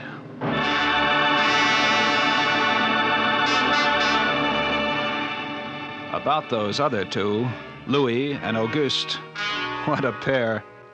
Louis, he was head man, was a big fellow from the Basque country, black beard, little hard black eyes, and a pair of arms that, I tell you, those arms were as big around as my legs. Yes, head man he was, and what word he let go was law. Silent fellow, and although I spent my first 2 weeks trying to strike up a real conversation, the most I could ever get out of him was... I took up this profession because I don't like people. They talk too much. It's quiet work, light tending. Let's keep it that way. You're getting to be as bad as Auguste. I thought maybe for once they'd send me somebody That was who would Louis. keep his mouth. And when he accused me of becoming like Auguste, I quieted down, because Auguste was the talkingest man I've ever met. The talkingest and the ugliest. He was hunchbacked, stood 4 feet high, had red hair and big blue eyes. It seems he'd been an actor in Paris. Over 200 different productions, dear boy, at the Grand Guignol. Oh, but it was monstrous, horrible. The way we used to scare the audience, I was hated. Yes, they used to throw things and hiss and bare their teeth at me. Finally, it got too bad. I couldn't stand it any longer. I gave up the theater. My nerves, you understand, yes, gave it up completely. I really did. I couldn't stand It all started one morning at 2:30. I was on watch, lying on the cool stone deck, pulling on my pipe, staring out at the blackness, the phosphorescent combers and the big yellow stars, when, out of the corner of my eye, I noticed something show up for a second, something the light had touched, far off. I waited for her to come around again, and when she did, there it was. A 3-master, a big one, about a half-mile off, and coming down out of the north-northwest, coming straight for us. You must understand, our light was where it was for a very good reason. Dangerous submerged reefs surrounded us, and ships kept clear. But this one, this sailing vessel, was coming straight on. I went over to the gallery door and yelled down. Louis! Louis! What is it? Ship! Headed for the reefs! I'm coming right up. I had the glasses out now.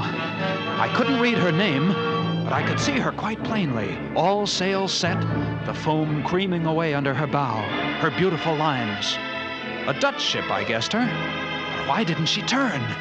Every time it passed, our light hit her with the glare of day. Ship? Where? North-northwest. The light will touch her in a moment. Well, can't she see us? Look at her. She just keeps coming on. The square heads. What is it? What is it? Watch. North-northwest. Ah. I know what it is. What? The Dutchman, the Flying Dutchman. We did a play about her. What a performance. You ghastly galleon, hag-ridden, curse-driven, must on... Oh, shut up, will you? Yeah, she's luffing. Yes. It's a sloppy way to come about. She's derelict, that's it. Derelict? Abandoned. Crew left her for some reason or another. But instead of sinking, she's gone on, running before every wind. She'll not run long. Not with these reefs to break her up. A beautiful ship. Now, why would men leave a beautiful ship like that? She didn't ram us, although we all expected it. But as we waited for the crash, she luffed again, caught some odd gust, and went about. We watched her the rest of those black hours, heeling and rocking, pushed and pulled by every stray wind, every freak current. Watched her until the dawn came, till the sea turned from black to pearly gray. And on she came again, heading for us. We all had our glasses trained on her now. August, you can kill the light. Right, Chief. She doesn't look so good by daylight. Think she'll ground this time? I say, do you think she'll ground this time? This is impossible. Absolutely impossible. What? Here, take my glasses. They're better than yours. All right. What is it, you're... I had to focus. And then my breath froze in my throat. The decks were swarming with a dark brown carpet that looked like a gigantic fungus, but undulating. And on the masts and yards, the guys and all, were hundreds, no thousands, no I don't know. An inestimable number of tremendous rats.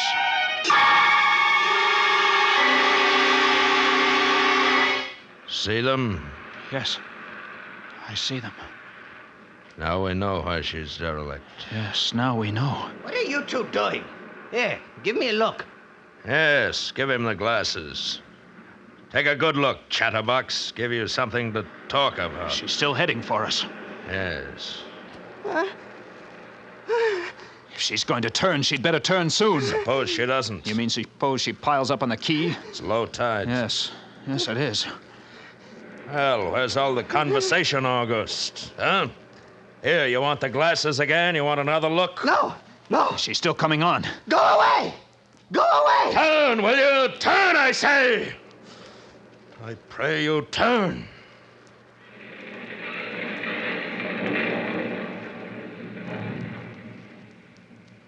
Cracked up. The rats! Look! On the water, like a carpet. They're swimming. Sure, they're swimming. Those are ship's rats. But they're swimming for the rocks. The door below. It's open. Well, come on. And down we went, racing down the stone stairs, taking them 3 and 4 at a time. Scared? You bet we were scared. August, you get the windows. Maybe they can climb. We don't know. Right, Chief. But hurry. You see them? No. Oh, yes, I do. Up at the other end of the rock. Look at them. Millions. Yeah, they smell us. Here they come. Well, close the door. I can't. It's stuck. Here, let me. Move, you. Hey. Yeah. Made it. Holy, that was close. One got in. Look, there. Well, get him. Watch it. Kick him. What a brute. He was as big as a tomcat, bigger, and his eyes were wild and red, his teeth long and sharp and yellow. He went for us, starving, ravenous, and we fought that one rat all over the room. It was, oh, believe me, I don't exaggerate. It was like fighting a panther. I got it. We'd better get aloft. As we ran up the winding staircase, we passed the tiny windows of the various levels, and at every one was a thick, wriggling, screaming curtain of brown fur. I was ahead of Louis, and I dreaded each successive level. Suppose they had found a way in. Look at them. Oh, will you look at them? It's a nightmare. Will you look at them? The air of the gallery was thick and fetid with the stink of them. The light was dim, brown, filtered through the crawling mass that swarmed over the glass, all about us. We couldn't see the sky. Nothing. Nothing but them. Their red eyes, their claws, their wriggling hairy snouts, and their teeth. The rats. They screamed and howled and threw themselves against the glass. They were starving. And we three, we stood very quietly. Oh, very, very quietly. In the center of the glass room. Under our beautiful light. And we waited. What can we do? What can we do, Chief? Take it easy. Take it easy. I can't. I just can't. Won't do any good to... It won't do any good to stand here and shake. That's right. Go away. Go away, do you hear me? Go away this instant. They won't go away. Not until... Finish it, Chief. Not until... What? Not until they've been fed.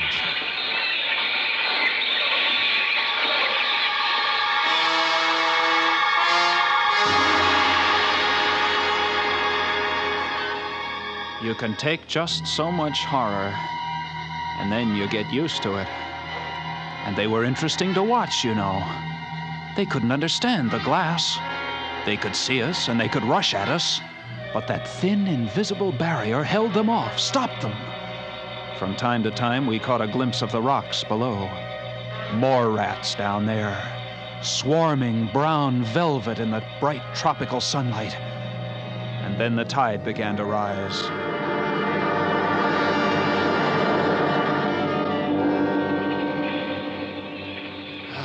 If only it had drowned some of them. Ship's rats don't drown. No, sir. You can't drown one of them.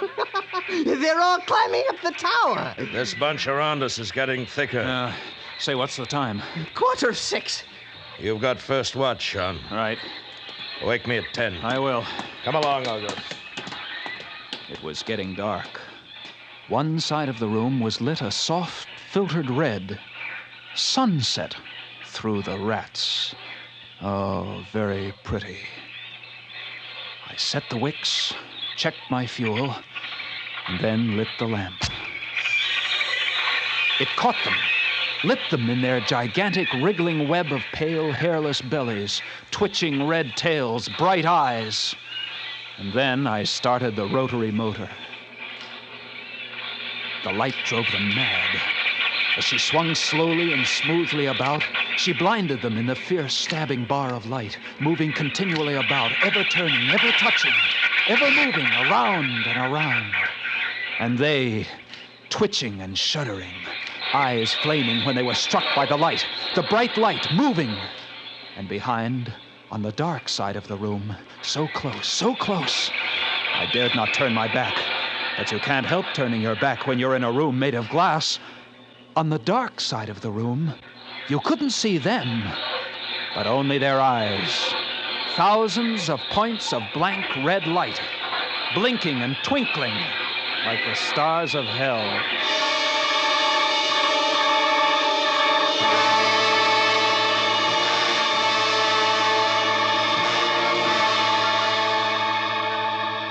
Louis relieved me at 10, but I didn't get much sleep that night. And when I came up into the gallery early the next morning, there stood Auguste, his back to me. He was bowing to the rats, waving his arms and making a speech. Dear audience, I am going to play once again that magnificent role which made me the toast of the Paris theater. Prelotti, the evil genius of the medieval underworld. I am he who did guide the dark soul of Marechal into the nether I stood parts. staring at him, horror-struck, but he didn't notice me. The man had gone mad. He kept turning, telling his stories to all the rats, leaving no one out. Yes. Auguste! Auguste! Another one, a late comer. Take a seat on the aisle, dear patron. Oh, stop it, stop it. Gilderay, the blood-stained monster, was my partner in iniquity. He went on, bowing and Together scraping we to the rats, disemboweled his over big blue eyes rolling and winking, children, his wild red bathed hair in their waving warm about him. blood I spattered grabbed him by the inside arms and his- slapped his face. He looked at me like a child, and then his face screwed up. He looked as though he were about to cry. Go below. Go on. Oh, very well then. Later, my dear audience, later. Matinee today. Sure, he was crazy, but I guess we all were. A few hours later, he came back up and caught Louis and me teasing the rats. Yes, sounds horrible. It was fun. We would get right up against the glass and make faces at them. It drove them crazy. They would scratch away, trying to get at our eyes. Louis was even cuter about it. He'd pull a piece of bread out of his pocket and press it against the glass. The rats would scramble into a solid ball, biting each other, clustering like grapes. From time to time, a whole knot of them would slip and fall the 110 feet to the surf below. Look at the sharks. They're eating them. Those sharks are our friends. Here, I'll get another bunch together. Here, my beauties. That's it. Pile up. Kill each other, huh? There they go. Auguste joined in, too. Very ingenious, Auguste. He learned that if he spread-eagled himself against the glass, they'd bunch and bundle against his figure. Then he'd leap back. Look! My portrait in rats!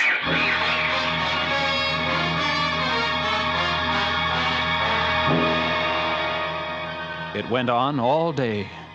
And then I was lying in bed. It was about midnight. I was very tired, and I was just beginning to fall off to sleep when I became conscious of a new sound. I couldn't figure it at first. I got up, lit the lamp, and went to the window. Even as I looked out, I saw one of the panes begin to sag in. They had eaten the wood away. Louis, come quick! What? What is it? They found a way in! I held the glass with my hand. Now they were all going crazy, and assured of the success of this maneuver, were all nibbling away at the wood. Louis ran below and then returned with a large sheet of tin. We spread it against the window and hammered it into place. Even as we did so, we felt the heavy bodies thudding against the other side as the window gave way. There. That ought to hold.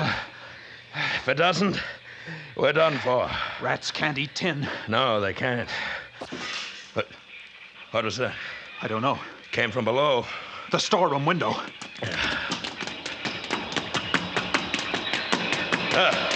They're in.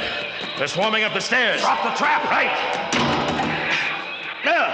Two of them got in. Let's go after them. We didn't have to go after them. They came at us. I leaped to one side and grabbed a marlin spike, swung, and smashed one in midair. No! I whirled to see Louis with the other. It had ripped his hand open and the blood was pouring out. He held his hand aloft and kicked at the snarling rat. I stepped and swung and got him. Oh, my hand! He got my hand! That's both of them, Louis. I'll get you something to tie that up. Blood! Look at it, my blood, I'm bleeding. Don't worry about it, Louis. Here. I'll wind this kerchief around it. It'll be okay. Blood. There. That's not bad. Just the flesh. And then I became conscious of a new sound. They were gnawing their way through the wooden trapdoor. I watched the wood, fascinated. And even as I did, it began to give way. And a bristling, whiskery nose showed through. Louis, we've got to go up!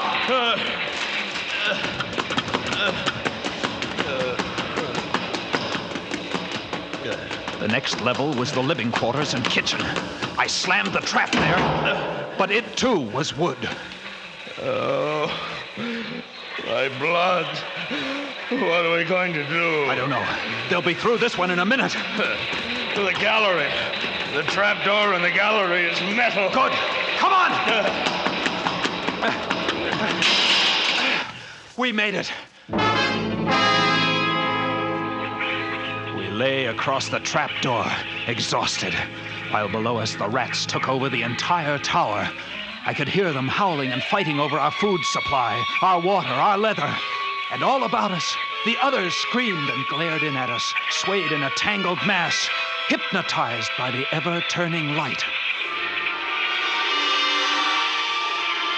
By morning, the air in the little room was horrible. Until now, we'd been getting air from the tower below. Now that was sealed off, and so was all our food and water. We lay exhausted, panting, waiting, and the hours crawled on. I was almost dozing from fatigue when I saw a sight that brought me to fast. Would you like to come in, my beauties? Would you?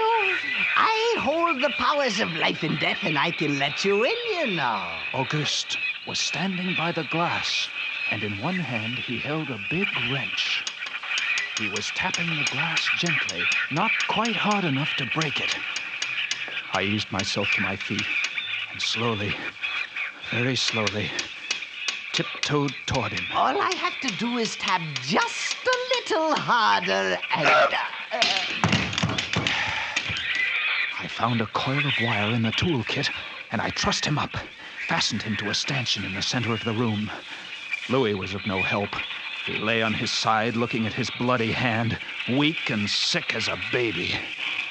So there I was, a lunatic and a coward for company, and all about, watching our little drama, the rats.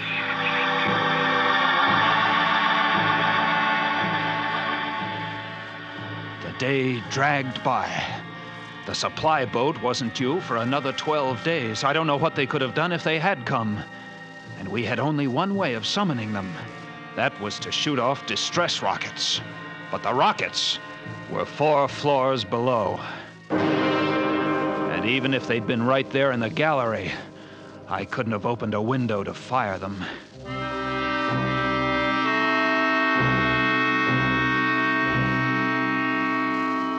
That night, I tended the light, but its flame was devouring our oxygen. The following day, we lay thirst-tormented, starving, waiting. And the following night, I again tended the light. But the small supply of spare wicking we kept in the gallery had become exhausted. And quite suddenly, at about midnight, the light went out. There was nothing I could do. Wicks were stored 3 levels below. Nothing I could do, nothing. From time to time, I'd strike a match to see the clock. And when I did, it lit up the million red eyes about us. All about, watching, waiting. Below, it had grown quiet. They'd cleaned us out, and now they, too, were waiting. All waiting. And then, the rats, quite suddenly, were silent. And then I heard it.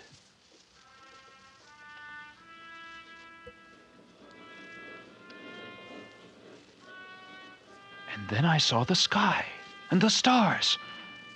The rats were gone. I went to the glass. Out there on the water, a small freighter, a banana boat, showing a few lights, came softly and innocently towards us. Our light was out. They didn't know. I wanted to open the windows, to call out to them, to warn them somehow. But I was afraid. What if the rats were hiding from me, tricking me? So I waited.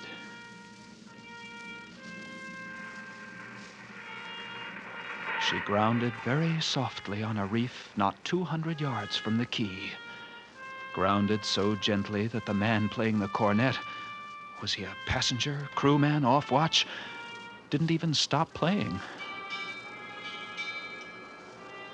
They tried washing her back off. I could have told them to save their fuel. The tide was rising, would have floated her free. And I waited.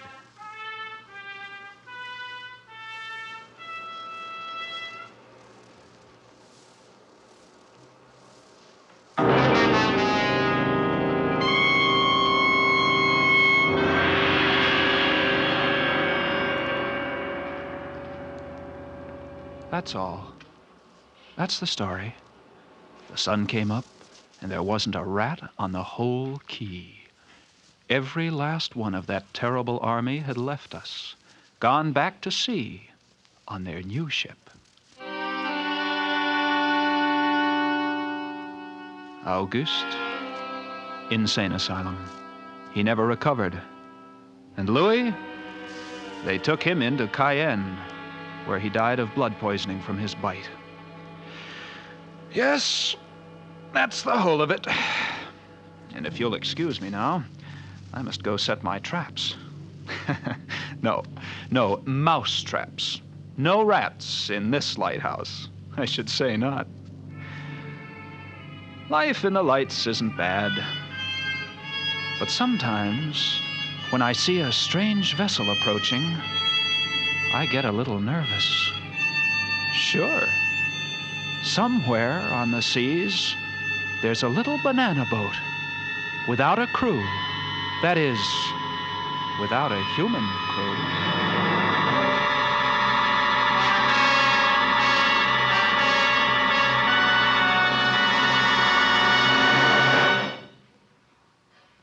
Escape is produced and directed by William N. Robeson. Tonight we have presented Three Skeleton Key by George Toulouse, adapted for radio by James Poe. Featured in the cast were Elliott Reed as Jean, Bill Conrad as Louis, and Harry Bartell as Auguste. Special music was arranged and conducted by Del Castillo. Next week. You are standing on the deck of a ship headed on an illegal mission to Central America. Before you, holding a gun in your stomach, is a desperate man who has just given you the choice between being killed or becoming a murderer yourself.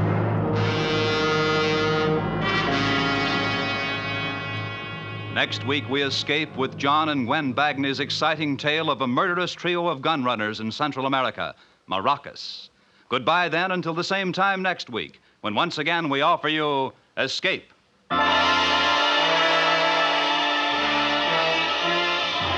Stay tuned now for Life with Luigi, which follows over most of these CBS stations. This is CBS, the Columbia Broadcasting System.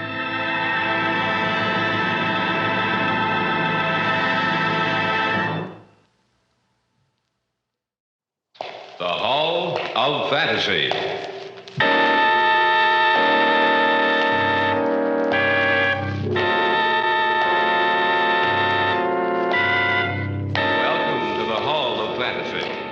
Welcome to the series of radio dramas dedicated to the supernatural, the unusual, and the unknown. Come with me, my friends.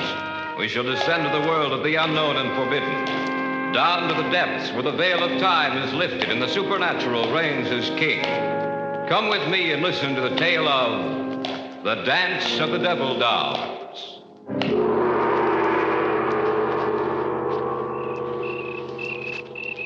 Hello? Anyone out here? You don't think... I don't know what to think, Chuck. We'd better take a good look around. There's something strange about this whole setup. I don't know... Emery. What? Look. It's him. Come on. No wonder he didn't answer us, Chuck. You mean? That's right. He's dead. The Hall of Fantasy will present The Dance of the Devil Dolls in just a moment.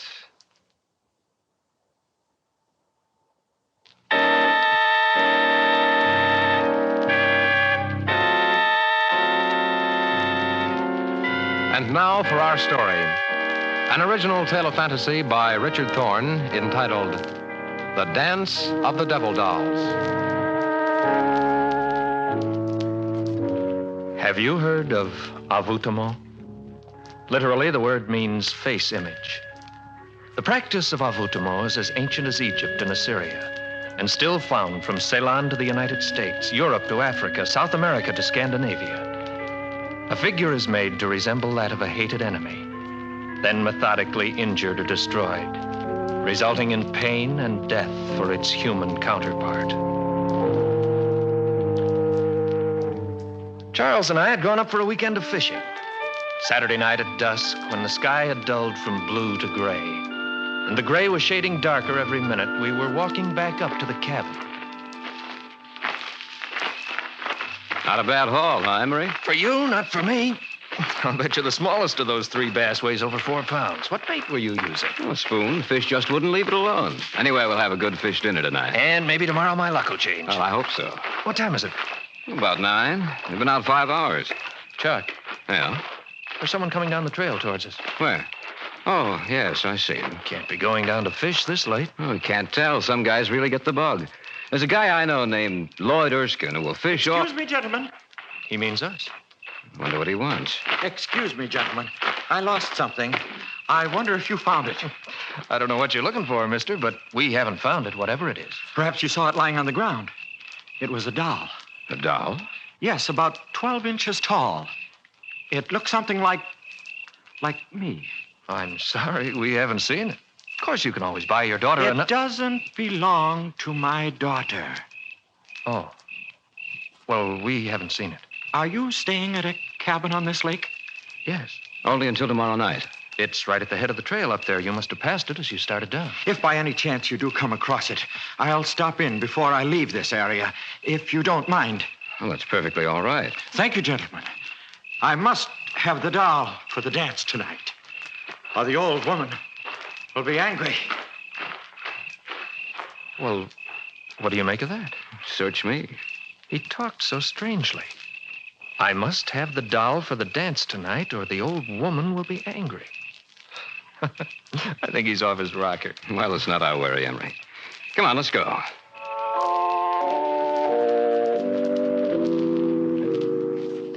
We went back up to our cabin, cleaned the fish, and had one of those fish dinners you talk about for years. It was about 11 o'clock, and we'd started to go to bed, intending to get up as early as possible the next morning when there was a knock on the door. I wonder who that is. I don't know, but we'll soon find out.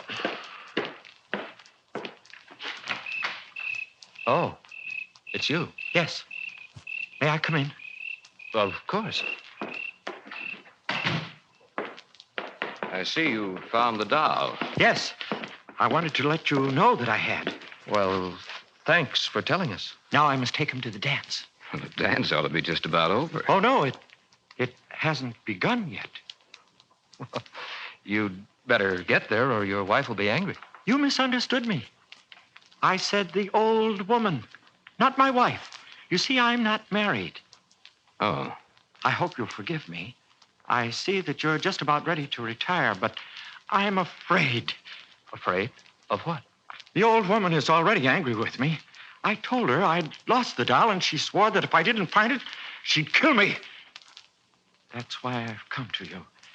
If you hear that I'm dead tomorrow, that I committed suicide, you'll know it's not the truth. If I could only get in touch with Dr. George Kaltman, he could help, but I'm caught up in something I can't stop, and it's too late to get out now. I've tried, but... Oh, my head!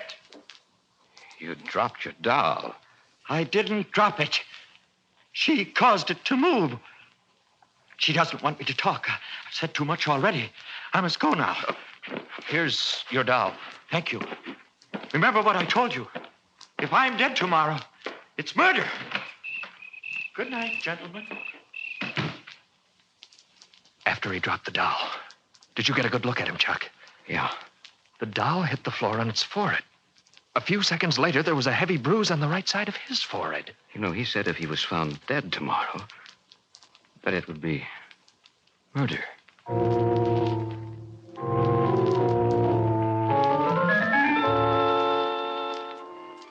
It was about 11:30 when we finally got to bed. We'd opened the windows of the cabin. sound of the alarm clock we brought with us mingled with that of the crickets outside. The old woman said you must die. I heard something. I didn't know what it was. It sounded strangely like words, but they were uttered in a voice so tiny and shrill that I thought I was imagining things. But then, I heard his voice. No! No, I won't die! They will help me! Emery, I didn't know you were awake. I couldn't sleep. I thought I heard a tiny little voice. I Be thought quiet about her! They know! The old woman will take care of them, too. But I'm not going to die! I'm not going to... Ah!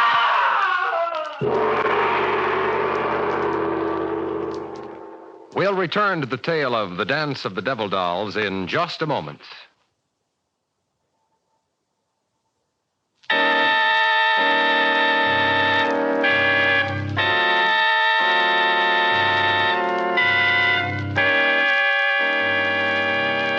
And now back to the tale of the Dance of the Devil Dolls.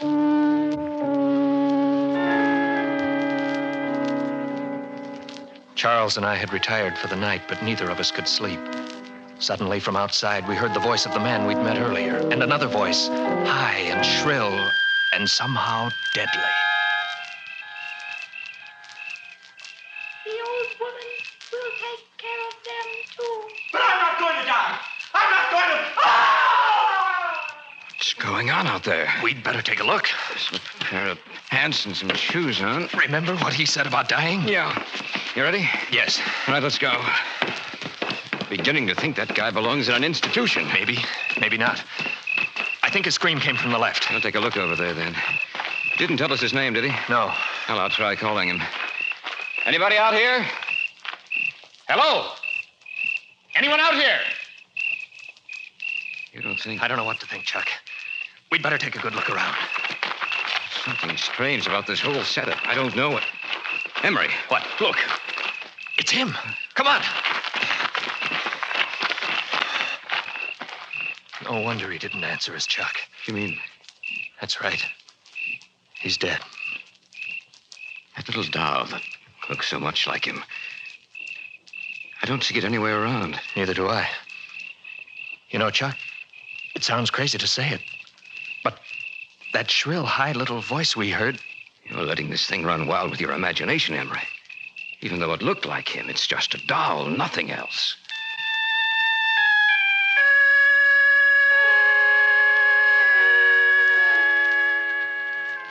It had to be my imagination, of that I was sure.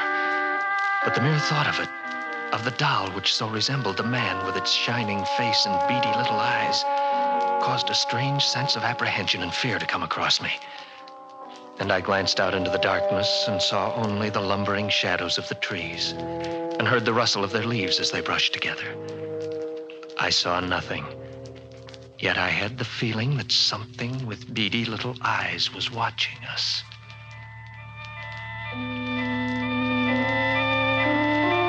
We notified the authorities. They came out, found no evidence of foul play, and diagnosed his death as being caused by heart failure. Our luck was exceptionally bad out on the lake Sunday, and we drove home that night, speaking but little, thinking only of what had happened the night before.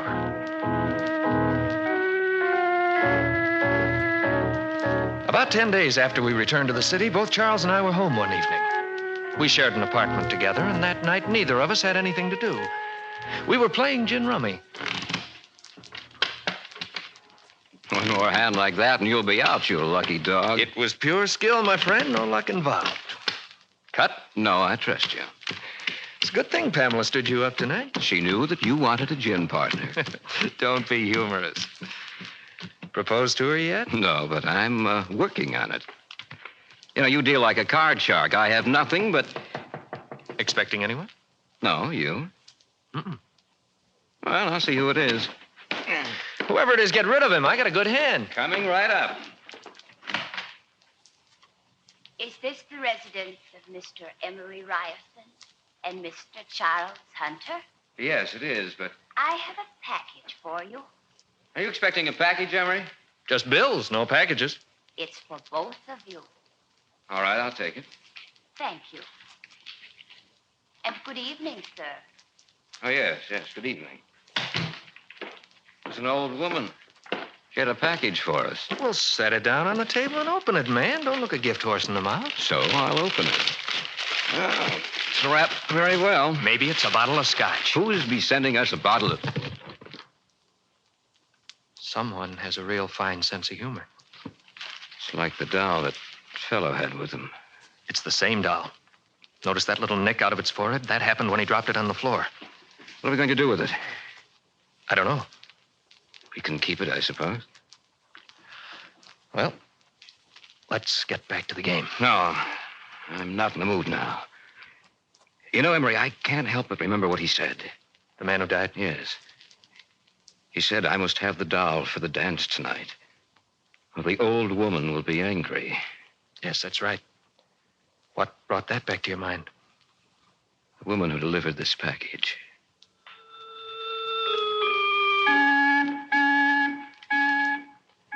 We put the lid back on the box and left it on the kitchen table with the cards we'd been using. Neither of us entered the kitchen again that evening. We went to bed a short time after 12. Again, I was restless and couldn't sleep. I had the same feeling I'd had that night in the cabin. And I remembered the words I'd heard spoken in that unearthly little voice. The old woman will take care of them, too.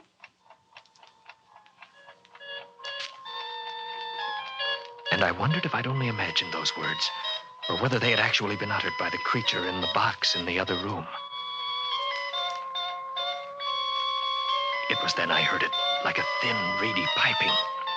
It sounded like music, a rhythmic, discordant melody I'd never heard before. And then I heard another sound. Emery? Yes? Am I going crazy? I hear it, too. I think we'd better see what it is. All right. I don't like this, Emery. It sounds like... I know what it sounds like. Emery. Oh. I can't believe my eyes. The box is open. And the little doll, Emery. It's moving. It's dancing on the table.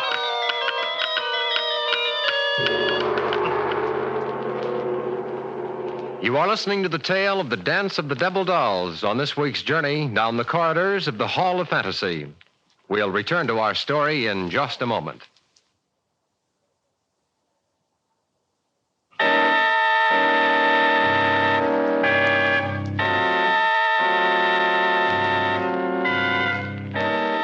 And now back to our story. An original tale of fantasy featuring Charles Flynn entitled The Dance of the Devil Dolls.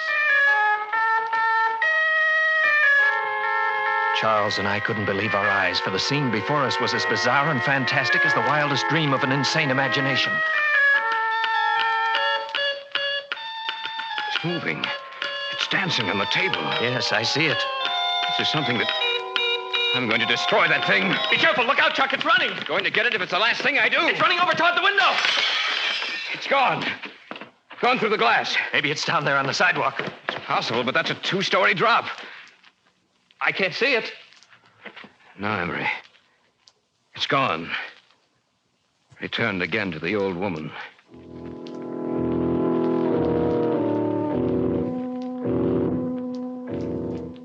The man who had died had mentioned a name that night in the cabin. The name of Dr. George Kaltman. Now it came back into my mind.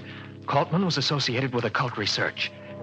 If Kaltman could have helped the man who died, perhaps he could explain what was happening to us. We got in touch with him and made an appointment for the following evening. You have told me everything that has happened. Is that correct, gentlemen? Yes, everything. We'd like to know what it all means. Well, I shall explain it to you as best I can. Have either of you ever heard of envoûtement? No. Not that I recall. Well, envoûtement is the practice of making little dolls to resemble a hated enemy and then methodically injuring or destroying it, thus bringing about either pain or death, or both, in the doll's human counterpart. Dr. Kaltman, this doll we saw last night, it moved, it danced. I know. What you witnessed last night was the dance of the devil dolls. You say these dolls bring about pain or death, Dr. Kaltman. Why should we be singled out? The man who died told you about the old woman. Is that not correct? Yes. Therefore, you must be destroyed. She feels that you are dangerous to her, that you know too much. Undoubtedly, the woman you saw last night, Mr. Hunter, was the manipulator, controller of the little figures. Since you saw her, she has probably made little figures of both of you. But before it will live and be subject to her will, she must have a part of you, a lock of your hair, a fingernail clipping, anything that will make yours and the doll's identities one and the same. What should we do? Go back to your apartment. I shall return with you. She will send the little doll back to your apartment tonight. I'm sure of that. We must capture the doll, for it is the only thing that will lead us to her.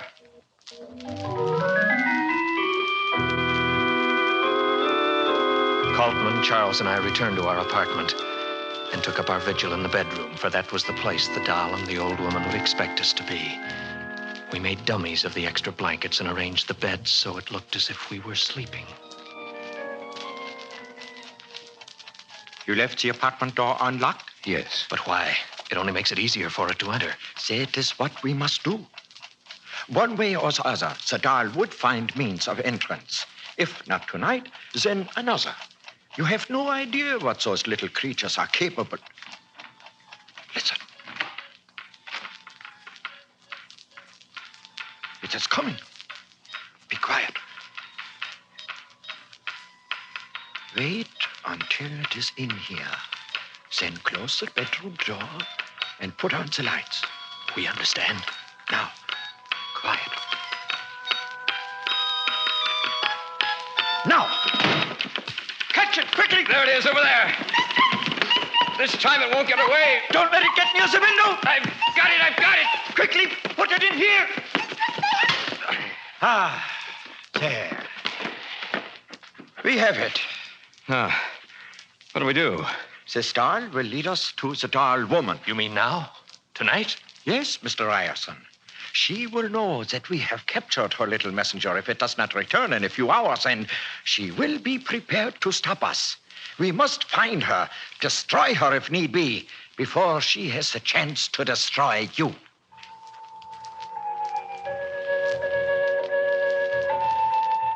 Then began one of the strangest sights I've ever seen. Coltman took the doll out of the box in which we'd imprisoned it, tied its arms and legs while it writhed and twisted in his hand. Then he began speaking to it. Here's my softly, rhythmically, slowly putting it into a hypnotized sleep. The eyelids of the little figure finally closed, and it was in an hypnotic trance. Sleep and tell me. Now, listen to me. You must tell me where your mistress is. You must tell me where your mistress is. The house of dolls. The house of dolls. It's a strange answer. Not so strange, my friends.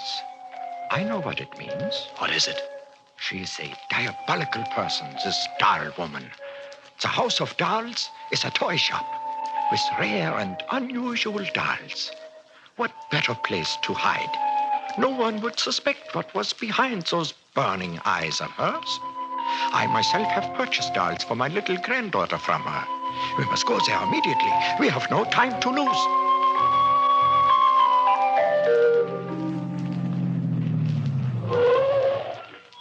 This is the place. Let's go. Right.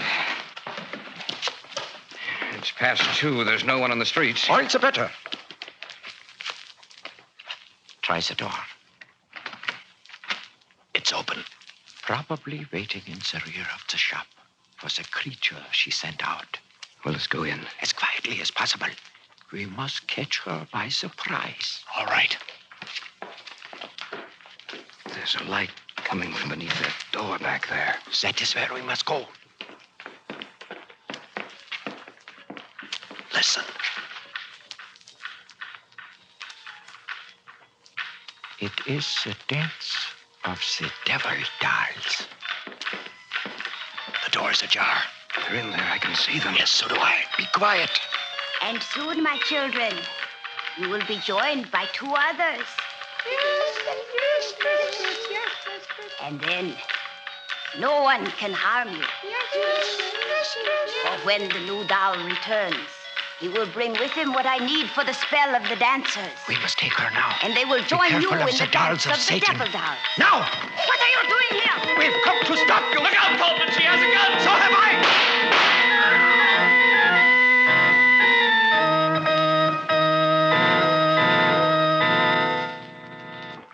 She is dead. She will cause no more harm. Seems strange to see those little creatures on the floor. All of them so quiet and still. And just a short while ago. They were participating in the dance of the devil dolls. Yes. Do not feel pity for them, Mr. Hunter. The dolls did not really live. They were a creation of evil, sparked by the malevolence of the old woman. When she died, they died with her. Perhaps the humans they resembled will rest quietly now.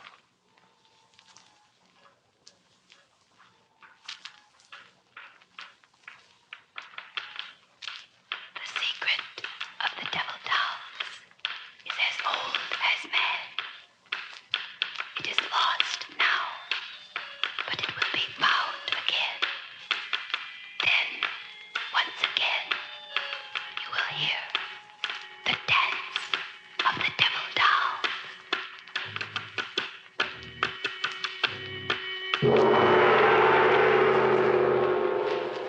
In just a moment, a word about next week's story.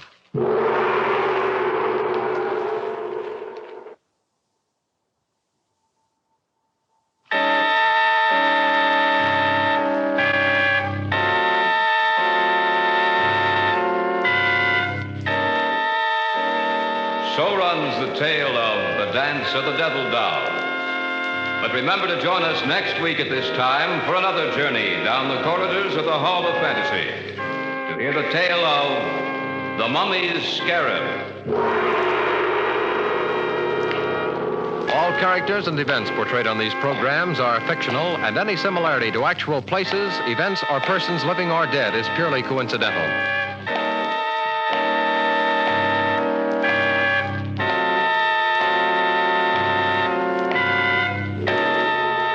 Remember, join us next week, same time, same station, to hear the tale of The Mummy's Scarab.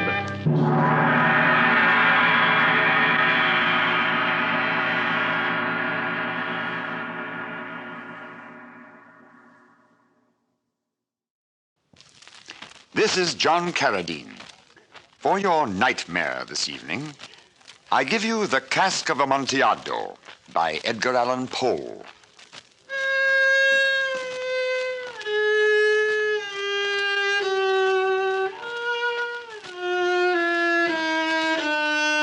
I am a student of revenge. It was true of all the Montresors. It is true of me. The coat of arms of my family shows a golden human foot crushing a serpent whose fangs are embedded in its heel. Below it is our motto, Nemo me impune lacessit. No one attacks me and lives. Fortunato should have understood this.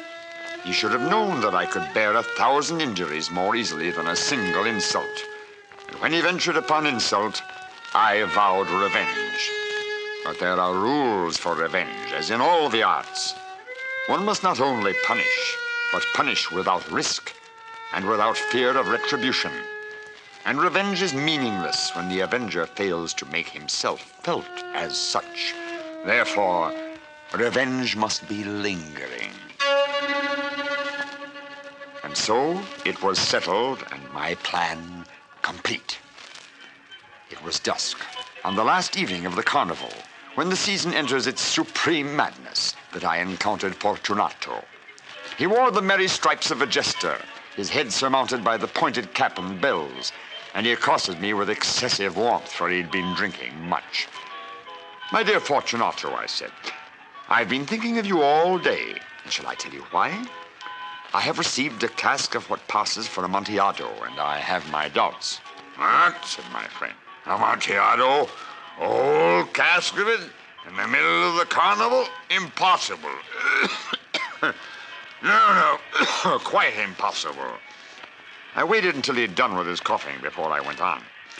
He had a weak point, this Fortunato, an overbearing pride in his knowledge of wines, and I had calculated on it. I confessed my doubts, but you are not to be found, and I was fearful of losing a bargain. But I said I must satisfy myself, and as you are engaged, I'm on my way to Lucchese. He will, Lucchese, eh? The devil take Lucchese. I am not engaged, Montresor. I am free. Come. Thus speaking, he took possession of my arm. I made sure of my mask, drew my cloak about me, and allowed him to hurry me home.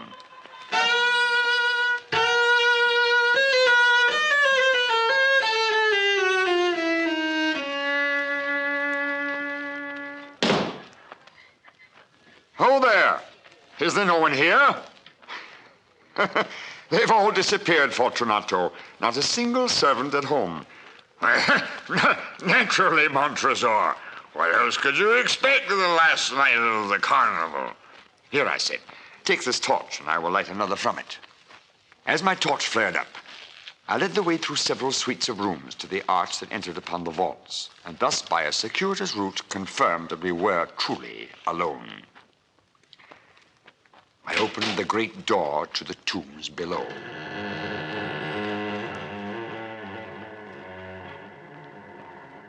This way, Fortunato. Be careful, my friend. The staircase is long and winding.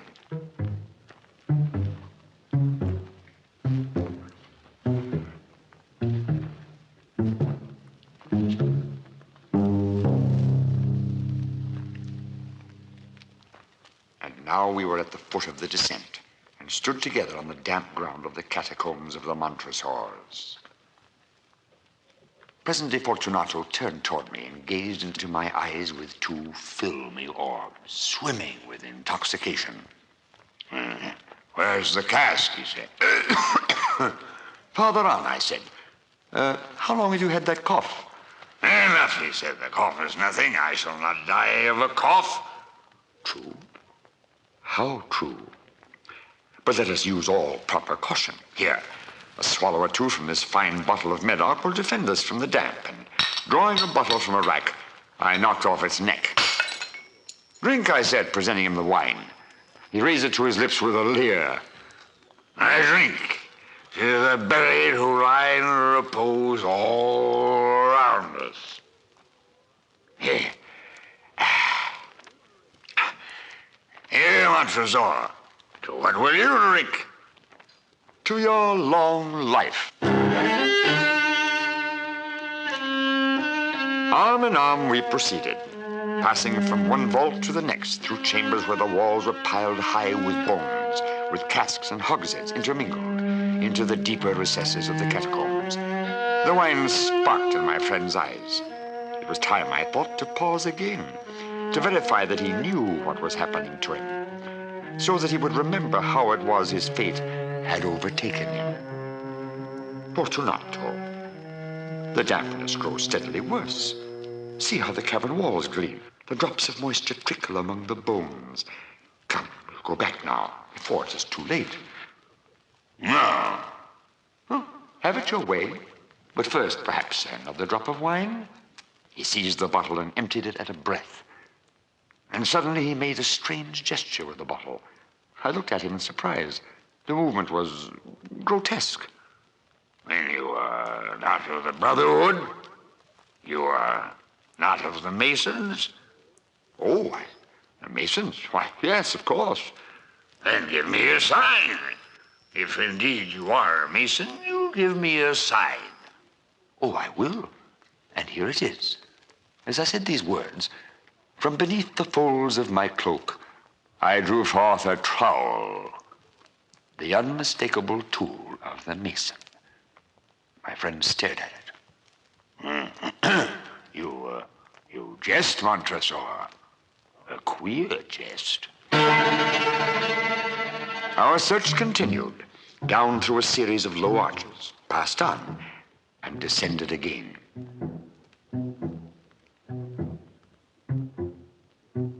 At last we arrived in a deep crypt, where the very air was so foul that our torches seemed rather to glow than flame. At the remote end of the crypt, there was another, a much smaller one. Its walls had been lined with human remains, piled to the vault overhead. A niche perhaps 4 feet deep, 3 feet wide, and no more than 7 feet in height. It formed the interval between two of the colossal supports of the roof, and was backed with a wall of solid granite. In there, Montresor? Yes, in there, Fortunato. I followed immediately at his heels. In an instant, he'd come to the back wall of the niche, and finding his progress stopped, he stood in stupid bewilderment. A moment more, and I had chained him to the rock. He'd been much too astounded to resist. There were 2 iron staples embedded in the granite. From one of them hung a short chain, from the other a padlock. It had been the work of a few seconds to throw the links around his waist and snap the lock. Fortunato, I called softly, pass your hand over the wall. Is it not very damp? Once more, let me implore you to return. No? Then I must leave. But first, let me render you all the little attentions in my power. Suddenly he cried out, Amontillado! True, I said. The Amontillado. And now I busied myself among the pile of bones. From under them I uncovered a quantity of building stone and mortar. And with the aid of my trowel, I began to wall up the entrance to the niche that held Fortunato a prisoner.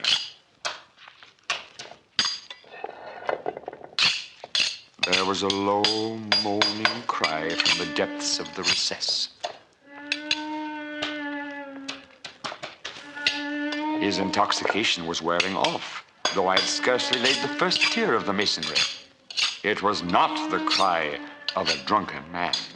Then there was a long and obstinate silence.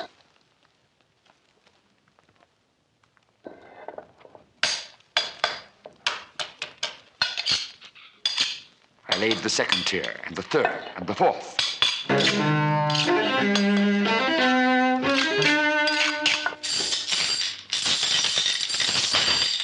The furious vibrations of the chain lasted for several minutes. I ceased my labors and sat down upon the bones to listen with a feeling of deep satisfaction.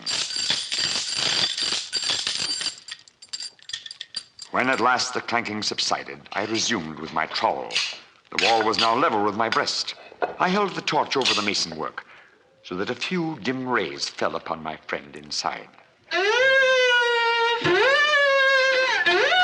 All at once, a succession of screams burst from the throat of the chained form, thrusting me violently back. But I reapproached the wall and replied to the yells. I repeated, I echoed, re-echoed. I surpassed them, I matched them, and surpassed them in volume and strength.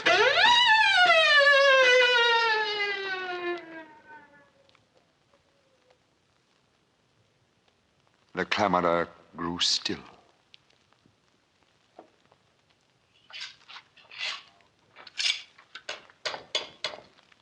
It was now dead midnight, and my task was drawing to a close. There remained but a single stone to be fitted and plastered in. I placed it partially in its destined position. And now there issued forth from the niche a low laugh that stood my hair on end. It was succeeded by a very sad voice, which I had difficulty recognizing as that of the noble Fortunato. A very good joke. An excellent joke. We will have many a rich laugh about it over our wine. Yes, the Amontillado. But is it not getting late? Will they not be waiting for us? Milady Fortunato and the rest? Let us be gone. Yes, Fortunato, I said. Let us be gone.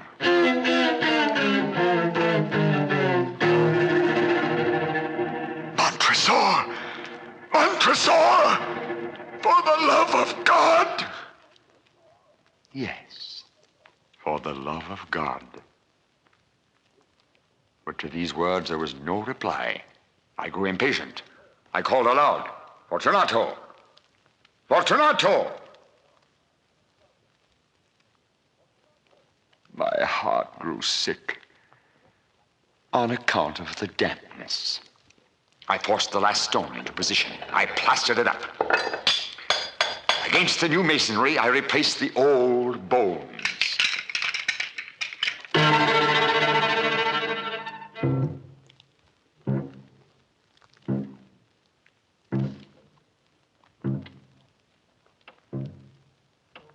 Requiescat in pace.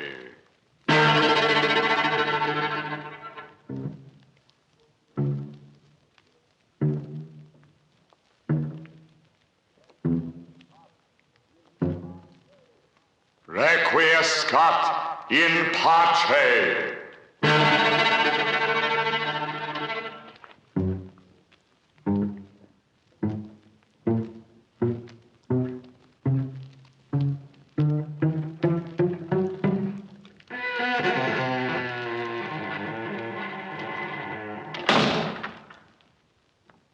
Rest in peace. The CBS Radio Network has presented Nightmare, a one-man show starring the distinguished American actor John Carradine. Now here is Mr. Carradine to tell you about next week's show. For your nightmare next week, I will present Fitzjames O'Brien's chilling encounter with the unknown, a story entitled, What Was It? Until then, this is John Carradine saying good night and pleasant dreams. Nightmare was produced by Lou Melamed and directed by Bruno Zerato Jr. Tonight's adaptation of the Cask of Amontillado was written by David Byrne.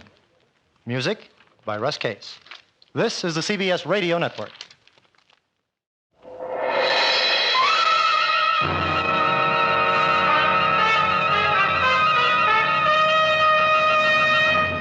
Obsession.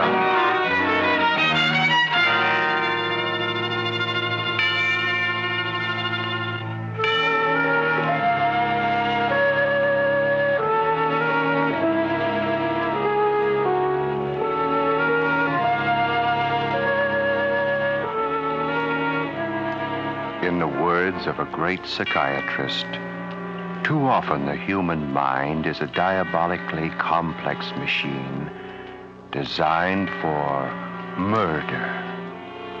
The lust to kill ofttimes lies closer to the surface, unrecognized, than is ever dreamed of. That lust is called paranoia, a word meaningless until a simple hairspring motivation turns the sane to insane, cunning, crafty, calculating, held in the vice-like grip of an overwhelming obsession.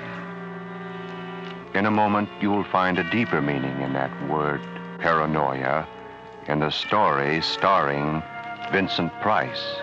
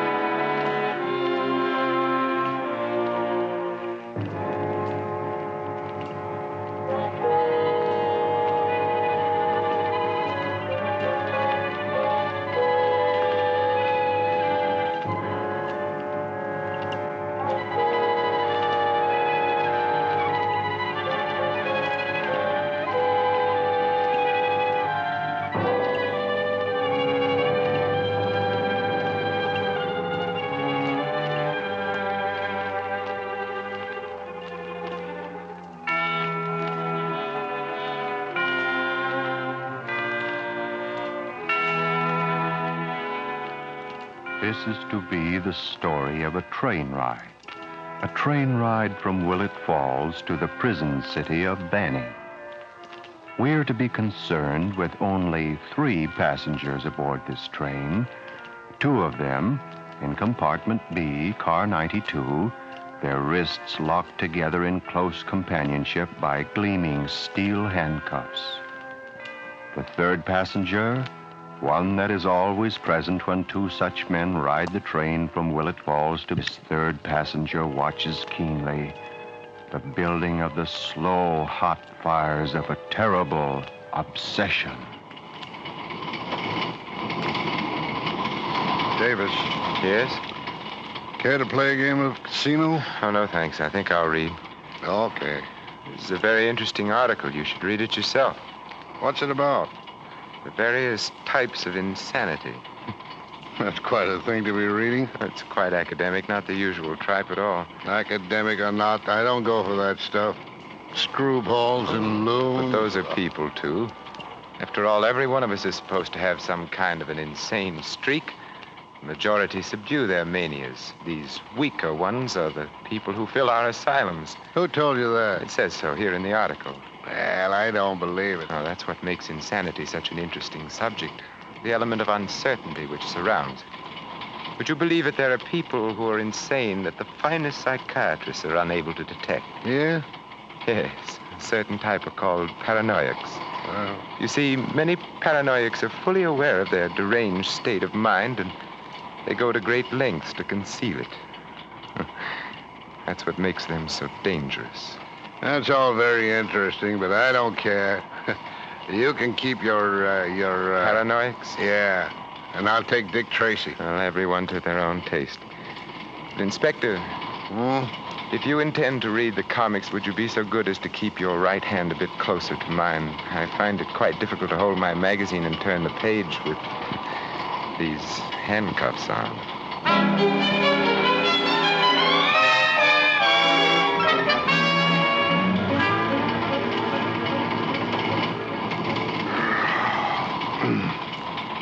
Want an apple, Davis?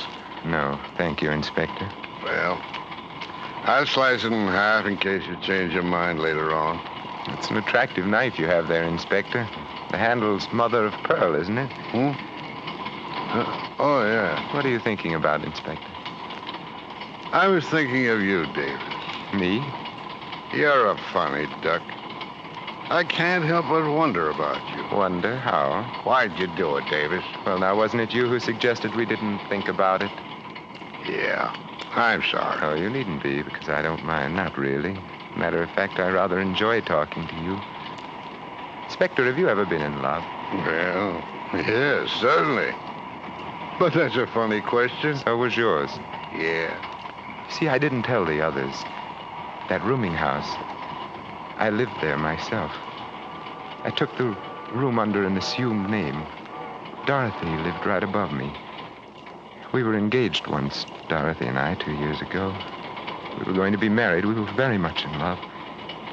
Then suddenly she started to change toward me. I thought it was my imagination at first. Then all at once I knew it was true. She had changed. Someone else? No, there was no one. That's why I couldn't understand it. We had a date one night. She told me it was all over. And she moved. I searched for her everywhere, and finally I found she had taken a room in a boarding house. I called her many times, but she had left word that she wasn't at home to me. That's when I moved there myself. Oh, to get her back? No. I knew it was impossible, as she told me. I just wanted to be near her, to see her. I'd watch her go down the stairs to work in the morning. Then I'd hurry home in the evening, so I'd be there first to see her come back to her room after work. And she never knew you lived there? No, never. That is until the night before it happened. I met her on the stairs outside the house accidentally. She told me she was going to be married. I congratulated her, I remember that. And I went up to my room, but I couldn't sleep that night. Because I could hear her laughing and talking upstairs with some man. The following night, I heard the same man's voice up in her room. It was the thought of him being there. I didn't like it. Then there was a butcher knife laying on the kitchen table. I took it and I walked up the stairs. I knocked on the door. Dorothy answered, and I found her alone. It was him that I wanted, and so I started to go. Then I looked at her face. And she was laughing at me. At me. I couldn't stand it. I took the knife and I killed her. Just like that, Inspector. I killed her.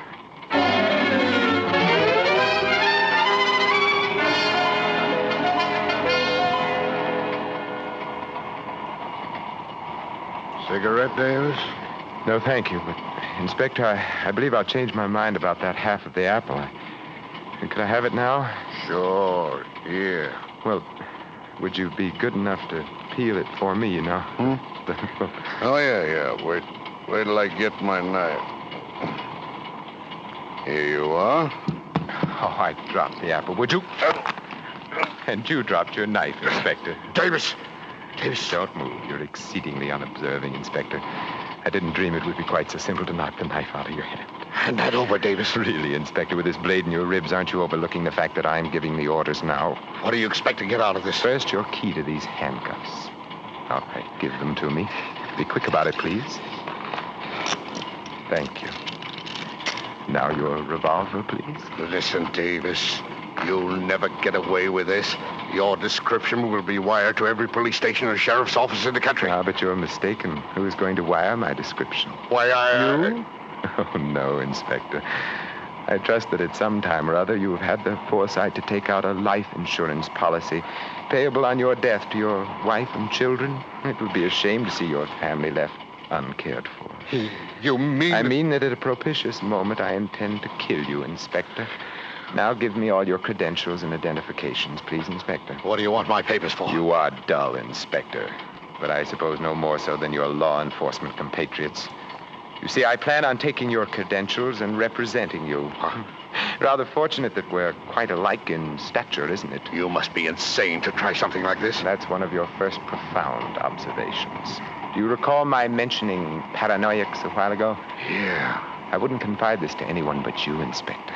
But inasmuch as you're unlikely to repeat anything you hear, I might as well tell you that for some time now I've been rather worried that I myself might possibly be mentally afflicted. You're not serious. Oh, but I am quite serious. You see, I've only recently become aware of a certain Machiavellian cleverness in my actions and plots.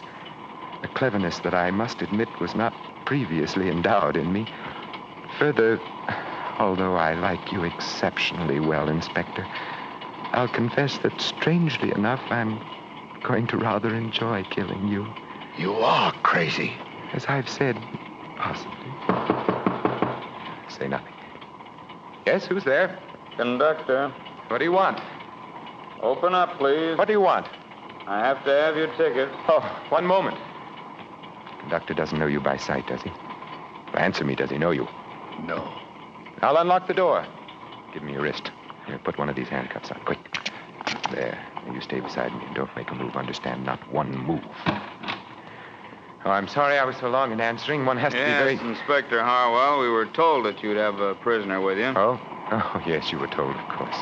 I hear the tickets. If there's anything you should want, Inspector, just press that button for the porter. I have him standing by. Oh, thank you. Well, hope your trip comes off all right. I'm sure it will, thank you. Well, then I'll be getting along. Conductor. Yes? How long before we reach Banning City? Oh, about an hour and a half, Inspector. Oh, well, thank you again. Sure thing. All right, Inspector. I think we'd better get these handcuffs off now. What do you intend to do now, Davis? Well, Inspector, you heard what the conductor said. 1 hour and a half until we reach Banning City. That doesn't leave us very much time, does it? What are you getting at? Well, if I'm going to make good my escape, I'll have to start making arrangements now, won't I? Davis, put that knife away. Forgive me, Inspector, but I'm very afraid that propitious moment has arrived. Davis, wait. I'm wait. sorry, Inspector. Wait. I'm Wait.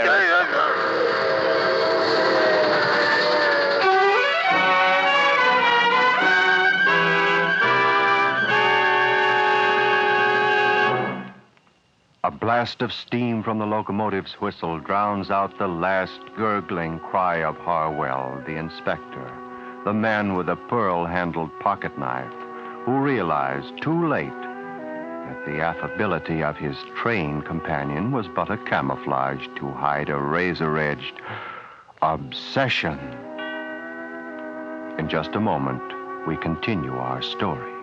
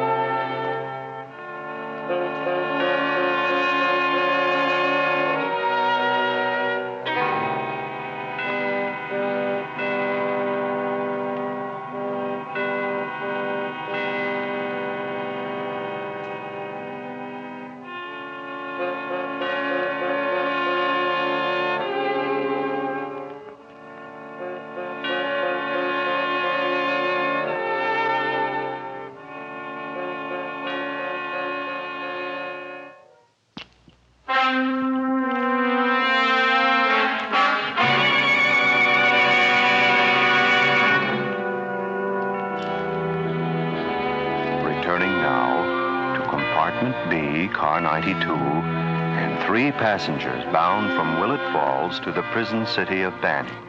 In our story, starring Vincent Price.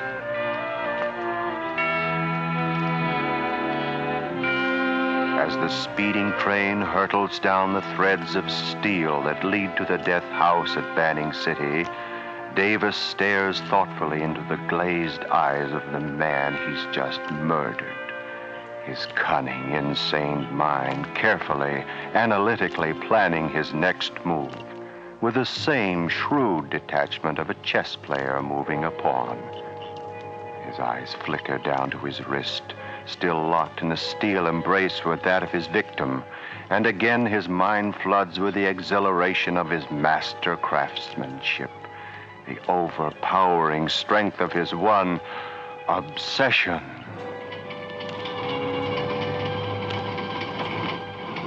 Well, Inspector, too bad you couldn't have stayed long enough to witness the last act of my little drama.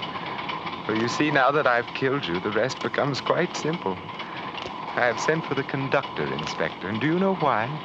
I'm going to ask him to stop the train so that I might make an important call to headquarters.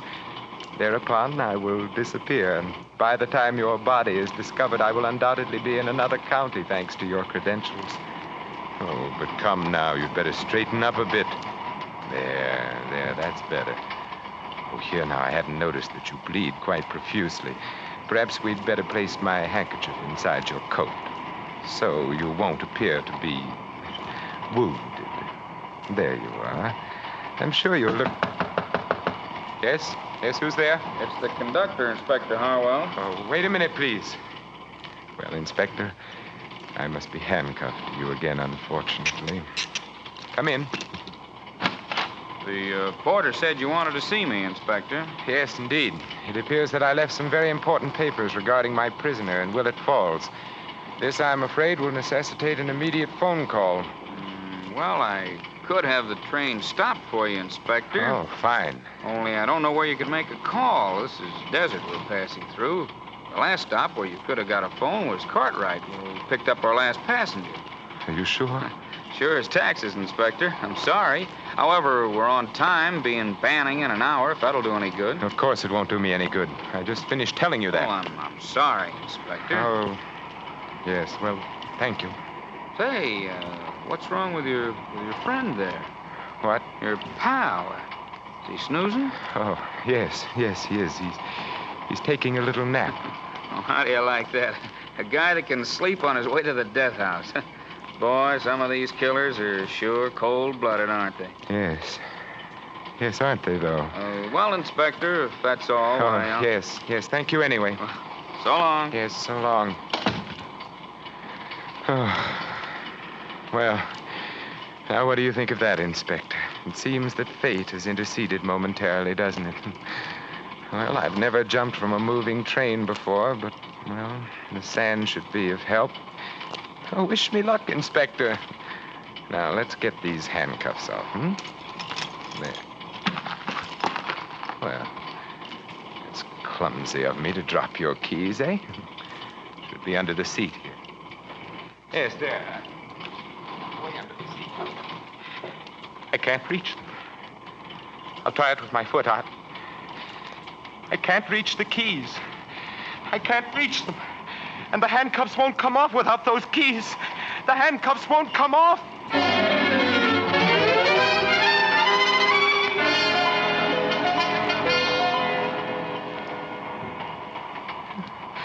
If you were alive, Inspector, you'd think me a coward, wouldn't you, to become frightened when I found myself unable to reach those handcuff keys? But you would admire me for realizing in time that frenzy must be exchanged for resourcefulness, wouldn't you? It's odd, isn't it, Inspector, that even in death you're a hindrance to my escape. If it weren't for you shackled to my wrist, I could reach those keys. However, as soon as I pick the lock with this knife, I shall be free again and quite ashamed of myself for ever letting my imagination run rampant.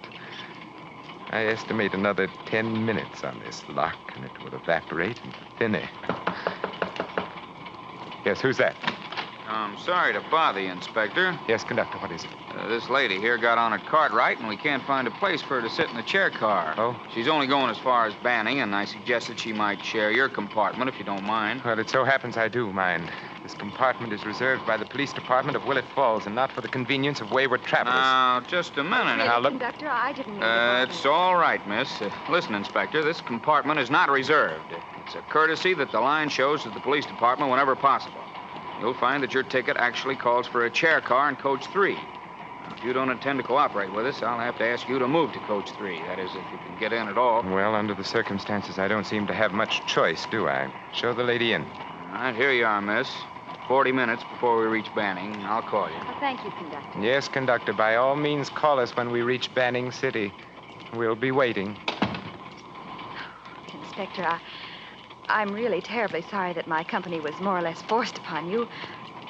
I'd like to apologize. It's all right. Trains are crowded these days. I suppose we just have to make the best of it. I can understand that you would have some hesitancy about having a woman in the same compartment with a murderer. Murderer? Yes, the conductor told me all about your prisoner. But it really doesn't frighten me at all. It doesn't? No. You don't mind being here with a murderer? Oh, not as long as you're here. I'll just trust you to take care of the situation. You trust me? Of course. But you don't know who I am. What difference does that make? And anyway, I do know who you are. You're Inspector Harwell of the Willett Falls Police Department. The conductor told me that, too. What's your name? Dorothy. Dorothy Jones. I hate the name of Jones, don't you? No, I like it. And I like Dorothy, too. I used to know a Dorothy once. Did you? Yes, she looked something like you. She was blonde and tall and young and pretty like you. Thank you. Whatever happened to her? What? Where is she now? Oh, she went away. She took a long trip. On a boat, I think. Oh, I've always wanted to go on a long trip. I never get the chance, though. Maybe you will. Say, your prisoner, he's certainly a sound sleeper, isn't he? Yes. Yes, he is that.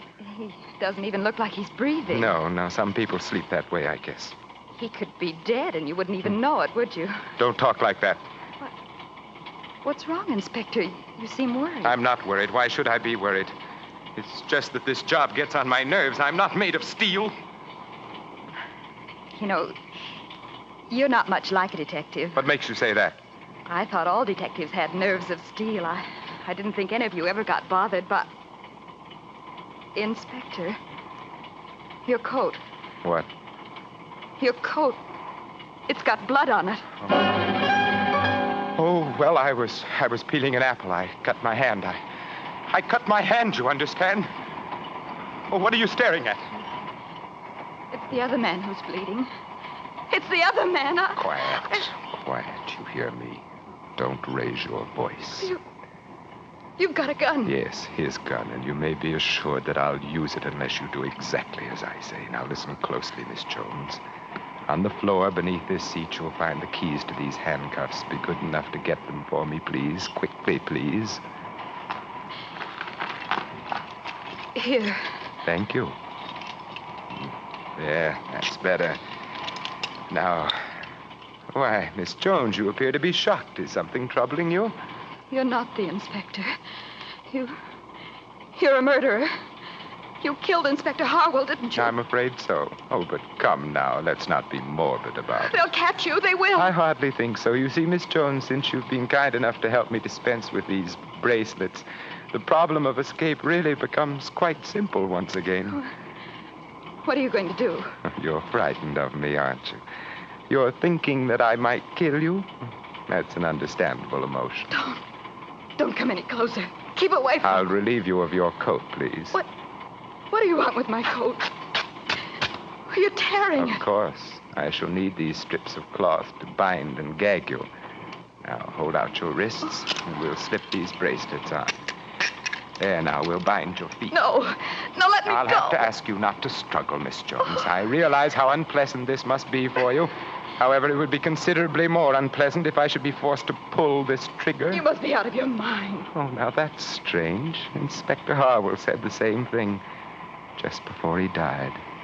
Now open your mouth, please. No. There. No. That's fine. Well, now I believe it's time for me to take my leave. I'll say goodbye and... Oh, wait. Wait a minute. The train's slowing down. Something's wrong. Of course, the train's taking a siding. I'll wait until we slow down a bit more, and then I shall leap from this window. In approximately 30 minutes, this train will be pulling into Banning City. But without me, because Miss Jones, I'll be on my way to freedom. It's done, and I've planned it all myself. Nothing could go wrong now. Nothing. Well, goodbye, Miss Jones. Dorothy. Goodbye.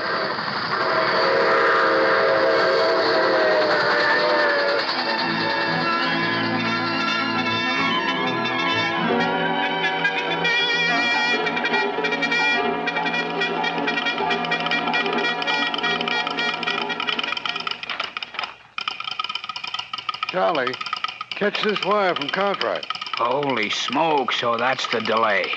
Let me have that phone, Mac. Hello? Hello. This is the station agent in Banning City. You better send an ambulance to Centerville Junction. Some guy jumped in front of an eastbound special just as it was passing the local. Huh? No, he's dead.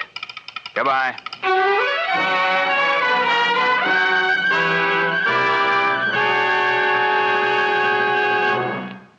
Ironic, isn't it, that a man obsessed with the one thought of escape should find it under the wheels of an oncoming train. And in compartment B, car 92, the third passenger, Death, smiles as he ponders the inevitability of justice, its surety, its finality, that blocks the craftiest mind and the most merciless obsession. In just a moment, I'll be back with a preview of next week's story.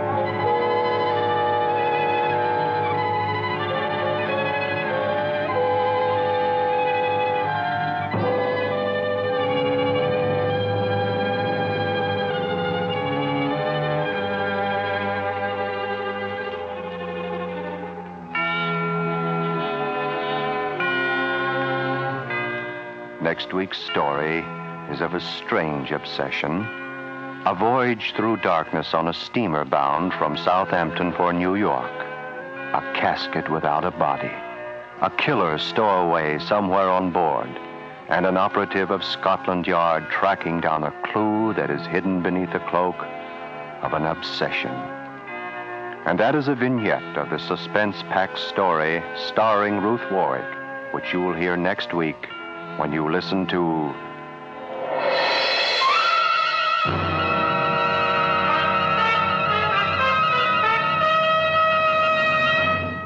Obsession.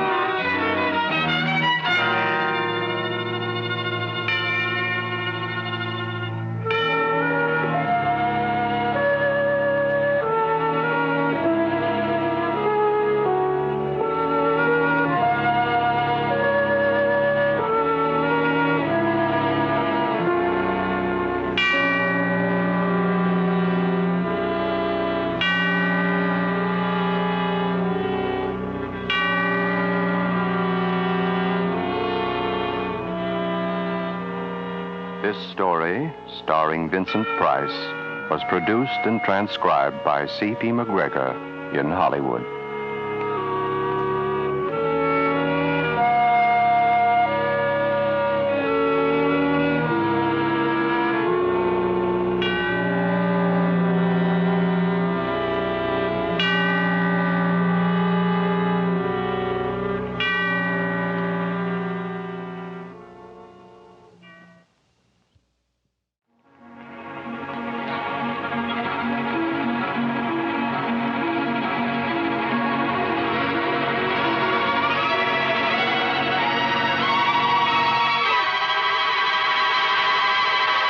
Out of the night! Out of the night comes the whispering voice of the night wind to tell another story of man's battle with fate. The true story today of a clever and impudent fraud that almost succeeded, but not quite.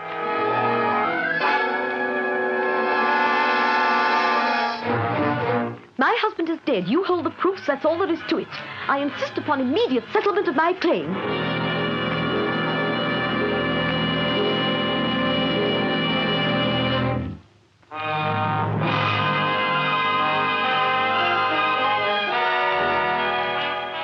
Generally speaking, large-scale insurance frauds are a product of the present century.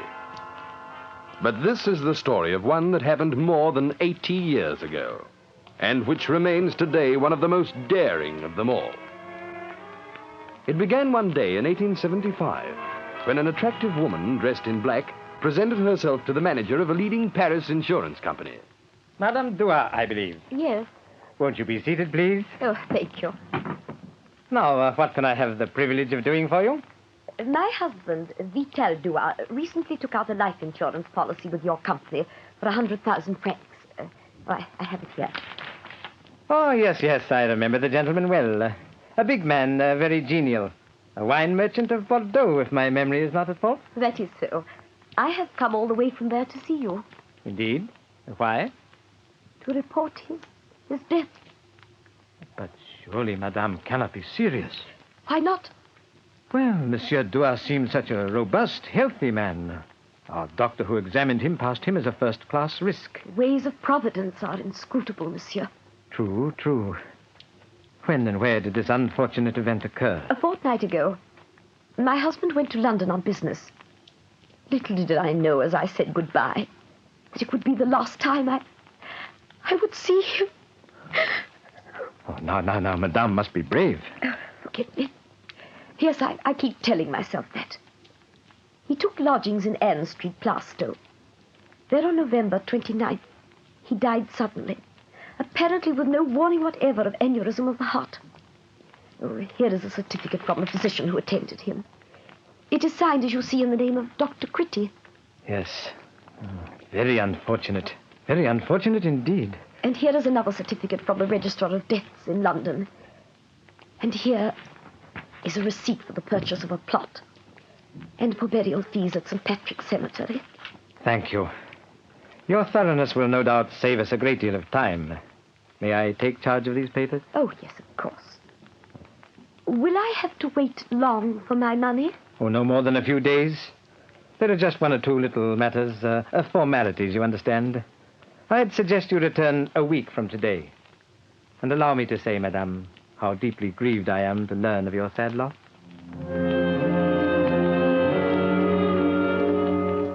But when Madame Dua returned a week later, it wasn't quite as easy as she had thought.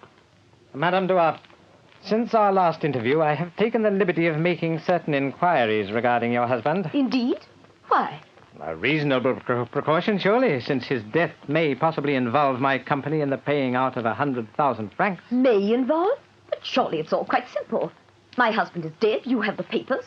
What other question arises? Madam, 2 months ago, your husband filed a petition of bankruptcy. That is so, but I don't see... Among his creditors in Bordeaux, there is a general feeling that it was a bankruptcy of convenience rather than necessity. Are you insinuating? I insinuate nothing, madame. I merely state that these suspicions became so strong that the police were induced to issue a warrant for your husband's arrest. That is the real reason why he went to London. Even if it was, I do not see that it has anything to do with you. Perhaps not. Nevertheless... My husband is dead. You hold the proofs. That's all there is to it. I insist upon immediate settlement of my claim. It shall be settled when we have completed our inquiries, madam, not a day before. I am entitled to the money, and if I don't get it, I warn you, I shall seek legal assistance. That is your privilege, of course. Good day, madam. But however suspicious the circumstances, the insurance company knew that unless they could rebut the evidence of Dua's death, they would sooner or later have to pay. So it was that a few days later, Scotland Yard found themselves in possession of all the facts, with an inquiry to look into them. The commissioner sent at once for one of his most trusted detectives, Nathaniel Druskovich. Well, there you are, Druskovich. There's the data, and there are the papers. Very funny business. See what you can make of it. If these certificates are authentic, Dua must be dead and buried. The insurance company thinks that his death occurred just a trifle too conveniently. They believe that a man who's committed a bankruptcy fraud is also capable of committing an insurance fraud. Well, I'm leaving it to you to ascertain beyond all possible doubt whether this man Dua is dead or not. Druskovich's inquiries took him first to the house in Ann Street, Plaistow, where Dua was supposed to have died. There he had an interview with the landlord. Yes, sir. There was a foreign gentleman took the place a few weeks ago. Called himself Bernardi. Was he a big, jovial, prosperous-looking man, aged about 45? Why, yes, sir. That description fits him perfectly, sir. Did he have any references? No, sir. He gave me no references. He did better than that. He paid me a month's rent down, and that was good enough for me. Said he wanted a place where he could look after a sick friend. Did you see anything of this friend? No. You see, Mr. Bernardi had only been here a couple of days when his friend died. Something wrong with his heart, I believe. Most unfortunate. Very sudden indeed. There was a funeral, I suppose? Oh, yes, quite a grand one. He buried his friend in St. Patrick's Cemetery. And then? Well, that's all I can tell you, sir. You see, Mr. Bernardi packed his things the same night, and he went off, and I haven't seen him since.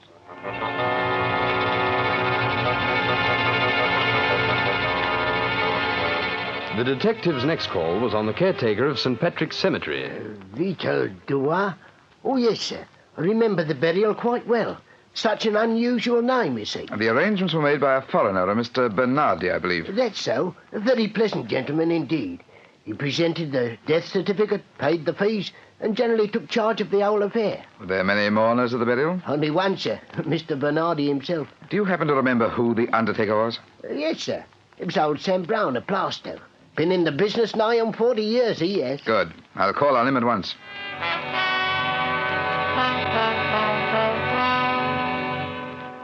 Yes, sir. I recall the gentleman quite well. He ordered a full-sized ready-made coffin.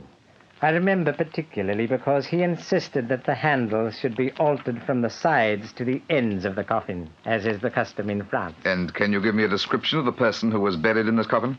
To tell you the truth, I can't, sir. But surely you must have seen the body. No, I didn't. On Mr. Bernardi's instructions, I delivered the coffin to Ann Street. He said it wasn't necessary for me to do anything more, as he would put the body in the coffin and screw it up. That's a very unusual procedure, isn't it? Are you trying to tell me my business? Maybe it was unusual, but let me tell you, I know my legal rights, and I acted within them. There was no obligation whatever on me to put the body in the coffin. Mr. Bernardi presented a certificate of death properly signed by the registrar. And that was good enough for me. Well, it's not good enough for me. Well, what do you mean, sir? I mean that I'm going to get an authority for an order for exhumation.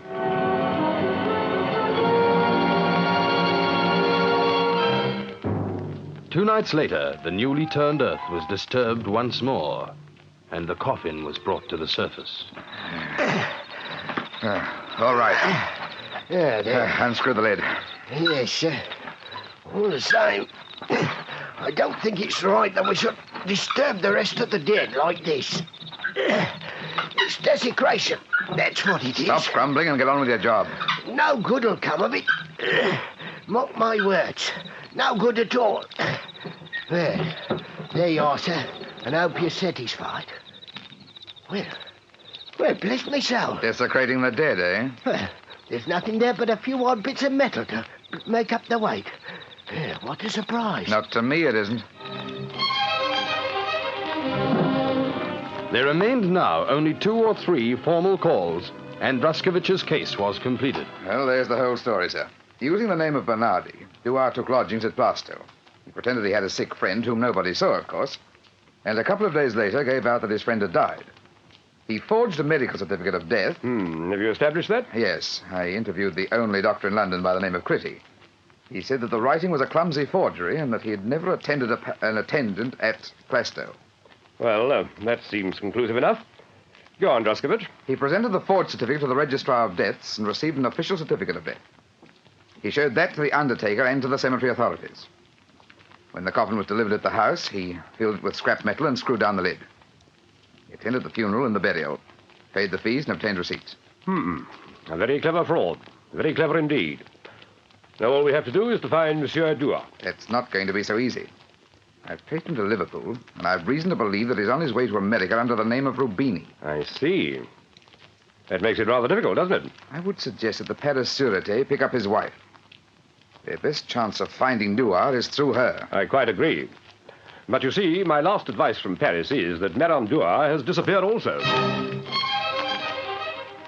Since the insurance company had not paid out its 100,000 francs, the French authorities did not think it worthwhile searching for and extraditing Duarte from the United States.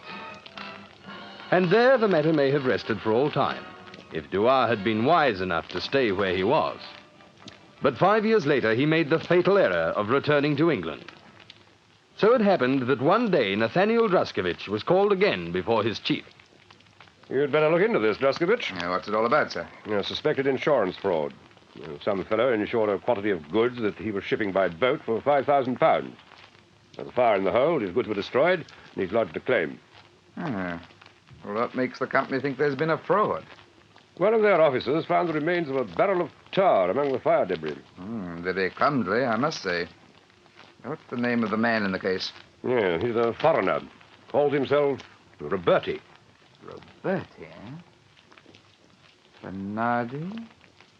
Rubini? Roberti? I wonder. This time, Droskovich made no mistake. Duarte was arrested and handed over to the French authorities. He was tried and some years later died in prison.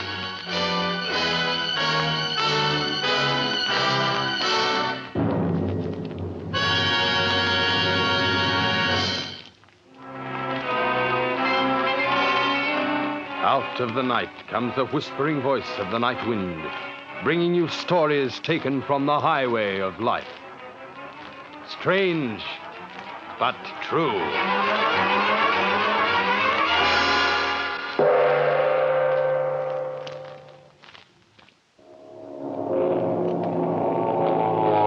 Captain Midnight! There are the planes, Captain Midnight. They've reached us just in time. Look, one plane's diving ahead of the others.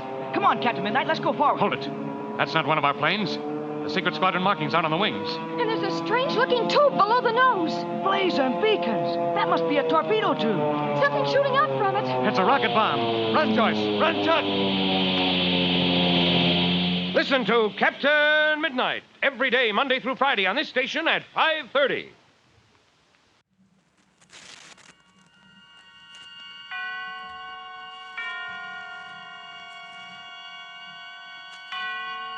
And now, Autolite and its 60,000 dealers and service stations present... Suspense.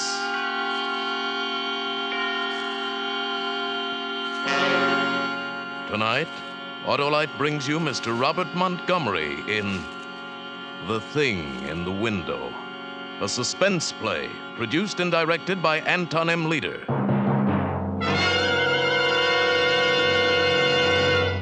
Autolite has been getting letter after letter from car owners who have switched from narrow gap spark plugs to wide gap Autolite resistor spark plugs. And they all agree that wide gap Autolite resistor spark plugs make their cars idle smoother, give better performance with leaner gas mixtures, actually save gas dollars. And here's another amazing fact. These folks noticed that wide gap Autolite resistor spark plugs actually cut down spark plug interference with radio and television reception. So, friends, head for your nearest Autolite dealer to replace your narrow gap spark plugs with wide gap Autolite resistor spark plugs. You and your engine will be mighty happy that you did. And now, Autolite presents Robert Montgomery in a tale well calculated to keep you in suspense.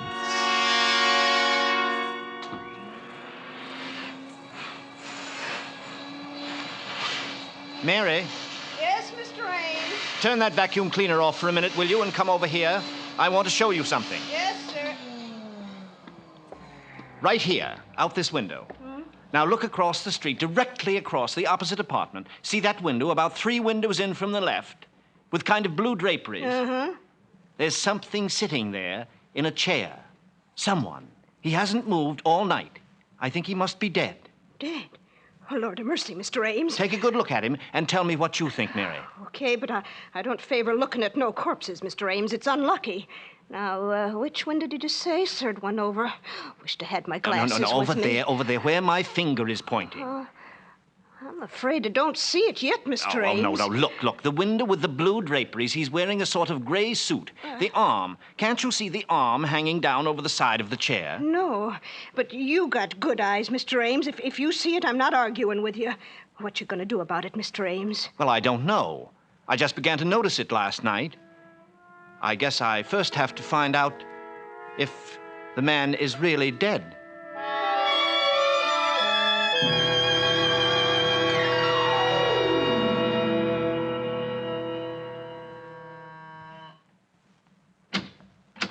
Yeah? Hello. I'm Martin Ames. Are you the superintendent of this apartment house? That's what it says on the door. I've come to inquire about one of your tenants. What is it you want to know? Well, I live across the street, and, well, I'll be frank with you, sir. I've been looking out my window across to this building now for 2.5 days, and there seems to be someone dead in one of the windows. Yeah? Which window? Well, it's on the 10th floor. I've counted up from the street, and it's 10 stories up. There's the window with blue draperies, about 3 windows in from the left, facing toward me, that is, and there's a man sitting there, slumped down in a chair. Just a minute. I'll get out my chart. 10th floor up from the street. That's the 9th floor. The lobby counts 1. We got 3 apartments there along the front of the house. It's in the front. That's right. Now, 3 windows in from the left. That'd be 9B. A Yes. 4-room. No, it couldn't be right. 9B is 2 ladies. And you say this is a man? Yes. Young or old? Well, I can't tell. The face isn't clearly visible. The head's slumped forward, but he's wearing a gray suit, and he's sitting in a high, wing-back chair. Don't place him. Maybe he doesn't belong in the house. Maybe he was visiting somebody. As I say, this is all conjecture, of course. He may not be dead, but I've watched him a good deal. I'm home a lot in the daytime. My profession, the stage, doesn't take up too much of my time, and it looks mighty suspicious. Okay. I'll check it. Do you mind if I stay around? No. Sit down. I'll give 9B a ring first on the house phone.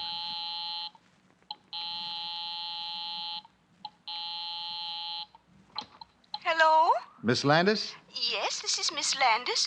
Who is this? This is Mr. Anson, the super. Everything all right up there, Miss Landis? Everything all right? Well, yes, of course. Okay, Miss Landis. Thank you very much. Thank you. Well, that's that. No soap on 9B. 9A is in the country. 9C isn't home. I just saw her go out. I'll go up there a little later and take a look around. Well, what about this 9A, the people in the country? Well, maybe. They're an old couple. He could have come back and had a heart attack up there by himself. Or maybe somebody else. Some other person could have been using the apartment while they were away. Maybe. I'll take a look in anyway. Only if I got the window straight like you said, it ought to be 9B. Oh. The 2 single ladies? Yeah, only it couldn't be them. They're real old maids. Say, if they knew you thought there was a man in that apartment, the 2 of them would just about jump out of their skins. Well, I don't know what to say. If you're sure, it must be that apartment. Oh, yeah. That's the place. But you probably just made a little mistake. You know how your eyes can play tricks on you? After all, it is quite a wide street. No, I don't think I made any mistake.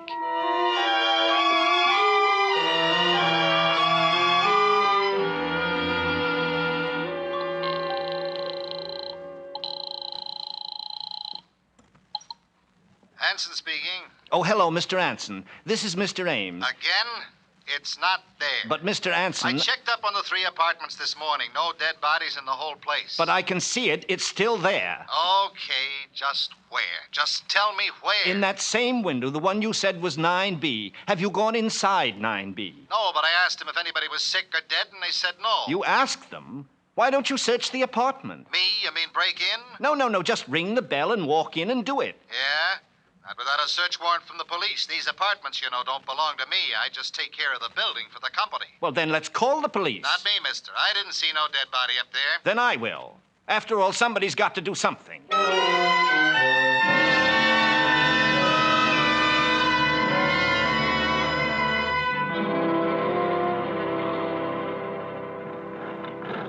I still maintain, officer, these 2 sisters are as refined ladies as you could find anywhere. High-class church-going ladies. They used to teach school up here at PS 13. Yeah, that don't mean a thing. And they got a dog in there. Now, will you tell me one dog that would stay for almost a week in a flat with a dead person? I'm not telling you nothing. All I know, this gentleman, Mr. Ames, reported a stiff over here. And if he says there is one, there is. Till it's proved different. Right, Mr. Ames? Well, I keep seeing the thing day in and day out.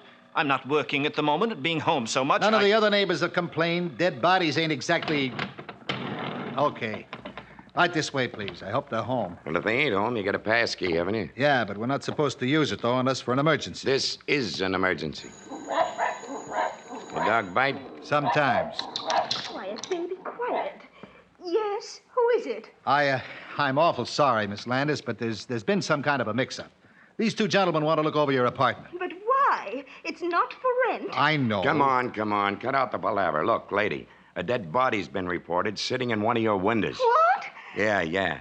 This guy lives across the street, and he's been seeing it over here for a week. So come on now, open up. Dead body, but that's impossible. My sister and I live here all alone. Yeah, we know all about it. Excuse me a minute. I'll call my sister. Vivian! Vivian! Come on. Vivian!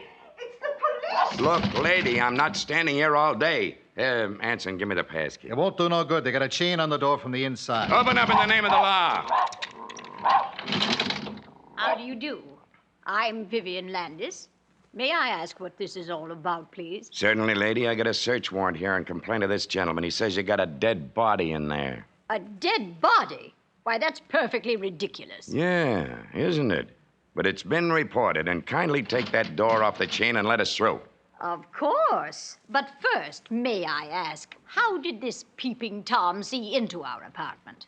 I thought, Mr. Anson, that we were quite private. He lives across the street on the same level. Oh? Well, then we shall have to keep our shades down in the future. Although one would think a grown man would have something better to do. But do come in, gentlemen. Make yourselves right at home. Thanks. Is he coming in here, too, Mr. Busybody? No, he doesn't have to if you don't want him to. Well, I most definitely don't. Okay, Mr. Ames, you better stay outside. Yes, but, officer, he does want to poke around in our private rooms. Is that it? Maybe he had some ulterior motive in worming his way in. Maybe he's come to get the lay of the land, so he can break in someday to rob us. Okay. He's not coming in. Now, let's take a look at your window, lady.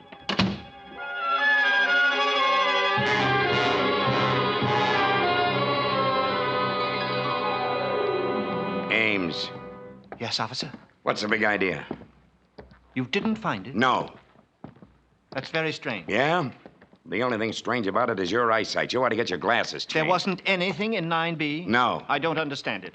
How could I have seen it so distinctly and it not there? But perhaps it isn't in the window now. Perhaps they hid it while we were waiting outside that door. Hid it? Now, where does one hide a dead body in a 4-room flat? I looked in all the clothes closets, under the sofas, in the chests. Well, perhaps they got it out with some help. What about that fellow Anson? He acted so nervous and subservient. Maybe, but I doubt it. Anson's been running this house a long time, and he's a family man. It'd be taking an awful chance. I see. Well, you probably think that... You know, it's so terrible to keep seeing it and seeing it, feeling that it's slowly decaying in there in secret. Why, the thing could be there for weeks. It's so high above the street, and it only seems to be visible from my apartment. Do you think if you investigated those two women... Investigated them? How? I searched their flat. I mean their whereabouts for the last couple of weeks, their backgrounds. Perhaps if you had them followed... By what right? On the grounds that you say you saw a dead man in the window? There ain't no legal corpus delicti. And don't you think so, my friend? I know. That's the awful part of it for me. Legally, my hands are tied until the actual body is found, but perhaps it'll never be found. Perhaps it's already being destroyed. Well, then if it's gone, what have you got to worry about? You won't have to sit and look at it no more. No, I hope it is. I tell you, it's really getting me down. I haven't slept for nights keeping vigil. I'm in a nervous state, and I haven't been this nervous in years. Yeah, I can see that. Well, why don't you try forgetting it for a while? Try not to look over into that window or go away for a change. You done what you could, Mr. Ames. If there is a stiff over there, well, that's my business, ain't it? And if there isn't... You mean... You think I may be... I'm not saying nothing, Mr. Ames, but if I was you, I'd try catching up on my night's sleep.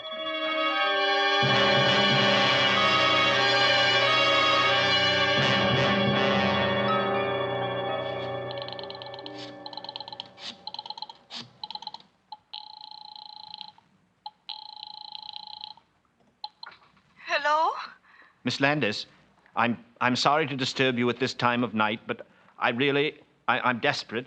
I haven't anywhere else to turn. What? Who is this? This is Mr. Ames, Martin Ames, your neighbor, the one across the street. Oh. Now, please don't think me a pest, Miss Landis. I didn't mean to annoy you. It was only because I was so desperate that I initiated this search. It's quite all right. Goodbye. No. Now, please don't hang up, because it's worse now than it ever was. Miss Landis, I've been sitting here opposite your apartment, staring into your windows, and I'm only asking you to help me, Miss Landis. Help me just a little. Help you? It's still there, Miss Landis.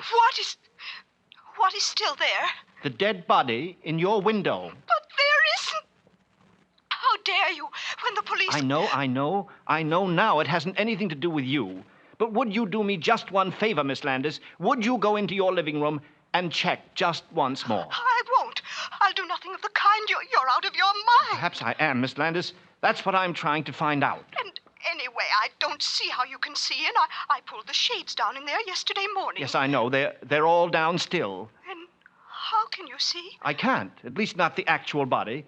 It's just the silhouette.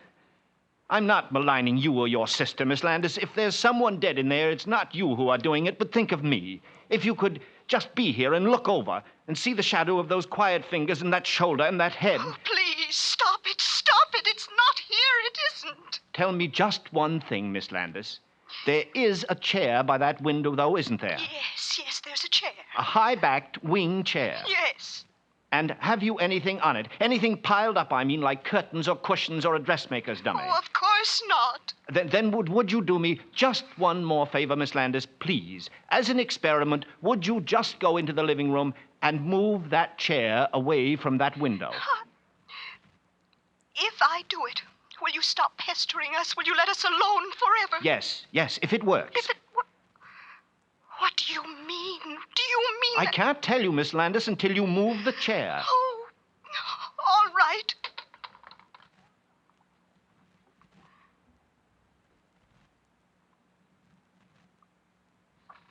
I moved it away from the window. It's at the other end of the room, and there's nothing in it. It's empty. I see. Well, thank you very much, Miss Landis. I know what I have to do now. Yes, Miss Landis. It's still there.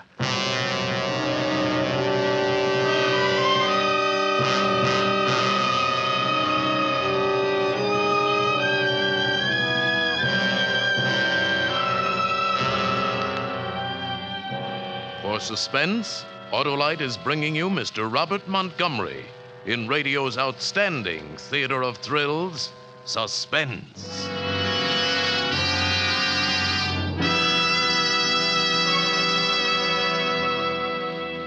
Say, Hap, what have these stars around here got that I haven't got? Why, let's see, Harlow. Fan mail? Well, by Cornelius, I got you there. I've got fan mail, too. Leastwise, Autolite resistor spark plugs has. And by happy coincidence, you just happen to have a letter here. Huh? Right you are. One from Mr. Neil Miller of Longmont, Colorado, who says in his letter, Dear Harlow, that's me, A short time ago, I put a set of Autolite resistor spark plugs in my new car. And let me tell you, they more than live up to the peerless, punchy, power-packed Wilcox praise you give them on Suspense. That guy's got the facts down. He sure has. And the letter goes on. Since I switched to wide gap Autolite resistor spark plugs, my car idles smoother, gives better performance at low speeds, and runs better on lean gas mixtures. What's more, I noticed that Autolite resistor spark plugs cut down spark plug interference with my own and friends' radios. What do you think of that, Hap? He should be writing your material. Well, friends, Autolite resistor spark plugs give you all the advantages Mr. Miller writes about because of its unique built-in resistor. And only Autolite offers car and truck owners everywhere the sensational advantages of Autolite resistor spark plugs. So switch to wide gap Autolite resistor spark plugs tomorrow. Remember, you're right with Autolite. And now, Autolite brings back to our Hollywood soundstage Mr. Robert Montgomery as Martin Ames in Lucille Fletcher's story, The Thing in the Window. A tale well calculated to keep you in suspense. When you can plainly see a corpse in the window of an apartment across the street, a corpse that no one else can see, not even the police you sent to investigate, what are you to think? And what are the tenants of that other apartment to think?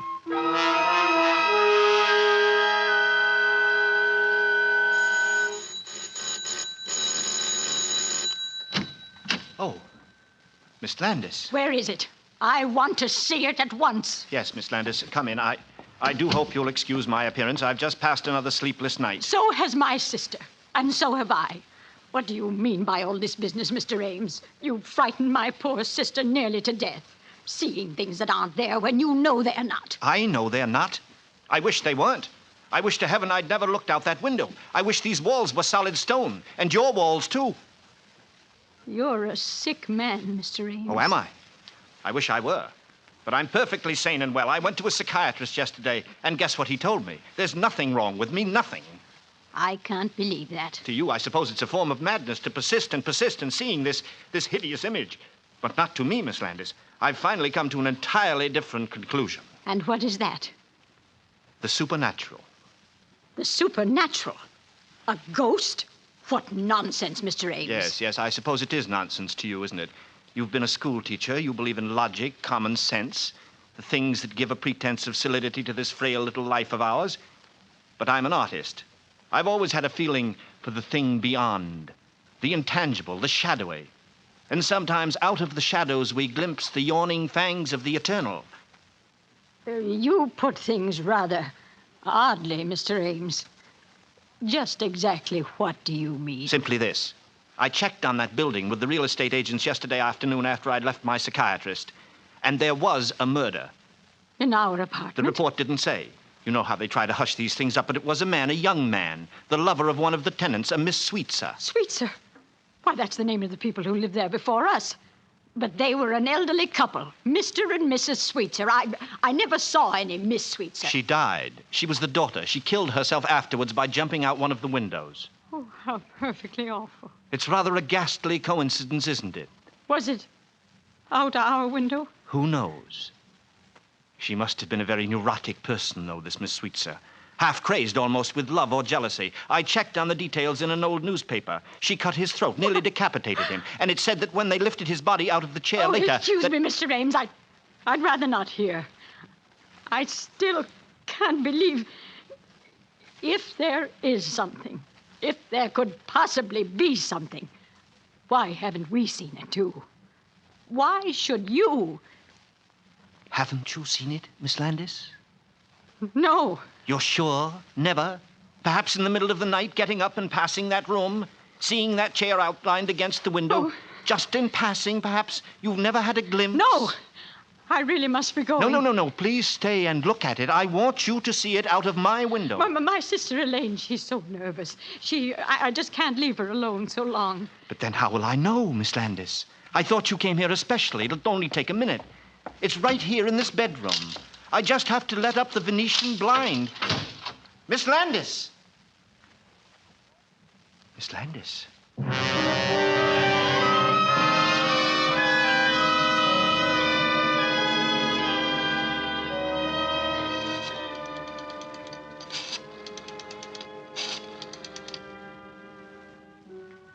Hello? Sergeant? This is Ames, Martin Ames. I just called to let you know that I think you're right about that good night's sleep. Yes. Yes, I'm going away tomorrow for a long rest. Shutting up my apartment. Yes, I'm all tied up in knots. I don't know what to think. Oh. Oh, they did. Yes, I saw the moving van in front of the house, but I didn't know it was those sisters. Couldn't take it, eh? Well, I can't take it much longer myself.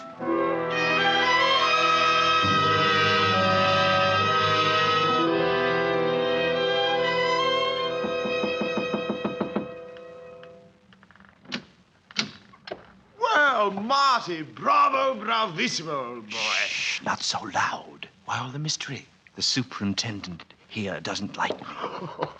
I should think he would not like you, grabbing this beautiful apartment right from under his nose. He probably had it promised to a friend. But you've got it now, Randall, just as I said. So I have, old boy, so I have. And it's beautiful. I'm crazy about it. You've outdone yourself. You've been more than generous. Think nothing of it, Randall. I'm glad to do it. For such a distinguished colleague. It certainly was nice of you. And I wish I could do something in return, Marty. I really do.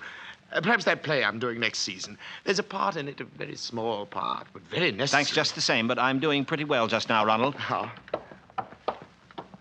Do you, like the place, Ronald? Like it? Look at that living room, those gorgeous casement windows. It's like a stage. And what a place for parties. I don't know how you found it, Martin, this housing shortage. You must have a sweetheart in the real estate business. Oh, I managed. Why, when your call came, I wouldn't trust this to anyone but myself. I left the whole cast just standing there on the stage while I came over. Tell me, how did you do it? Oh, it's rather a long story. Let's sit down, shall we? Here, in the living room. No. You take the chair. Oh, I guess they must have left it when they moved out. Well, to be frank, Ronald, I got this apartment by a ruse. A ruse? What kind of a ruse? Oh, it was a nasty one, all right. I frightened the last tenants away. I told them I saw a dead man sitting here in this window. Oh, no, not really. How clever of you. But of course, there wasn't. No, of course not. I made him up out of whole cloth. You see, I live across the street, directly across, in that apartment with the striped curtains. Oh. They were very scary women. I used to watch them from my own place, always going to bed early, always pulling down the shades at night. I know the type. Then there was this chair by the window. That very one that you're sitting in now. Really? One night, just sitting there late, I got an amusing thought.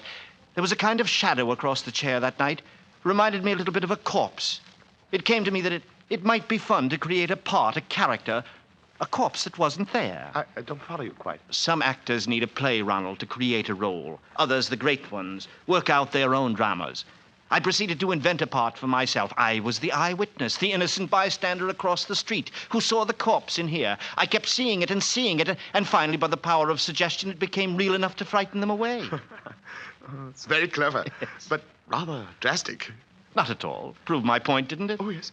And it got you the apartment. Well, really, that was very kind. I've always hoped we'd be neighbors, Ronald. As a matter of fact, the whole idea for this thing came to me on that day last May when you turned me down for that part.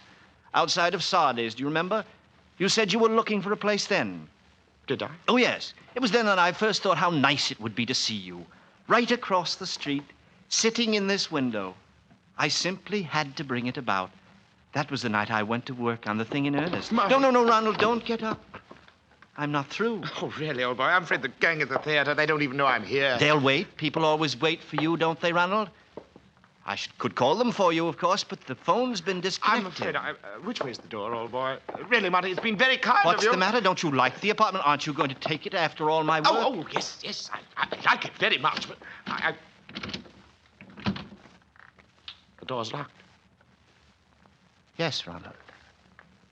I'm afraid you'll have to find your way out. Alone!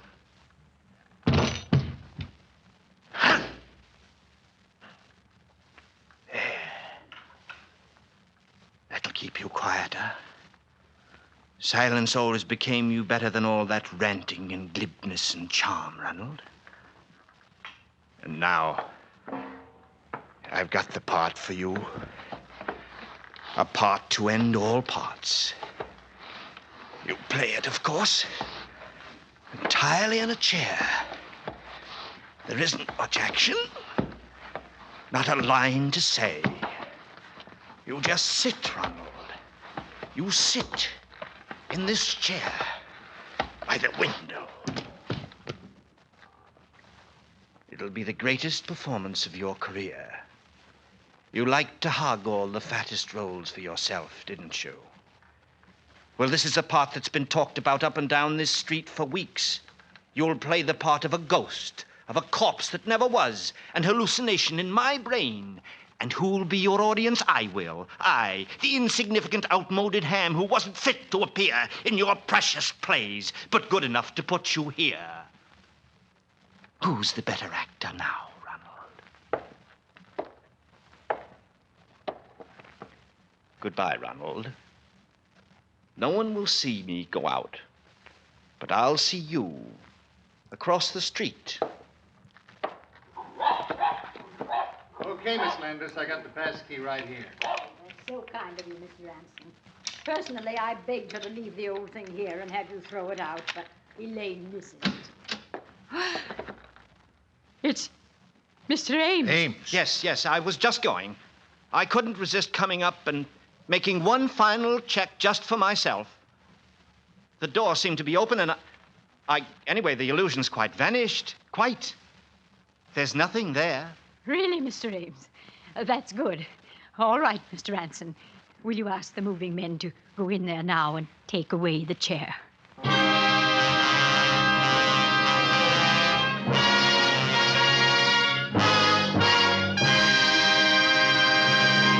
Thank you, Robert Montgomery, for a splendid performance. Say, Hap, before we hear from Robert Montgomery again, did I ever tell you that thousands of car and truck owners from coast to coast have switched to Autolite resistor spark plugs? Without a doubt, huh? They know that wide gap Autolite resistor spark plugs make cars idle smoother, give better performance with leaner gas mixtures, actually save gas dollars. And they also know that Autolite makes more than 400 automotive, aviation, and marine products in 28 plants from coast to coast.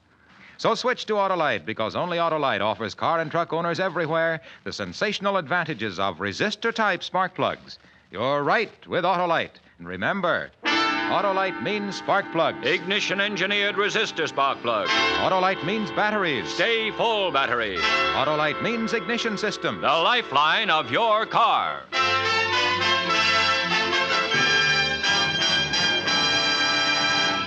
And now, here again is Mr. Robert Montgomery. It has been a great pleasure to return to Suspense. And I wish to thank the splendid cast which Tony Leader assembled for tonight's performance. Too, I want to call your attention to the very unusual program planned for next week, when radio's outstanding theater of thrills will bring you Jim and Marion Jordan, Fibber McGee and Molle, and a special story called Backseat Driver. Another gripping story in Suspense. Robert Montgomery may currently be seen in the Warner Brothers picture June Bride. Tonight's suspense play was written by Lucille Fletcher. Music was composed by Lucien Moraweck and conducted by Lud Gluskin. The entire production was under the direction of Anton M. Leader. Remember Thursday, hear Fibber McGee and Molle in Backseat Driver. This is the Autolite Suspense Show. Remember, you're right with Autolite. So switch to Autolite. Thousands of polio victims need your help. Join the March of Dimes today. This is CBS, the Columbia Broadcasting System.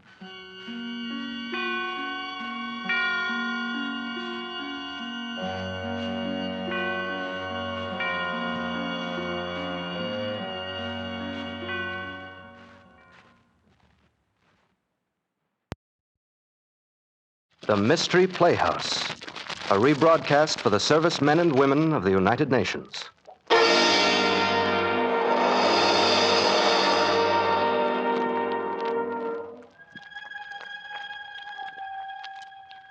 Good evening. This is Peter Lorre.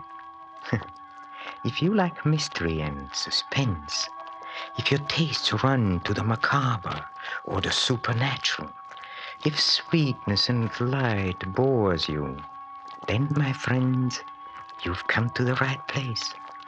I promise you, there is nothing sweet and very little light here in a mystery playhouse.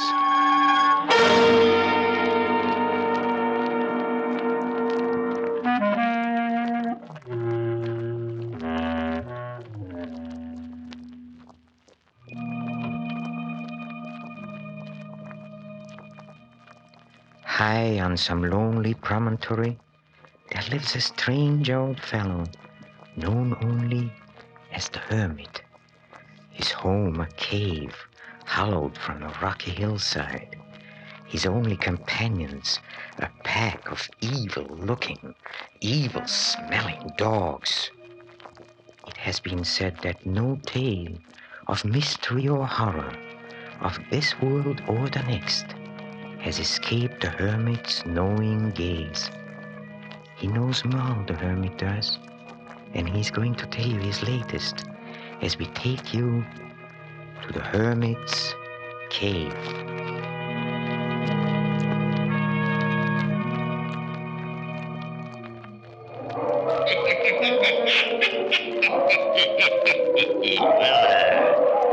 Have you heard the story, Mr. Randall's discovery, eh? Then listen while the Hermit tells you the story. But before starting, you'll have to turn out your lights. Turn them out.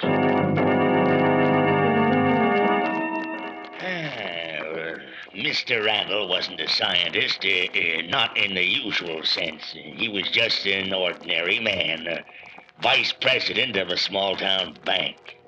He experimented in his basement just as a hobby, and quite by accident he stumbled upon a secret so amazing, so terrifying that, listen.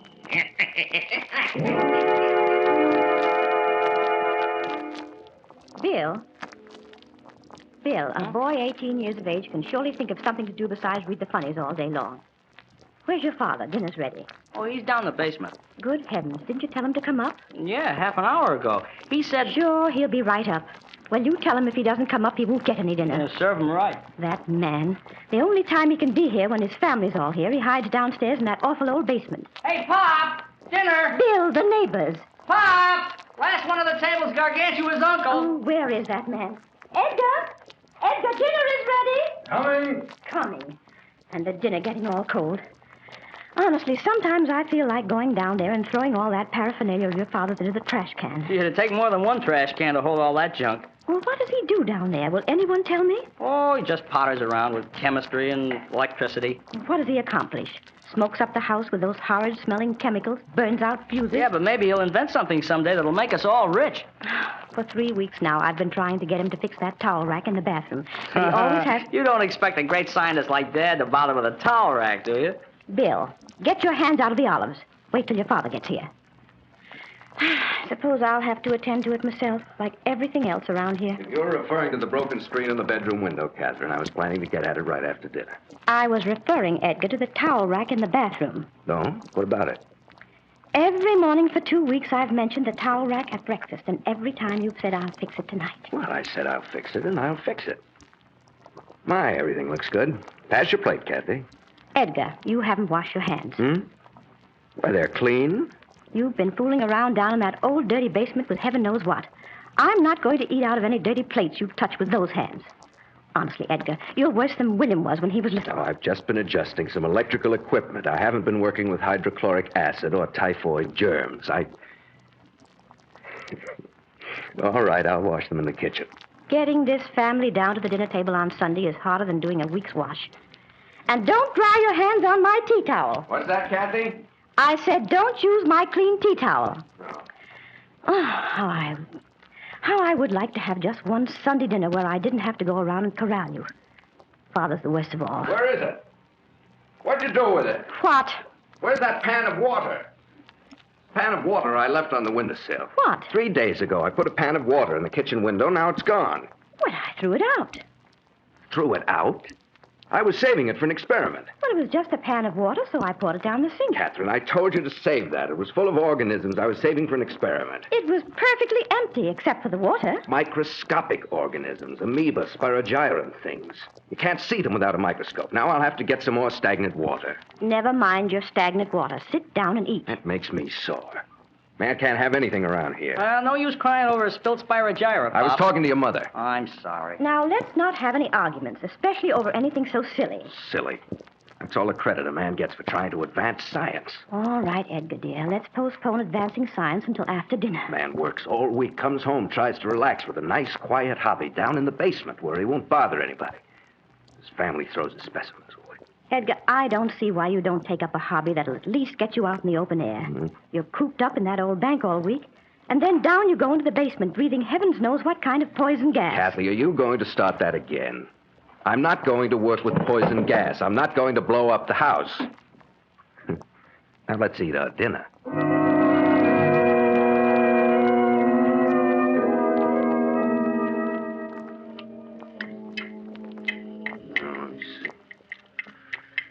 Pop, can I come down? Hey, Pop, Oh, what, Bill? what are you working on now? Oh, well, to tell you the truth, son, I don't really know. Say, hey, you've got a lot of new stuff down here in the basement, Pop. Hey, what's this? No, don't touch it. Shortwave diathermy. Yeah? How much did it cost? Hey, does Mom know about it? Does she, Pop? Huh? The bank took over this equipment from a doctor that went broke. I got it very cheaply. I don't mind if you watch, Bill, but please don't talk. All right. Hey, whatever became of that substitute for rubber you were working on? Well, that was the darndest thing. Turned out to be a sort of butterscotch fudge. Pretty good, too. Well, I'll be darned. Have you still got the formula? Well, I didn't write any of it down. I just mixed things together. Well, it's a funny thing. You know, Dot was trying to make fudge the other night for Sydney, and she got a substitute for rubber. 8 milligrams sodium chloride. Hey, what's in this big barrel, Pop? 20 CCH. Toothpaste. Toothpaste? A whole barrel full of toothpaste? Well, it's not quite full. I thought I could save us some money by making our own toothpaste. So you made 20 years' supply. No, it tastes pretty awful. But it worked, though. Remember how stained this elk's tooth on my watch chain was? Now look. Gee. Gosh, if you could only add peppermint flavor or something. Well, to tell you the truth, Bill, I'm a little tired of working with toothpaste. This new experiment has gotten me quite interested. Yeah, what is it? I may be wrong, but something I've worked out in that glass bottle seems to make things grow very rapidly. Oh, how do you mean? Well, last week I took some one-celled forms and put them in the bottle in that solution. Then I exposed them to some rays from the diathermy. Yeah? Somehow, it seemed when I looked at them through the microscope several days later, they were 8 or 10 times bigger.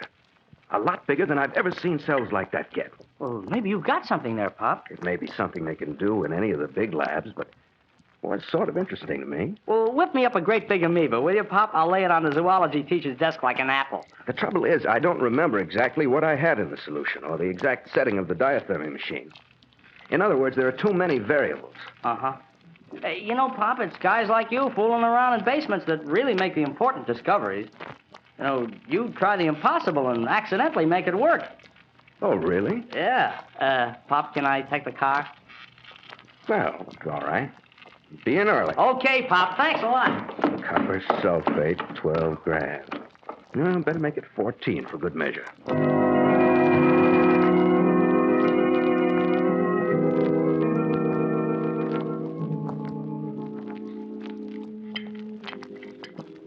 Oh, hiya, Pop. Oh, I thought you were going to a show with Mom. Bill, take a look at this here in the tube. Huh.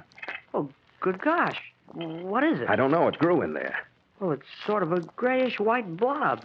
About the size of an egg. Day before yesterday, it was only half that size. Well, what did you put in there in the first place? Something I found in some stagnant water. I added a sort of salt solution to the water in the tube and rigged up this device that sends a current through the water. Oh, the neighbors are kicking. There isn't a radio in the block that'll get anything but static. Oh, I'll have to invent something to stop that static. Yeah, or turn off the machine. Oh, I couldn't do that. It'd ruin the experiment. Look at that thing. Yeah. Doesn't it look as though eyes were forming on it, one on each side? Yeah, but they aren't the same size. I've looked through a couple of dozen books on zoology, and there's nothing like it in any of them. Well, maybe it's a pollywog that went wrong. Well, you're not going to a movie then, huh? Huh, Pop? Movie? Oh, no, I'm a little tired tonight. Here, you take your mother. Oh, I got a date. Well, I'll see you and your pal in the test tube later.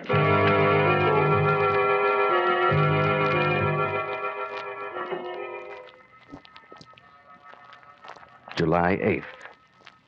My specimen continues to grow. It now is a shapeless mass the size of a cantaloupe, and I've had to put it in a much larger container. Those definitely are eyes on the side of it. They follow me as I move around the basement.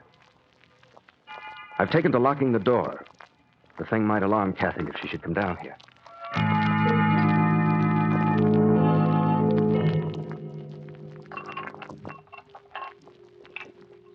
Very good dinner tonight, dear. Now, I think I'll... How would you know, Edgar? You barely touched it.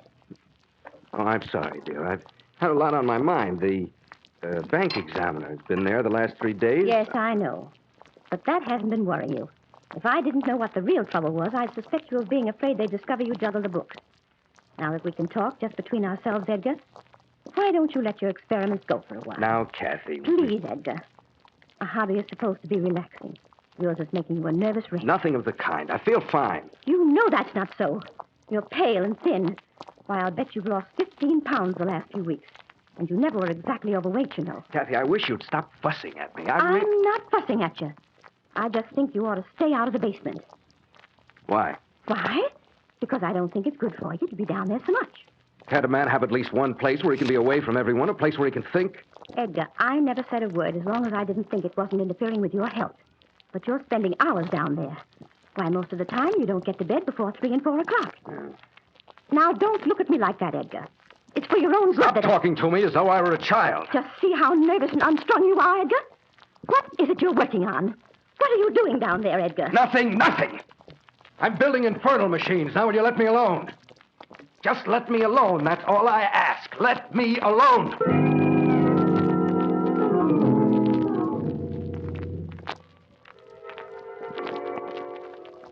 It's growing every day. This whitish, bulbous lump of protoplasm. Its eyes are larger now. They don't blink, but stare. They focus on me every basement. I turned out all the lights, but I could still see the eyes. They glow in the dark with a green phosphorescence. The rest of the body, if I may call it a body, looks soft and pulpy, yet muscular like a snake's. It has no appendages as yet. No legs, no claws, just this bulbous, writhing, palpitating mass. It fills me with horror to look upon it. I should destroy it, but I can't. I owe it to science to let it develop. It seems to have stumbled upon some means of stimulating growth. It derives its nourishment from the solution in which it grew. Whether it must live in water or not, I don't know. I put a larger lock on the door as a precaution against... I know not what. The thing is helpless now. It has outgrown the large jar it was in before. It's now in a large aquarium tank sealed on all sides. No one knows it's here except me. I wonder, should I tell someone?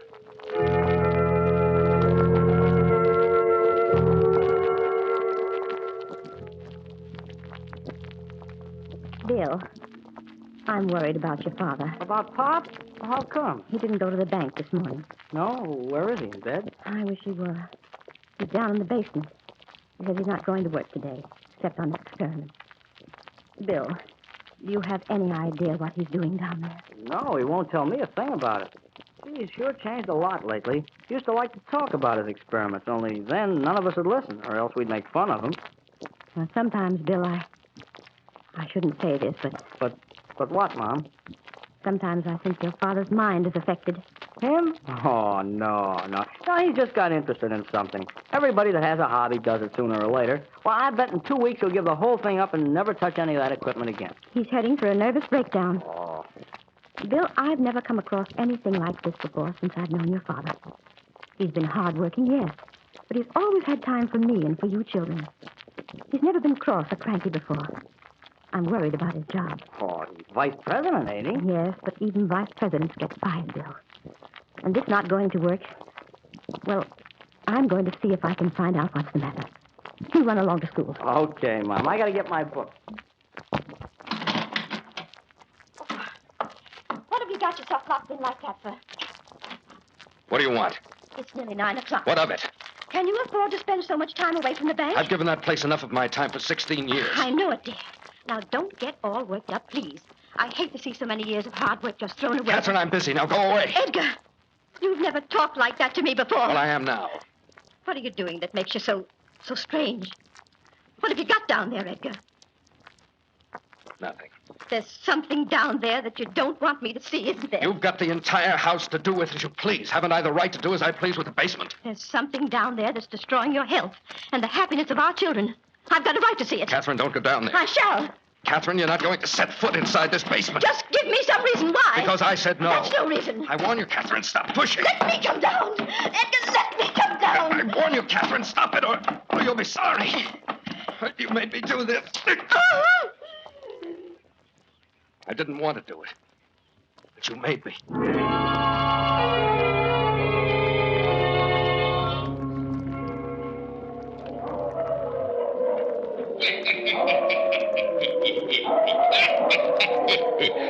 Well, each day, Edgar Randall went down into the basement of his home and in fear and apprehension gazed at the thing that was growing in the tank. Then, locking the door to which only he had a key, he went to the bank. And for days and days, since the morning he struck her, he and his wife have not spoken. A dark shadow hangs over the once happy Randall home. Yes, Edgar Randall is still obsessed with the evil thing locked in his basement laboratory.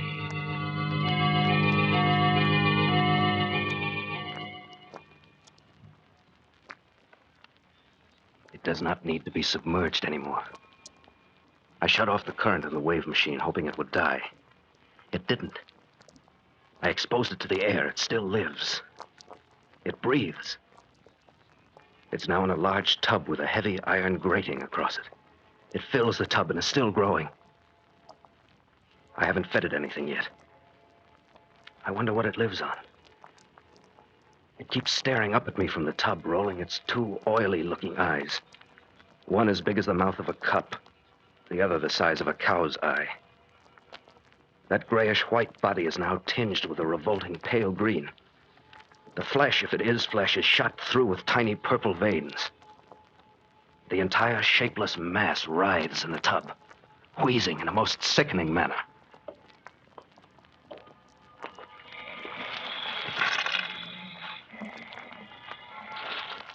What are you staring at? Are you trying to get out? Is there a mind in that sickening mass of throbbing flesh? Do you feel? We'll see. I'll prod that revolting hulk of yours with a stick. You feel that? Yeah, you do feel. Your squishy body draws within itself. What are you? Are you fish or an animal? Or something the like of which has never lived before? You're a hideous sight. I should have killed you when you were small, a tiny blob inside of a bottle. You can't get out. No, you can't lift that grate. You must stay in that tub. Stay till I get up nerve enough to kill you. I've got to go upstairs now. Stay there. In your tub. There in the dark.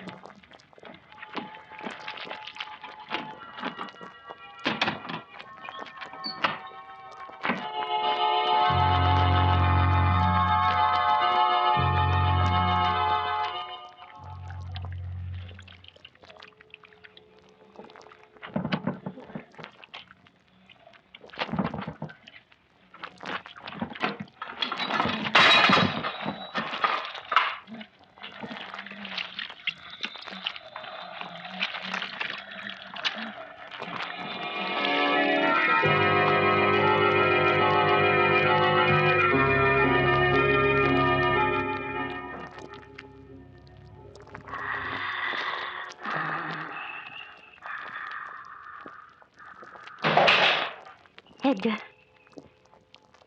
Edgar? Is that you, Edgar? Hmm? Oh, you're in bed, thank goodness. I thought maybe you'd gotten up and gone down to the basement again. Oh, don't be silly. Well, you have done that, you know.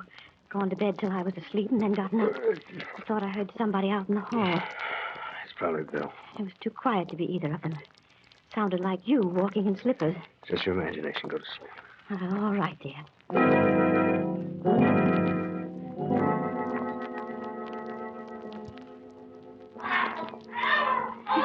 Edgar!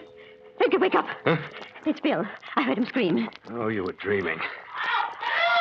Something is the matter. I'm going Kathy, come back to bed. Edgar, let me go. Something's happening to Bill. He's just had a nightmare, that's all. He's all right. If you don't let go of me, I've got to see that the child's all right. He's all right. You don't hear him now, do you? Well, I never heard him scream like that before. I wish you'd come. Always getting excited, always jumping to conclusions.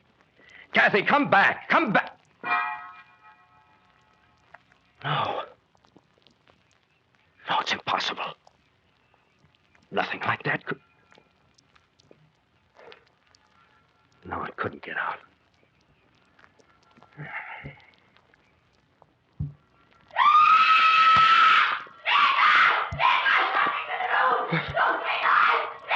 Good Lord. I'm coming, Kathy. I'm coming, Kathy.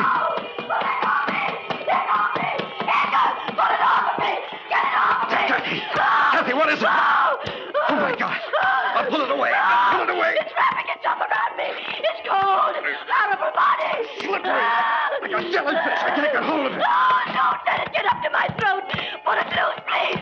Put it loose. I can't. It clings to you. Something. Oh, do something. It's crawling towards my head. Do something. Let go. Wrapping itself around her head, smothering her. Let go. Let go. Let go.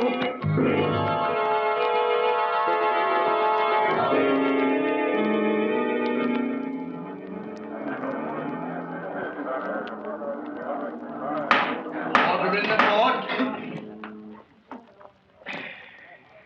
I didn't do it. I didn't do it, I tell you. You don't deny that you were found in your son's room lying beside your wife's body? It was this thing. It crawled out of the basement, I did. This thing you refer to, you haven't been able to describe it. Was it an animal, a snake, or what? I don't know, I told you. It was in the basement and it got out. It was in there for weeks. Had anyone seen it but you, Mr. Randall? No, nobody has. Mr. Randall, how do you expect these intelligent men and women on the jury to believe in the existence of such a creature as you describe? A mass of flesh.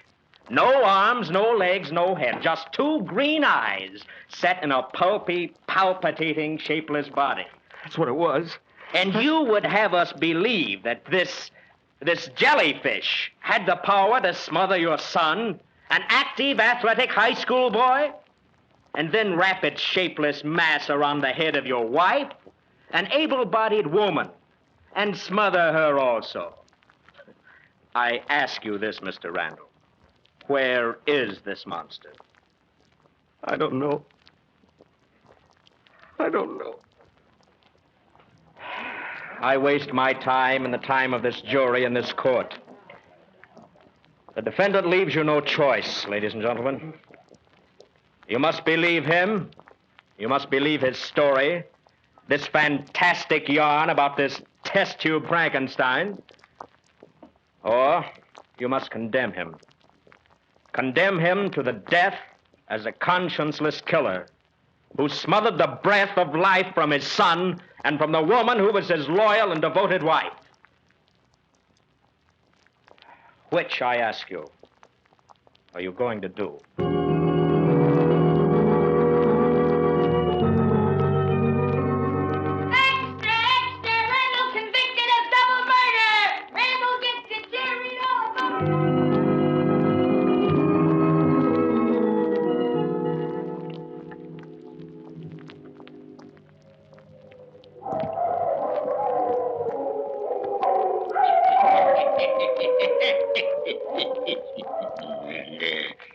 And tonight along a dark street in the neighborhood in which you live,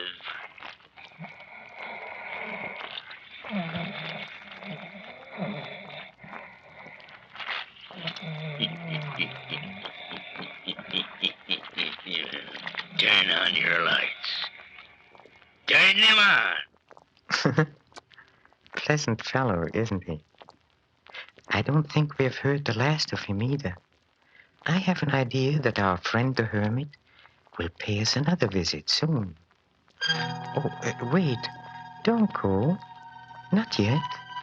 Not until we visit the green room where the players are rehearsing our next performance at the Mystery Playhouse. Follow me, please.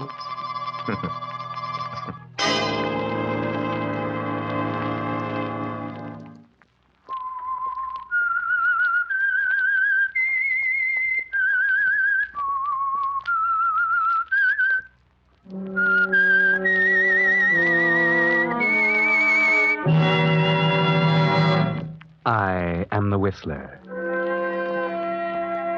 And I know many things, for I walk by night. I know many strange tales, many secrets hidden in the hearts of men and women who have stepped into the shadows. Yes, I know the nameless terrors of which they dare not speak.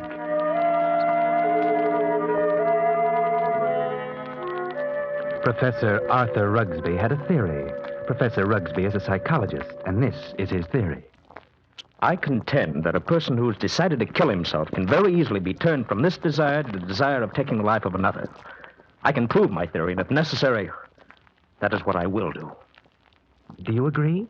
Do you believe that if you were about to commit suicide, you could be swayed from your purpose and become a murderer? Professor Rugsby thinks so. But he's just made this strange statement to his publisher, Mr. Hellman. Hellman glances at the manuscript and smiles.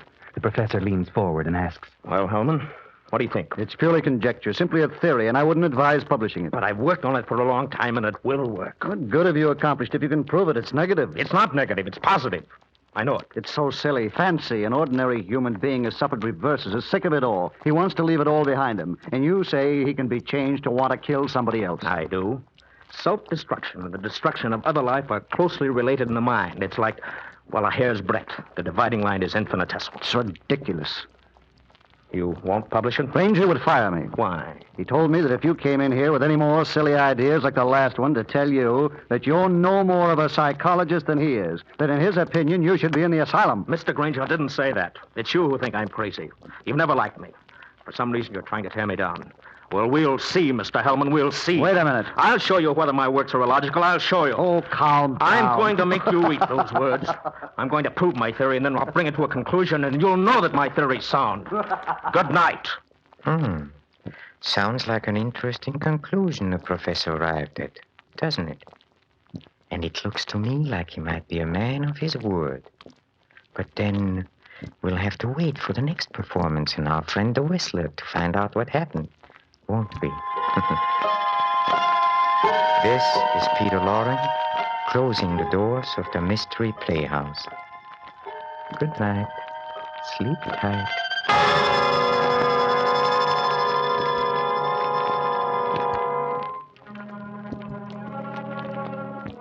This is the Armed Forces Radio Service.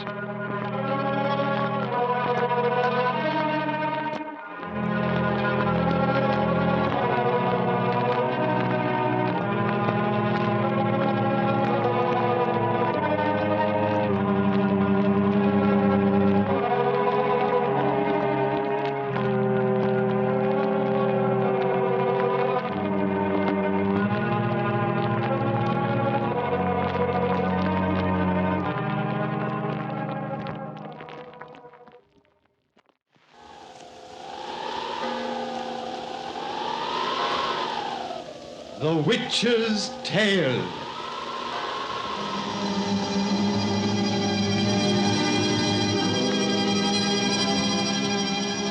The fascination of the eerie, weird, blood-chilling tales told by old Nancy, the Witch of Salem, and Satan, a wise black cat. They are waiting for you now.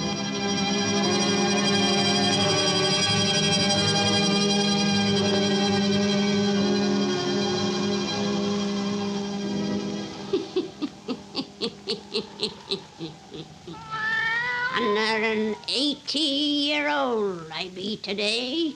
Yes, sir. I mean 108-year-old. Satan, don't you ever raise your voice to me like that again.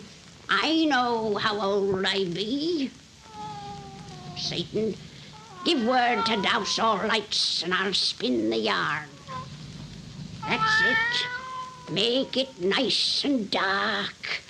sitting in the gloam's the way to hear our purty tales. Now, draw up to the fire and gaze into the embers. Gaze into 'em deep, and soon you'll see a noble castle in old England as it was 200 years ago. Soon in a room of that castle, you'll see a purty woman with hard and selfish eyes, and you'll hear the story of the violin. The violin.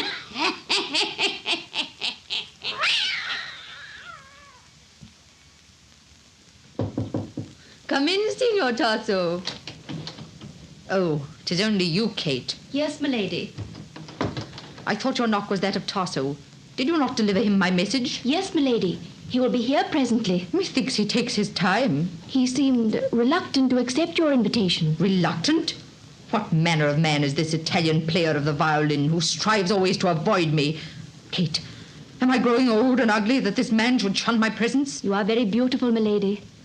Methinks Signor Tasso does not wish to be alone with you overmuch because he fears that beauty. Perhaps you are right.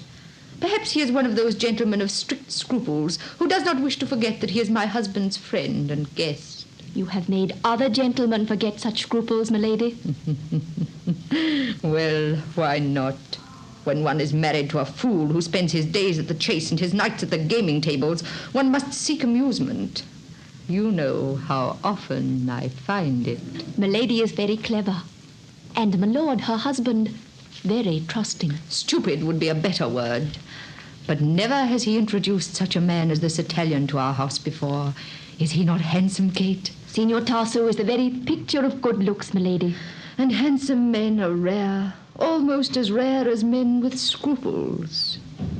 If it is a sense of honor that makes the signor so aloof, he must be taught that it denies him much. That's good, Tasso. It's funny, yes, my lord. He's coming, milady. I heard, and the idiot is bringing my husband with him. Here we are, Tasso. May we enter your nest, my little bird? Bird? Of course, my lord. Come in and welcome. Greeting, Nell, sweet wife. Your servant went said you had a wish to hear the music of friend Tasso. I have brought him to you, violin and all. It was good of you to accompany him, my lord. You are ever so busy with other interests. I did not include you in my invitation. I understand, my dear, but Tasso accused me of neglecting thee, so I am here at his insistence. I see. Oh, come in, friend Tasso. Don't linger in the hall. Thank you, my Lord Gordon. Greetings, signor. My respects to you, my lady. I wish to hear the music of your violin. Will you play? It will be privilege and a pleasure. Mind you make your music lively, Tasso. Give us none of your wishy-washy southern love songs. On the contrary, my lord, the romantic airs of Signor Tasso's native land are what I wish to hear. Oh, well, I suppose I'll have to listen then. Why? I will not be offended if you return to your game. I fancy there is a game in progress below stairs. Aye, and for rousing stakes. It nearly broke my heart to leave. If you really do not mind, my dear. My lord, you will not leave us. Of course he will. But, please... Signor Tasso, you insisted my husband come hither with you because you think that he neglects me. That is not so. I like music. He likes cards. He likes many friends around him. I prefer one. Must one of us mold our nature to the other? Truly said, sweet Nell. We, friend Tasso, are one wedded pair who understand one another, each serenely trusting in the other's love and virtue. An exceptional couple, isn't that so, my dear? You are always right, my lord. And I am lucky to have such a wife. Well, I leave you two now. Wait, I return to the tables with you. Signor? Why? It must be. It's not proper that I remain with my lady while her husband is away. Nonsense, nonsense. That's some of your foreign ideas, my boy. You Italians may have reason to distrust and guard your women, but not we Englishmen. Stay and regale her ears with sentimental music, Tasso. I return to my game. Won't you be seated, signor? Thank you. Not so far away from me. Here is a softer chair. I find this one very comfortable. Then I shall move. Here, I shall recline upon this couch at your side. As my lady wish. You may go, Kate, and close the door. No, senora. It's not right for you and me to be in here behind the closed doors. You have heard my husband's views. He has perfect trust in you and me. Go, Kate. Yes, milady. There. Are you so filled with scruples, Signor, because you do not trust yourself? I trust myself completely, senor. You wish me to play for you? Yes, a love song. Very well. You leave my side? You will like the music better if it comes to you from a distance. Whence it comes does not matter if you play your love song to me. I play a love song for you. You are very different from other men whom I have known, Signor. I am a simple gentleman, senor. If I lack the graces of other men of your acquaintance, it's my misfortune. Yes, your misfortune. Oh, what a beautiful melody. Still, 'tis not so beautiful as the emotion that it sings of. You agree, Signor? I agree that love is the most wonderful of all the God's gifts to man. A man who brings such music from those strings must love the very name of love. I love the beautiful in love. Can there be aught in love but beauty? Yes, there can be baseness and dishonor. Baseness, dishonor, they are but words to deny the foolish happiness. Are you foolish, Signor Tasso? Or are you merely cautious? I don't understand. I mean, if you loved a lady, a married lady, let's say, would you not forget such childish things as scruples if you could enjoy her love in secret, secure from her husband's wrath? No, I would not. You have ceased playing. With your permission, I will rejoin your husband and his friends. So soon? If you permit, please. Signor Tasso, am I unpleasing to your eyes? You are very beautiful. And what manner of man are you who forever shunned my company? Signora, I beg your permission to leave. And I'll not give it to you. Then I must go without it. You do not dare. You force me to dare. Yes, you force me now to say that which will mean we never meet again. Your husband, my friend, may be blind to your real nature, but to me, it has been plain since first we met. What do you mean? That you are a bad woman. You dare! You think I've not sensed your purpose in always striving to be alone with me. I'm not conceited fool who think it is because you love me. You don't know the meaning of love. If I were not here, you would seek some other man. But I want not such a cheap thing as you. I want not such a vile dishonor. That is all I have to say. I go, Signor. Oh, no, you don't go until I show you how I repay such insults. Why do you tear your dress? To teach you the worth of that honor you just flung in my teeth. Help! Help! Gordon! Will you cry out for your husband? So you can tell him your story while I shall tell him mine. Gordon! Gentlemen, help! What is it? Where does my lady scream? Nell, what is it? What do you mean to do? You shall soon see. Help! Help! Nell, what have we here? Her gown. Tasso! Your friend attempted to dishonor me. No. Tasso! I swear He seized me in his arms. See how he tore my dress. She lies. So thus you repay my friendship, Tasso. Signor, I beg you, hear me. I'll hear naught from you but a gasp of death. No, sheathe your sword. I sheathe it in your body. Ah! Your blade struck true. Our honor is avenged, my lord. You have killed me. You whom I think my friend. I killed you for the dog ye are. For your insult to an honest woman. But breath enough remains for me to curse you both. Oh, Dio, God, as you are just, hear and grant the prayer I send to you now.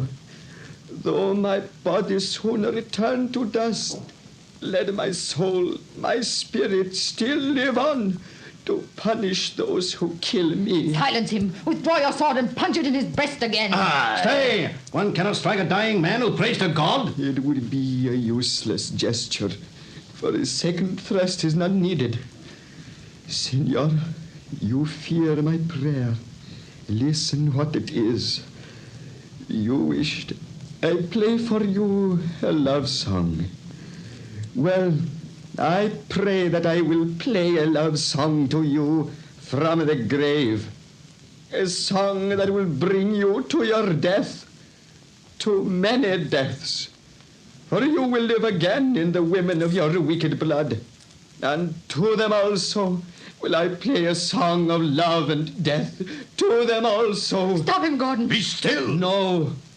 And for you, Lord Gordon, my friend only in name, I pray my music will bring your proud name to a dishonorable end. A dishonorable end such as you have brought to mine. That is my curse, my dying prayer. Dio, God of justice, answer. What was that? That violin. No one of us stood near it. Yet it seemed a finger plucked its strings. Tasso, forgive. Withdraw your prayer, your curse. Tasso! He is dead.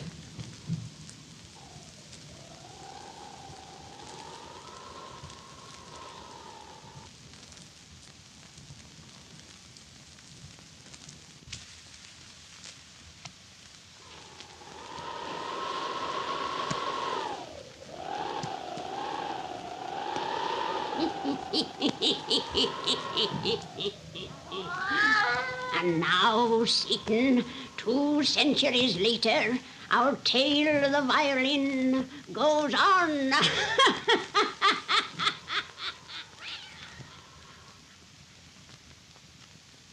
Good heavens, in this supposedly enlightened year of 1939, you can't possibly believe in that old Gordon curse. Oh, it's perfectly ridiculous, Dr. Matthews. One cannot term a thing that has worked out consistently for 200 years ridiculous. Oh, I'll admit there are some queer chapters in my family's history, but I don't believe anything supernatural was their cause. If that old curse really plagues the Gordons, why has it only struck isolated members of the family? And why should Frederick and I be afraid of it? Those portraits before you should answer. You think Tasso's curse only strikes those who bear a strong physical resemblance to Lady Nell and her husband. That point has been well proven.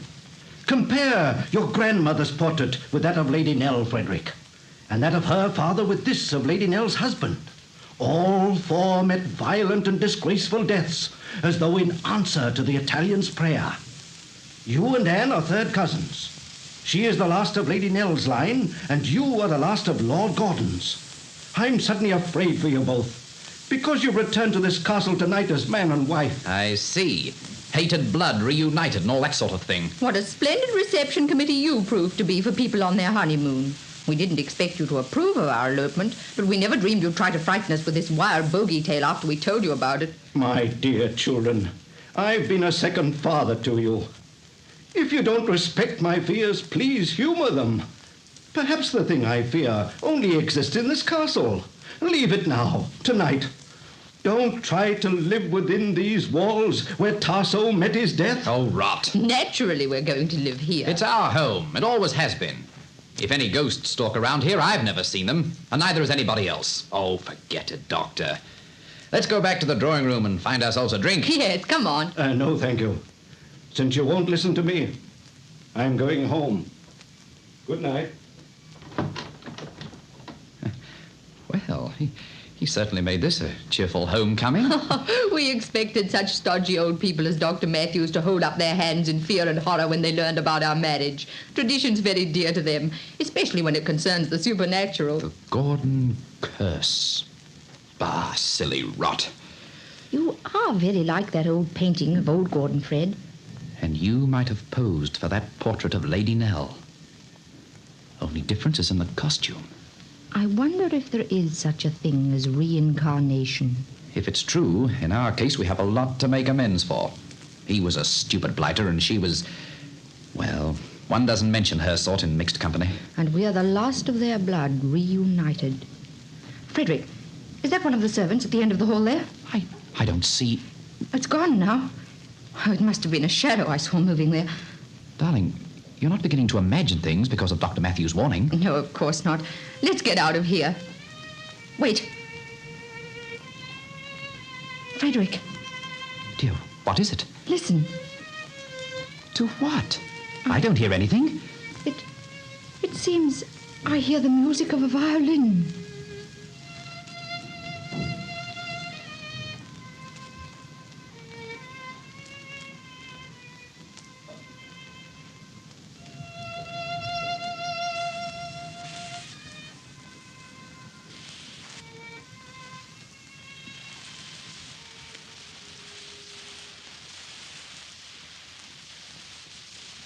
I know I heard it, Frederick. Oh, you imagined it. That's what I thought. But there was no one here who could be playing the instrument. You don't think I heard the violin of Tasso? Tasso's been dead for 200 years. Oh, I know. I'm a fool. This is the 20th century. I promise not to worry any more about his ghostly violin. Good girl. Suppose we go back to the house now, eh? Oh, no, it's pleasant out here in the garden. But will you fetch me a wrap? Of course. And don't listen to any spooky music while I'm gone. I won't. Hurry back, dear. I will.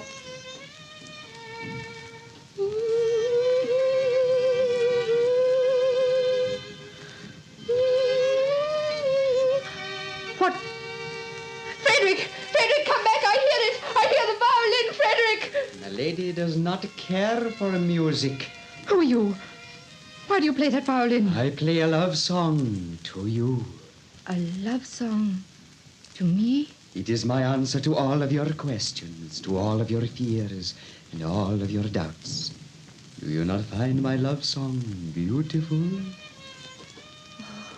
Very beautiful. Still, it is not so beautiful as the emotion that it sings of.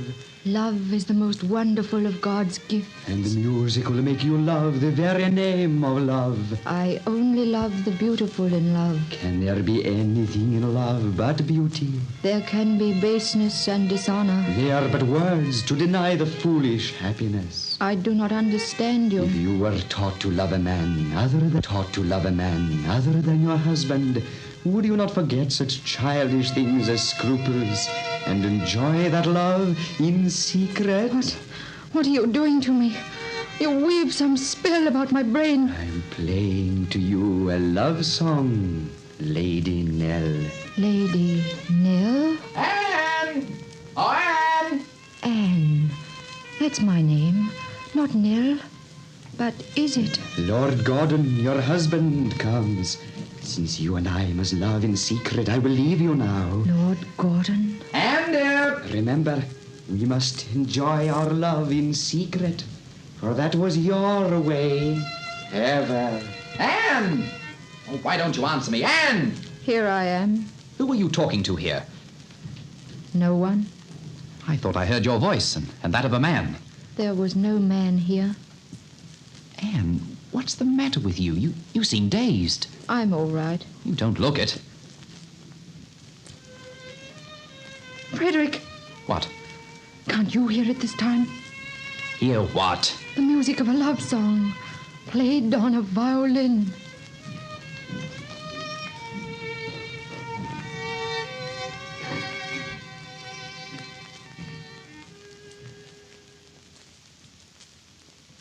Your wife has a lover? In the Lord's name, what has happened to you in the last few months? Enough to convince even a blinder fool than I. It began the night after we returned from our honeymoon. The night after you tried to frighten me with that old wives' tale of a curse. The only curse I'm afraid of is the one I married.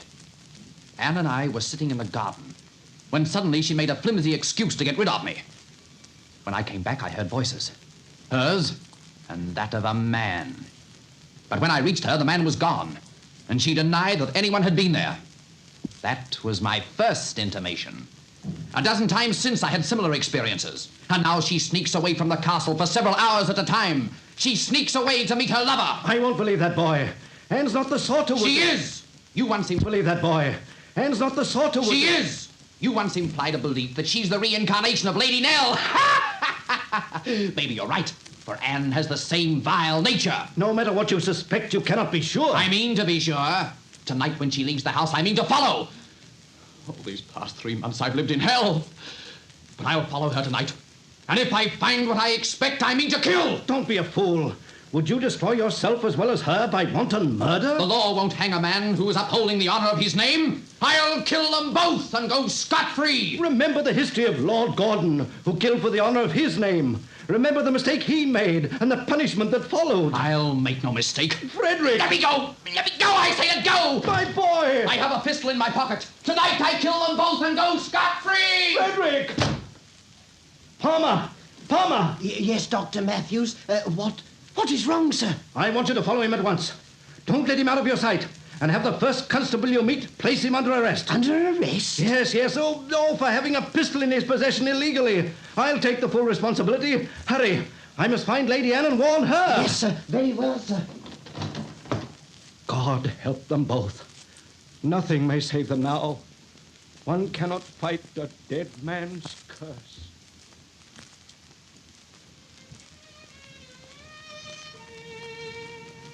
You like the love song that I play for you, my lady? Your music has become the only thing I live for.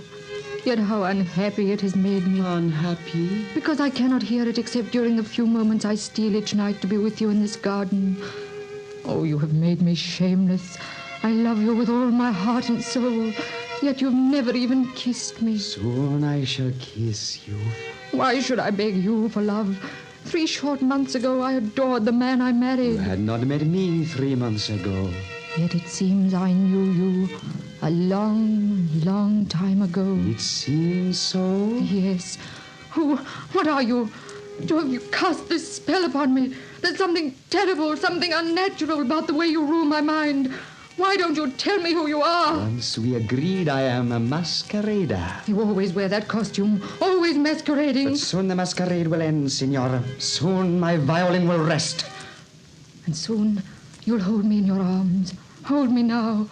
Give me just one single kiss to ease the ache that is in my heart. Would you want that kiss in secret? It's our only way. Now my arm is open for you. I will give you the kiss you beg. But if someone is spying... You love me, and you must follow love as I once followed honor. Yes, I love you. Take me in your arms. Kiss me on the lips. The first kiss and the last. Oh! Your lips are as cold as death. And my arm strong as the grave. Frederick! I knew I'd find you with a man. Put down that gun. Don't try to leave his arms. You haven't time. He's going to shoot. Let me go. My spirit has lived on to punish. I know you know. Your torso. Oh! Frederick! Frederick! Come on, Doctor. You found me too late. I killed them both. Oh, God forgive you. Grab his pistol, Bill. You can have it now. I knew you were after me with those policemen, Doctor, but you're too late. Arrest me if you will. A court will free me again. The law doesn't punish men who kill for honor. Look at my wife. Her guilt is proven. There she lies with her lover as they fell. Frederick, you're mad. Only Anne is lying there. Where's this man you speak of? Why, he isn't there. But I shot them both. They fell together. Only a woman lies dead upon the ground. You've not to show a jury that you found her with a lover. But I saw him. I shot him. My pistol almost touched his body. It was impossible to miss. I saw him fall. I killed for my honor. If you can convince a court that that's your belief, they may send you to a madhouse instead of the gallows. Come along. The curse has reached its end. Dr. Matthews. Yes, Frederick? I think I hear the music of a violin.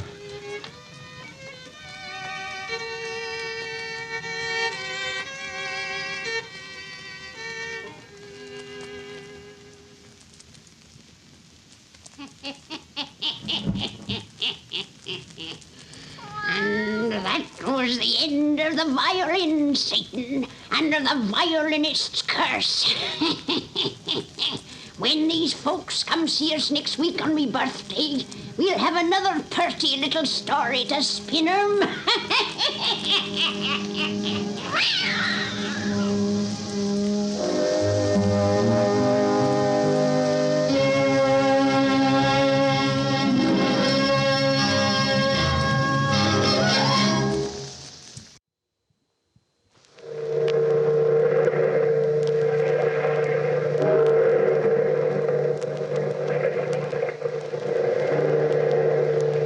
Out of the past, phantoms of a world gone by speak again the immortal tale, a terribly strange bed.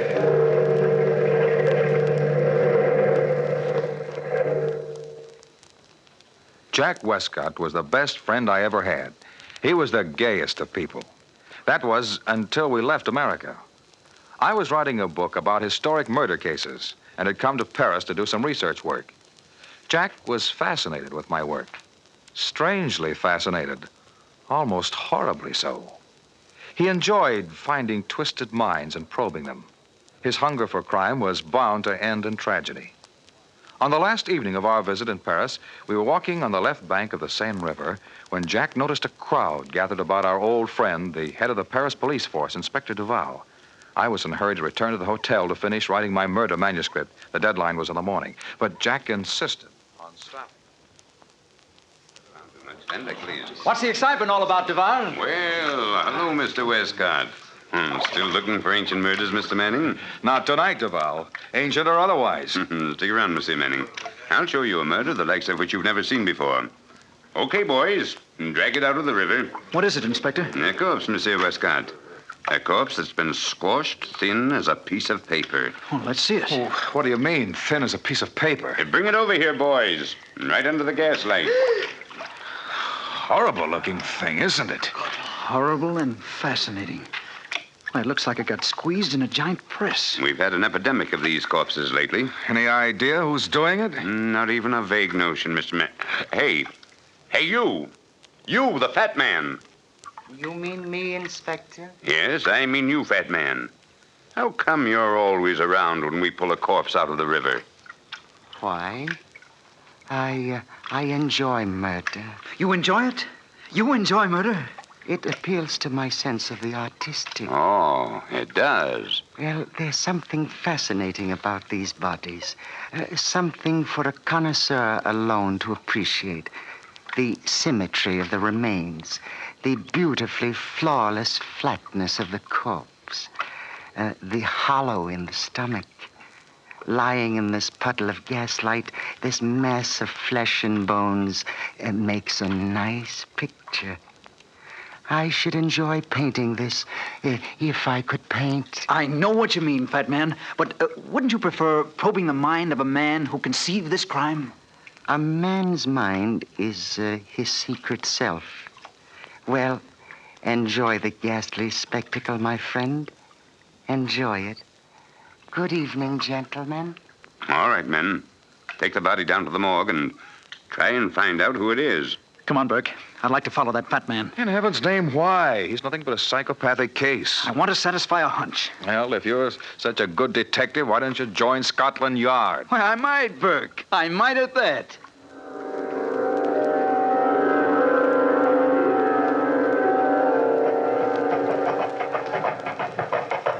Where the devil has that gross piece of flesh disappeared to now? He was right in front of us until we turned this corner. Well, we've lost him, Jack. And I don't wonder. We've passed through every side street in the whole city. If you ask me, he knows he was being followed. Good. If he knows, he'll show his hand sooner. Now, the only place he could have gone around here is into the back door of this house. I wonder what house this is. It's a gloomy dump. Let's go back to the hotel, Jack. I've got to finish that manuscript tonight. Looks like a public bar to me. The La Belle Tavern. Are you coming with me, Burke, or are you going home? I'm with you, old boy. I brought you to Paris, and by heaven, I'm going to return you to America. Now, this must be the doorbell. Here goes. And Burke, no matter what I do tonight, don't worry. Come in, gentlemen. Come in.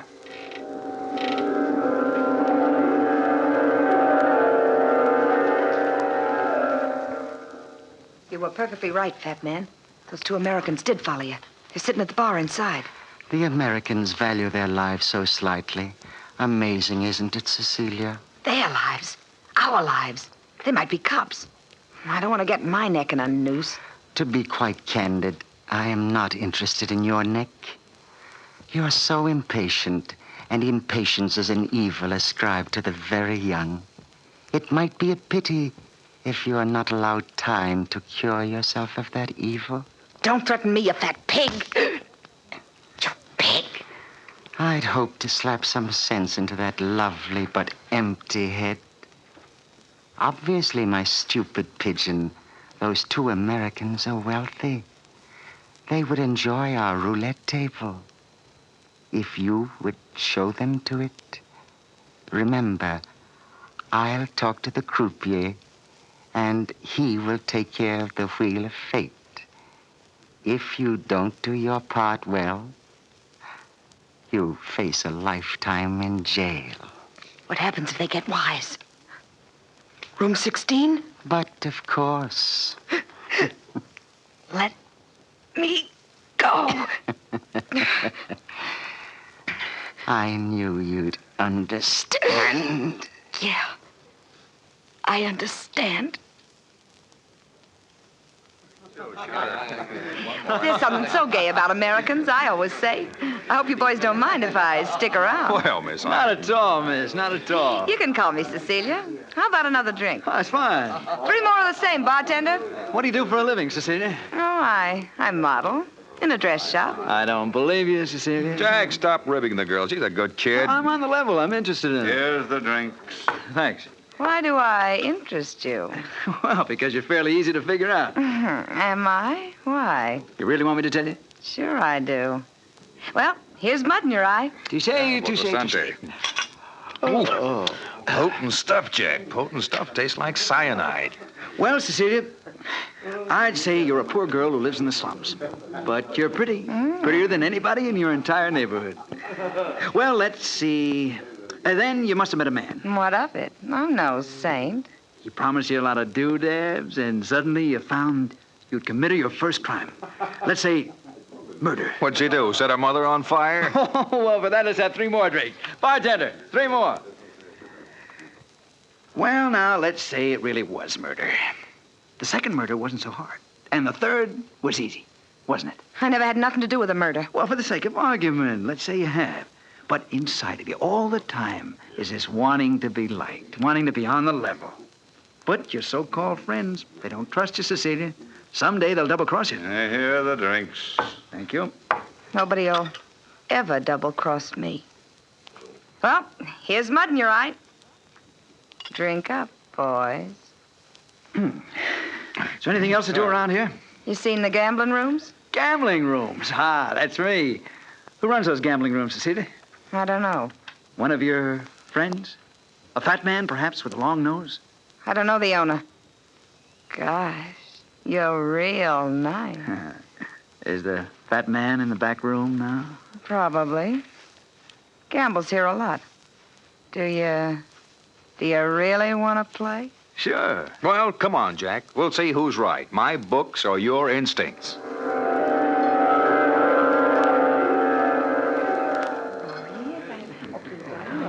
Number 21 wins. Jack, the fat man's in the corner of the room. Yeah, I saw him, Burke. And he saw you, old boy. Don't think he didn't. Come on, boys, let's play. Money, money, money. Place your bets, gentlemen. They'll make some room for us over here. Come on. Hello, Cecilia. Hello, Monty Laureate. You playing again? I thought you lost every cent you owned last night. A desperate man finds desperate ways to raise money. Even murder, eh? We heard about it. Perhaps, and perhaps not. I'd like you to meet some new friends of mine, Monty. This is Jack Westcott and Burke Manning. Monty Laureate. How do you do? Money, money, money, gentlemen. Place your bets. I bet 30 francs on odd. How about 100 francs on number 13? Good boy, Jack. The play is dead. Round and round the little ball goes. Where she stops, nobody knows. Hey, Burke, I feel a little dizzy. You had too much to drink, pal, and those drinks were strong. Number 13 wins. I won! Good for you, American. Lucky for you. I won the first time I ever played here, but never again. Money, money, money, money, money, money, money. That was the first time Jack won in that incredible evening. But as the ball spun, his winnings increased. The table seemed to have gone crazy. Jack became gambling drunk. The croupier seemed desperate as that wheel spun round and round, each time increasing Jack's winnings. The room was tense with excitement, and even the little thin loser Laureate seemed surprised. Monsieur Westcott, your luck is phenomenal. You've won 30 times. 30 times. Jack, you won a fortune, man. Stop now before it's too late. Leave him alone, Burke. Let him play if he wants to. Sure, let me play if I want to. I want to break the bank. Careful, monsieur. Let me warn you. Careful. Jack, it's almost midnight, and I've got a lot of work to do tonight. Please, let's go. And remember the fat man. The fat man be hanged. Here, Jack. Have another drink. Thanks, Cecilia. Jack, be sensible. Ah, stop being an old auntie, Burke. I'll see you later at the hotel. Make the book have a bloody ending. I'm in the mood for a good murder tonight. Remember, Jack, I warned you. Goodbye. Money, money, money, gentlemen. Place your bets. I I told the croupier you wanted to see him back here, fat man, but it wasn't the croupier's fault the American broke the bank. That is for me to decide. Where is the American now? Outside. Buying drinks for the house. Good. That ought to keep him busy. You called for me, monsieur? Yes, I did. I'll need you too, Cecilia. Shut the door. I don't like to frighten our patrons. I'm sorry about the wheel, monsieur, but it was broken and I couldn't control it. That is unfortunate for you. What are you going to do, monsieur? Come here. Don't put your fat hands on me, fat man. Let me... Don't fight the fat man. You can't move, can you, croupier? Because if you move, my arm will break your neck. Call my men, Cecilia. I might need a little aid with this stupid fool. What are you going to do, fat man? Have his brains pressed out of his body in room 16. His mind is no good where it is now. No, monsieur. Please, monsieur. Not room 16.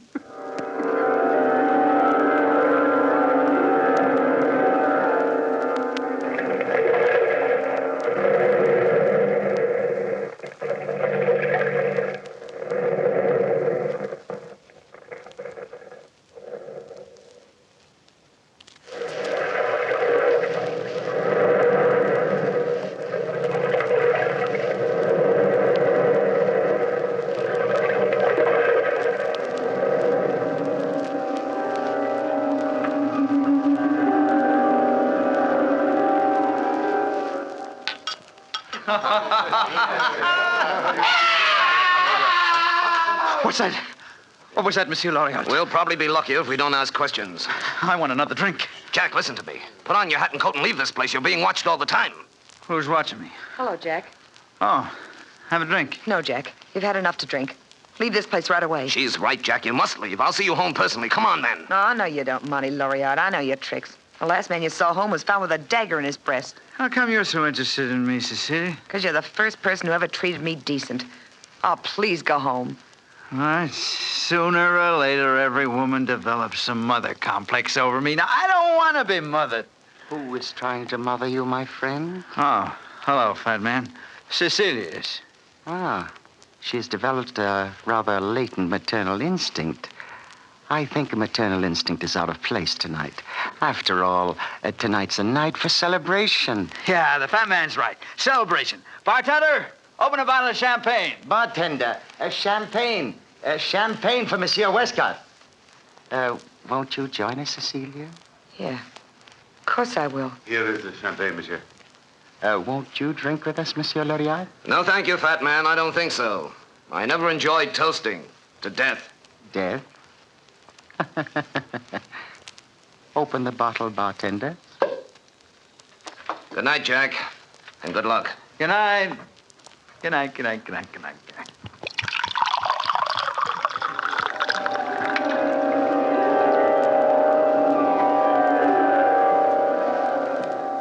Here's the handkerchief, fat man. Oh, Jack, your money is all tied safely in your handkerchief. Thank you, Fred. Thank you. Where'll I put the handkerchief? It would be wisest to tie it to your belt. I feel dizzy, fat man. Oh, you need a cup of good hot coffee. That will straighten you right out. Cecilia, go in the kitchen and fix our friend a cup of coffee. But I really... Don't tell me, my little pigeon, that your hearing is failing you. I'll get it right away. I'm glad we're alone, fat man. I want a chance to talk to you. Talk away, Jack. Tell me confidentially. Why do you enjoy seeing a mutilated body dragged out of the river? There's beauty in death. In the act of death, or in the recovery of a body after life has left it? In both. Then, do you enjoy committing a crime? Perhaps. Perhaps it would be pleasant to watch a man die. Slowly. Very slowly. In order to see life leave the body. Say that you and I watched a murder by pressure. What would happen? I'm interested, fat man. What would happen? The face is the first part affected. It would turn red, and the victim would probably feel hot blood pounding in his brain, pounding like steel hammers. Mm-hmm. Then his eyes would feel sore, as if the fluid creating sight were ebbing slowly away. That would be painful? Painful but glorious. His face would discolor. The pressure on his chest would be so great he'd try to scream, cry out, but he couldn't. He wouldn't be able to move, not a limb, not a muscle. He'd be paralyzed. I'd see to that.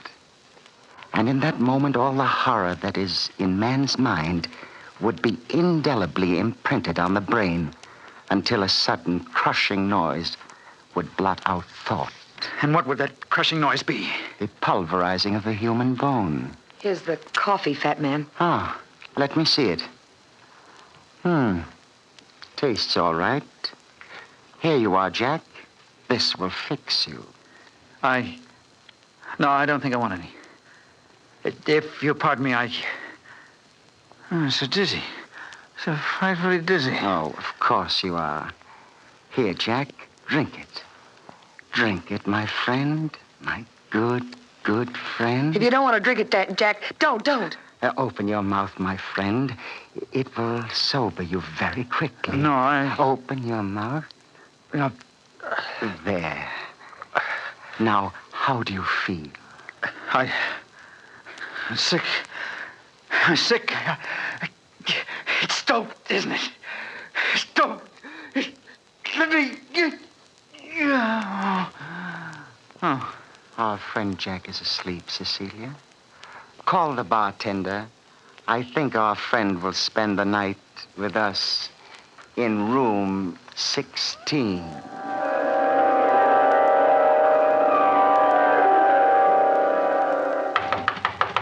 Monsieur Manning! Monsieur Manning! I've been looking all over Paris for you, monsieur. You've been looking for me? Yes, I've called every hotel in the city trying to find you. I know you don't remember me, but I met you earlier this evening at the La Belle Tavern. My name's Loriot of the Paris Police Force. Yes, of course. Well, won't you come in? Where's Mr. Westcott? I had to leave him at the tavern. He wouldn't listen to me. You see, monsieur, I've been assigned to watch that tavern. It's been under suspicion for several weeks. Oh, great Scott, man. Where's Jack now? At the tavern. He's carrying an enormous amount of money on his person. I know the fat man will never allow him to leave with that money. Why don't you raid the den? Unfortunately, we can't. We have no proof. As a matter of fact, they might not harm him at all. But just in case, I thought it might be a wise idea for you to go down there. You can go to the door and ask for...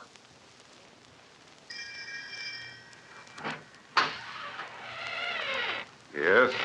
What do you want? You're the bartender, aren't you? I am not Napoleon's grandma. What do you want? My friend Jack Westcott hasn't come back to the hotel as yet. We've been waiting for him, and I thought that he probably decided to spend the night here at your place, and Your friend is not here. Go home, American, before you get yourself in more trouble than you can handle. Who was it? The other American asking about his friend. Where are you going? Upstairs. To take Monsieur Westcott a candle, like the fat man told me. Be sure the fat man told you, or else... I'm sure. Very sure. Jack. Jack, I brought you a candle. Are you asleep? Wake up, Jack. Please wake up. Please. Maybe if I shake him. Wake up. Oh, I hate to slap you, but your life depends on it. What is it? Oh, wake up, wake up. Cecilia, dear. Jack. Luckily, he's still asleep. Come, Cecilia. Let our friend sleep. I'm so sick. So dizzy and sick. Why didn't she let me sleep? Oh, I feel paralyzed.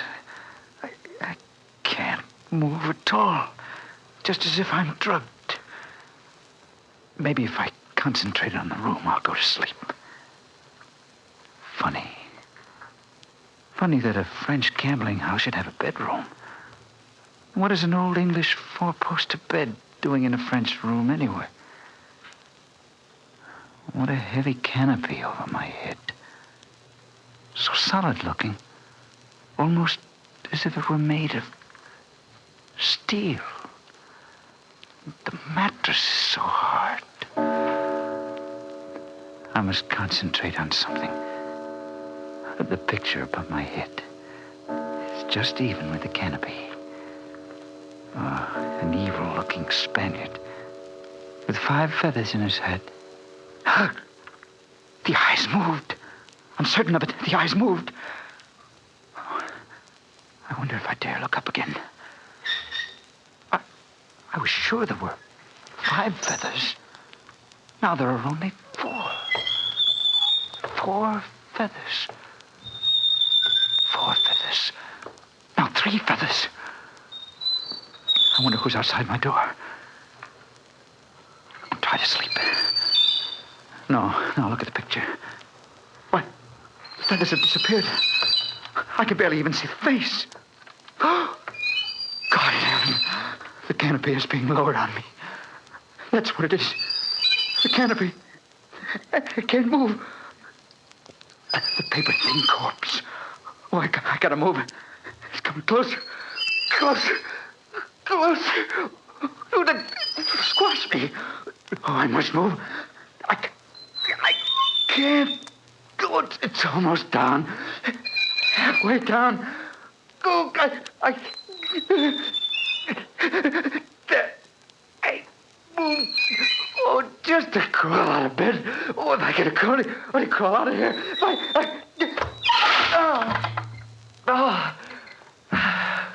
I'm safe. Safer than that horrible contraption. Now to get out of here. The window. Open the window slowly. I'll crawl to the window. Now, if I can push the window open slowly, very slowly. The bed must have clamped down on him by now. Listen to me, men.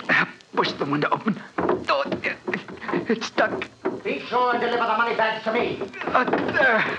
Now to open it wide enough to crawl through. You can raise the canopy now. Let's go in, gentlemen. Help! Help somebody! Get the man before he jumps out the window. I've got him. Out the window. If the bed didn't work the first time, Mr. Westcott, I've ways and means of making it work the second, and perhaps it would be more pleasant to watch life ebb out in front of me. No. Place him carefully on the bed. Let me go. Let me go. Good. This ought to prove most enjoyable, Mr. Westcott. It's a pity you haven't my detached viewpoint. Let me go. Put him in. Then lower the canopy. No. This way, Bert! Up this way! Hurry, Mr. Lorry, I can hear the bed moving! Cecilia, you fool! Look! Get Jack out of that bed! Jack, boy, here, hold on to me. I'll drag you out. Don't you put your hands on me, Larry. March into there. That'll take care of the bartender for a long time. I'm all right, Burke. Don't worry about me. Oh, Cecilia. I'll help her. Let me go, Cecilia. Don't push me. Help me, Lorry! Help! No, you don't, fat man! You little... No, you don't! Your own device will be a Frankenstein! There! Try to get out of your own bed now!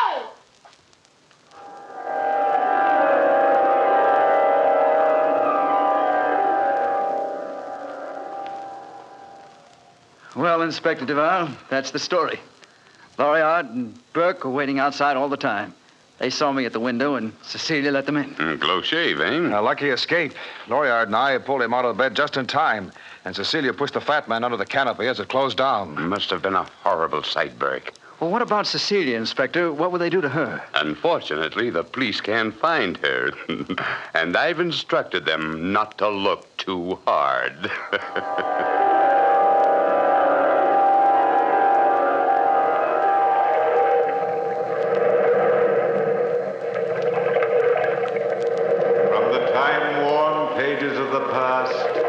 We have heard the story, a terribly strange bed. Bellkeeper, toll the bell.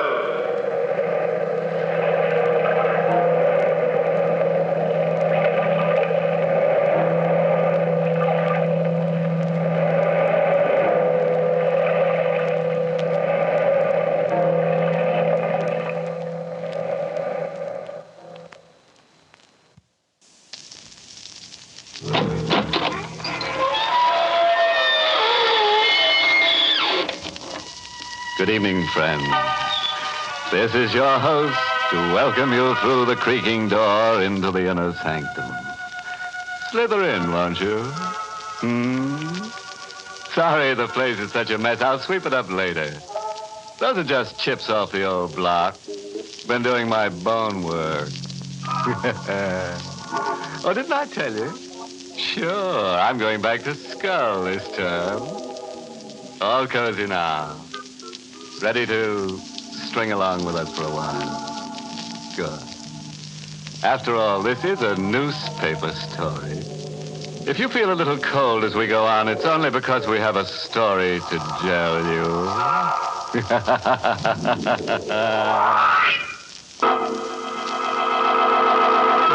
Tonight's Inner Sanctum mystery, Death of a Doll, was written by Fred Matho and stars Mason Adams in the role of Will with Ted Osborne as Bo Cousins. This is the story of Willie Harper and the devil, and how Willie, on his first assignment for the Morning Blade, finds himself at 2 a.m, sweating nervously in the murky shadows of a riverfront street in the lower city. Willie has a gun in his pocket and a doll that belongs to a dead girl tucked under his arm. A block away, leaning against the one streetlight, impassive, grotesque, ape-like, is the devil, waiting for Willie. I keep saying this is 1948. And I keep saying this is Manhattan. And I keep saying whether you believe in the devil or not, you don't meet him till you're dead. But believe me, that's the devil over there under that lamp. At 3 o'clock, he's coming for me. Sure, you've got a right to think I'm crazy, standing around waiting to be killed with a doll under my arm. This all started 10 days ago around 5 in the afternoon at the city morgue. McGrundy, the night editor, sent me there on my first assignment. The morgue, he says, is a good place to start for stories. Looks like you might be in luck, son. How's that? Come along with me. What's your name? Will Harper. All right, Willie. Come down to the coolers with me. Unless I'm very wrong, I've got a story in there for you. The girl in locker number 7. She's been here 4 days. Tomorrow we close the case on her. What does that mean, Mr. Jackson? Means, in spite of everything the police have been able to do, we can't find out her name, where she lived, or anyone who knew her. How was she found? Tugboat crew fished her out of the East River. Tomorrow, she goes to the city burial grounds in a plain box marked Jane Doe. That's horrible. Just dying and nobody... Do you think she was murdered? There's not a mark on her. Police say she wasn't. But I want you to look at her face and tell me what you think. This is Jane Doe of number 7, son. Jane, this is Willie Harper. I want you to see her face, Willie. Tell me what you see in it. A strange emotion shook me. She didn't seem dead to me. Her skin was perfect ivory. Her hair was fine spun copper. Her lips twisted slightly. I blushed and turned away, catching myself imagining what those lips must have looked like with life's color in them.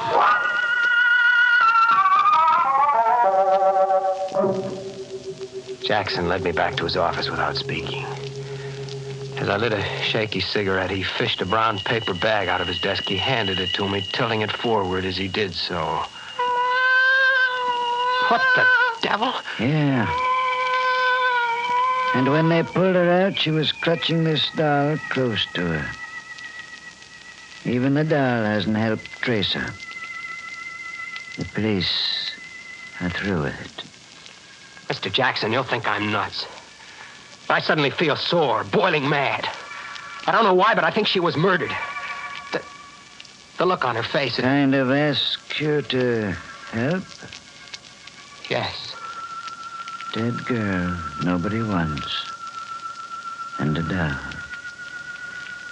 Here's your story, Willie. Too bad you didn't know her before. Yeah. Well, thanks. Here. Take the doll along, Willie.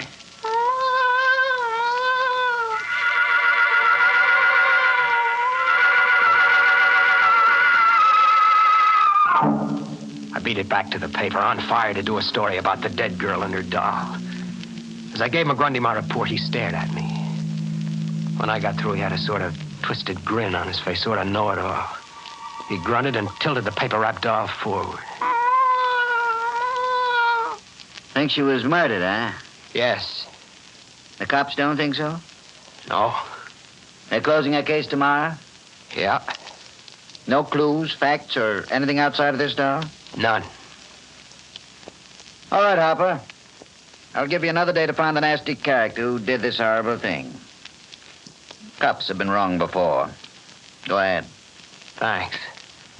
I'll get a story. Here, take your dolly along. And keep falling for the dead ones, Hopper. You're better off.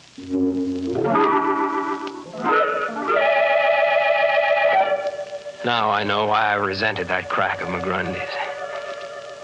He must have guessed before I did that I had fallen in love with the girl in the morgue.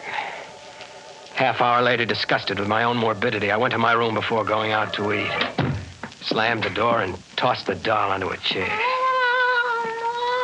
I couldn't shake the feeling that the nameless girl in the morgue had something to say to me. If only the doll could talk, could tell me about her. What was she like? Was her voice soft? Was it kind? Who was cruel to her? Where did she live? Who killed her? Doll, who?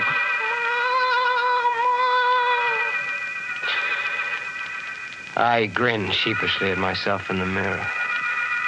And with that gesture, this story really begins. The next few moments remain electrifyingly vivid. I had set the doll down on the bureau. I didn't touch it. Wasn't even looking at it when a new sound came from it.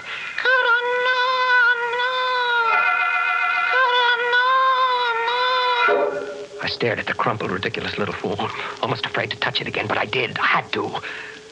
I picked it up and tilted it limply. Karanana. That was what I had heard. A sound? A sound only? No. Somehow I thought it was more than a sound. A name? Maybe a name. Half because I didn't want to stay alone with the doll any longer, and half on a hunch. I stuffed the doll in his bag and went back to the paper. I went straight to the reference room, filed the doll under my arm. What are you looking for? I want to know if you've got anything in the files on someone named Karanana, spelled with a K or a C. Huh? It's funny, you seem amused. Don't tell me he's around again. If you've got a lead on Karanana, you've got some story. Oh, will you get me the clips on him? I'll get you Myers' Anthropology of a shit. He's in there. Anthropology? Why? Who is he? The devil. Karanana. Of course, an almost forgotten myth from Asia. Lucifer on Earth, wearing out one body after another, walking the earth always. I remember it now from college. I decided on a long walk and headed down Fifth Avenue, my head whirling with a maddening conflict. I think I would have given up the whole thing then, but always at the point of going home to bed or of chucking the blasted doll in a can. The face of the girl in the morgue blanked out other thoughts. When I reached Washington Square, it was dusk. The sidewalk artists were packing up their canvases as I passed them, all but one, that is. He was a tall, angular man with a completely bald head, whose 4 or 5 paintings had the advantage of a streetlight. The man paid no attention to me, until at the sight of one painting, I stiffened in utter shock. What's the matter, friend? Is the stuff that bad? That one. The one of the girl, it's... Woman with the doll, I call it. Like it? Who's the girl? Do you know her? Tell me. Sorry, I'm selling oil paintings, friend. I'm not a dating bureau. No, you've got me wrong. I've got a good reason for asking. Look, I'll prove it. Here. Isn't this the doll you painted with the girl? Where'd you get that? I haven't seen Hazel in a week. She left for the coast. I gave her that doll to pose with. What's wrong? Hazel is dead. Dead? Where is she? If I tell you, will you promise to say nothing for a while? I'm a reporter for the Blade. My name is Will Harper. I won't say anything unless I believe you had something to do with it. Where is she? I'll take you to her. She's at the city morgue.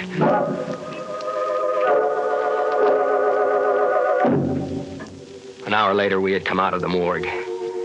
Bo Cousins had simply nodded at my questioning look.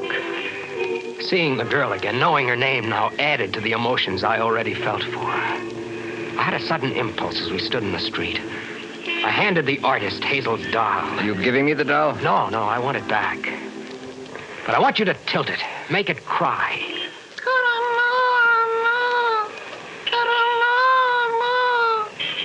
What did that sound like to you? What did you hear? The doll said, Karanana. You heard it, too. Say it again. Say that name again. What did you hear the doll say?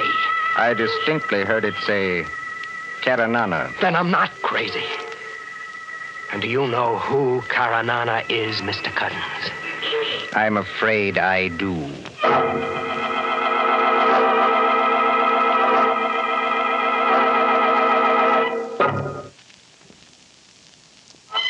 It's the most fantastic coincidence I ever encountered. Why? Do you know who Karanana is? The devil.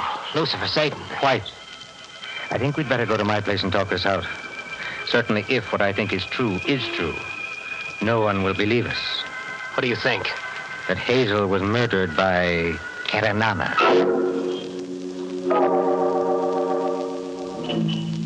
I followed Bo Cousins silently along the dark streets of the lower city. His long legs led us finally to a dingy, narrow, fish-foul street where we climbed an outside stair to the loft of a warehouse. You're in love with her, aren't you? An amazing circumstance to be in love with someone you met too late. I could have loved her, yes. I met her at a Bowery Mission House. Conceived the idea of painting her with a doll. Somehow that seemed right to me. Go on. Well, we worked here for 3 weeks on the painting. I paid her enough so that she could go to California. Dream of hers. One night as we walked the streets nearby, Karanana appeared. Karanana? Yes, Karanana. Or a man who calls himself Karanana. The devil or the human form of the devil. However you choose to think. There can't be such a thing. The devil, it's just a myth. Is it? I met him in Istanbul 8 years ago in a cafe. Did a painting of him. What's he like? Squat, massive man, ape-like. As I painted him, he admitted to me such crimes that I could hardly hold my brush. Like what? He made his living as a professional murderer. Very discreetly, very cleverly, very effectively. Why didn't you turn him in? Really now. I like to paint and to live. He was so pleased with the picture I made and gave him that he told me any time I needed to rid myself of some embarrassing person, he'd be around. Lucky you, but who'd believe that story? We do, Willie. And that's the important thing. Do you have any spare cash? Why? I have about $150. If you could make up the difference, I think we should claim Hazel's body and give the child a decent burial. I fixed it up with Jackson at the morgue.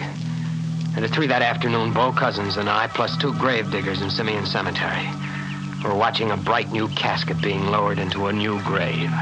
Man that is born of a woman hath but a short time to live and is full of misery. He cometh up and is cut down like a flower. He fleeth as it were a shadow and never continueth in one stay. In the midst of life, we are in death. Thanks, Bo. I liked her too, Willie. Very much. You're a nice guy, Willie. Wouldn't you rather go now? No, let's wait till she's covered over. I want to talk to you. I've just gotten an idea. Bo, I know how to make things come out even for Hazel. I know how to get Karanana. And I will be very glad to see that you're buried next to Hazel here. I see things a lot clearer now that Hazel has a name and a past for me. If there is a man named Karanana, as you say, I think he's human, and that's an even chance. Maybe Karanana isn't the one. And I'll find out. Do you want to help? In any way short of being discreetly disposed of, yes. Swell. Karanana said he'd do a little job for you whenever you wanted him to, right? Yes. Then you get in touch with him and... Sorry, Willie. My merchant of death is unreachable. He shows up when he wants to. All right, I'll wait. But when he does, you've got a murder for him to do. I have? Who? Me.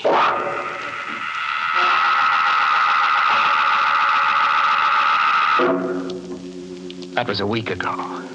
An exciting week for me, covering all sorts of stuff for the paper. I'd begun to think Bo Cousins was an imaginative phony. Even my editor, McGrundy, had stopped kidding me about Hazel's doll perched on my desk. Then this morning at 9:30, I got a call. Morning, Blade, Willie Harper. Greetings and farewell, Willie. This is Bo Cousins. Bo. What's up? The devil is in town, Willie. He wants to see you. Caranana? Yes, I saw him last night. He was delighted to help me get rid of you. I see. I told him you were a reporter who was planning a story about art which tore my work to pieces. What's the matter, Willie? Change your mind? No. Did he say where? He never lets his clients in on the details. But he did say I'd be rid of you by 3 o'clock tomorrow morning. Thanks, Bo. I'll be seeing you. Quite seriously, Willie. I hope so. Be careful. Remember, bullets don't work on some things. Bye. So long. By 3 this morning, he said. I didn't know where, exactly when, or even if I could get the drop on the devil and force the truth about Hazel out of him. I stuffed the doll into a bag and started out, but McGrundy caught me. Harper! Yeah? Woman shot through the back of the head. Frank Solitaire, 147 Parkway North. Husband with her. Gone out on him and phoned it in. Right. When I hit the lobby downstairs, an unaccountable chill got me in the small of the back. Something made me stop short and turn around. It was my first look at Caranana. He was leaning against a phone booth, a heavy-set, ill-shaped man whose arms sloped weirdly from his neck into a heavy stomach. He was eyeing me impassively. The game was on, I knew. I grabbed a cab to get my story just the same. I phoned the stuff in from the cigar store across the street. When I stepped out of the booth, Caranana had just bought some cigarettes. He turned to me as I froze, waiting. Some murder across the street, huh? Yeah. How'd you know? I get around. Murder a hobby of yours, mister? No. It's strictly a business. So long. That's the kind of thing that went on all day. McGrundy kept me on the hop, and no matter where I went, Caranana was there ahead of me. This afternoon, I got to my room long enough to pick up my Luger pistol and the license I've got to carry it. He was waiting for me when I came out. Better put it in your inside coat pocket. It shows on your hip. Be seeing you. It's 2:45 now. 15 minutes. And he hasn't moved from under that lamppost in 2 hours. I'm not waiting another minute. I'm going to meet the devil and have it done with. He doesn't move. Will a bullet do it? Can I trick him into admitting Hazel's murder? Or will he kill me first? Well, here I am. Yeah, I see. What can I do for you? It's almost 3 o'clock. You know, you're right. Time sure flies. Well, time for me to get on home, I guess. So long, Willie. It's a trick. A fiend's trick. He's deliberately leaving me with only a few minutes to go. I've got to stop this. I can't go through with it. I'll go to Bo's place. I'll tell him to call it off. I don't want to die. I don't want it. Bo! I was running for your place. That's right. You might be down this way. You look scared to death. And you should be, I guess. I've got to hide, Bo. Let's beat it somewhere. It's almost 3. All right. Quick, across the street, Willie. There's a broken down pier there. Come on.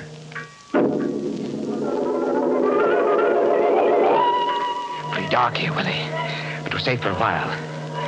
You certainly have worked yourself up. That's the doll you've got there. Yeah. I don't know why I carried it. Glad you did. Got a gun with you? Yeah, my Luger. Let me have it. You're too wrought up. Here. Good. Now be still a moment. 3 o'clock. Yes. 3 o'clock, Willie. Time for us to part. What do you mean? You're not a very astute person, are you, Willie? Why? Maybe Hazel's doll can tell you.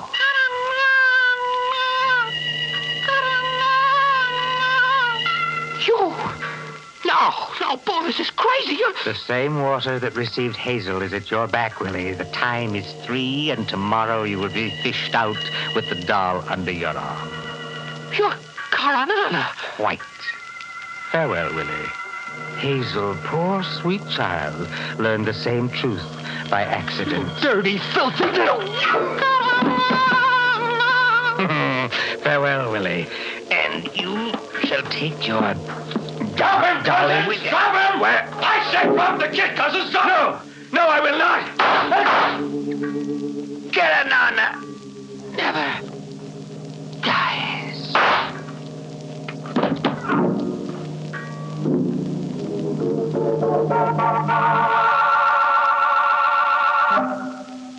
How's the head feel now, Willie?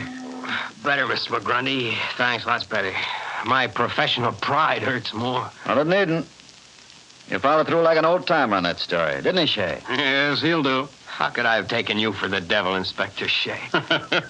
I've been called worse. How did you know where I was going to be and all that? How come you were on hand at the end? Well, I cover the morgue, Willie. When a young guy suddenly decides to claim a nameless corpse, it's time to follow up on it. Now, you seemed okay, but Cousins turned out to be wanted as a professional killer. So you tagged me to get to him? Sure. He was after you, no doubt about that. Oh, there's your doll, Willie. Yeah. Huh. I tilt the doll and nothing happens. No sound. Must be broke. I guess she doesn't have to speak anymore, Mr. McGrundy. I think the doll is dead.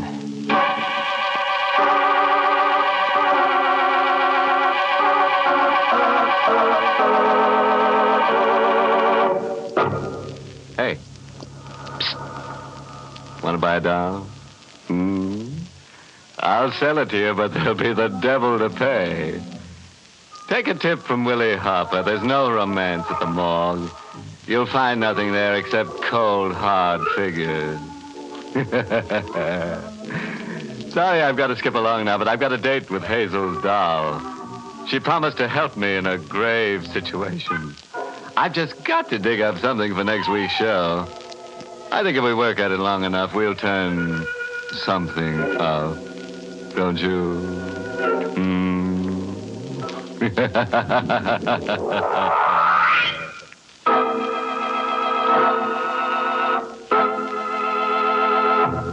Good night. Pleasant dreams.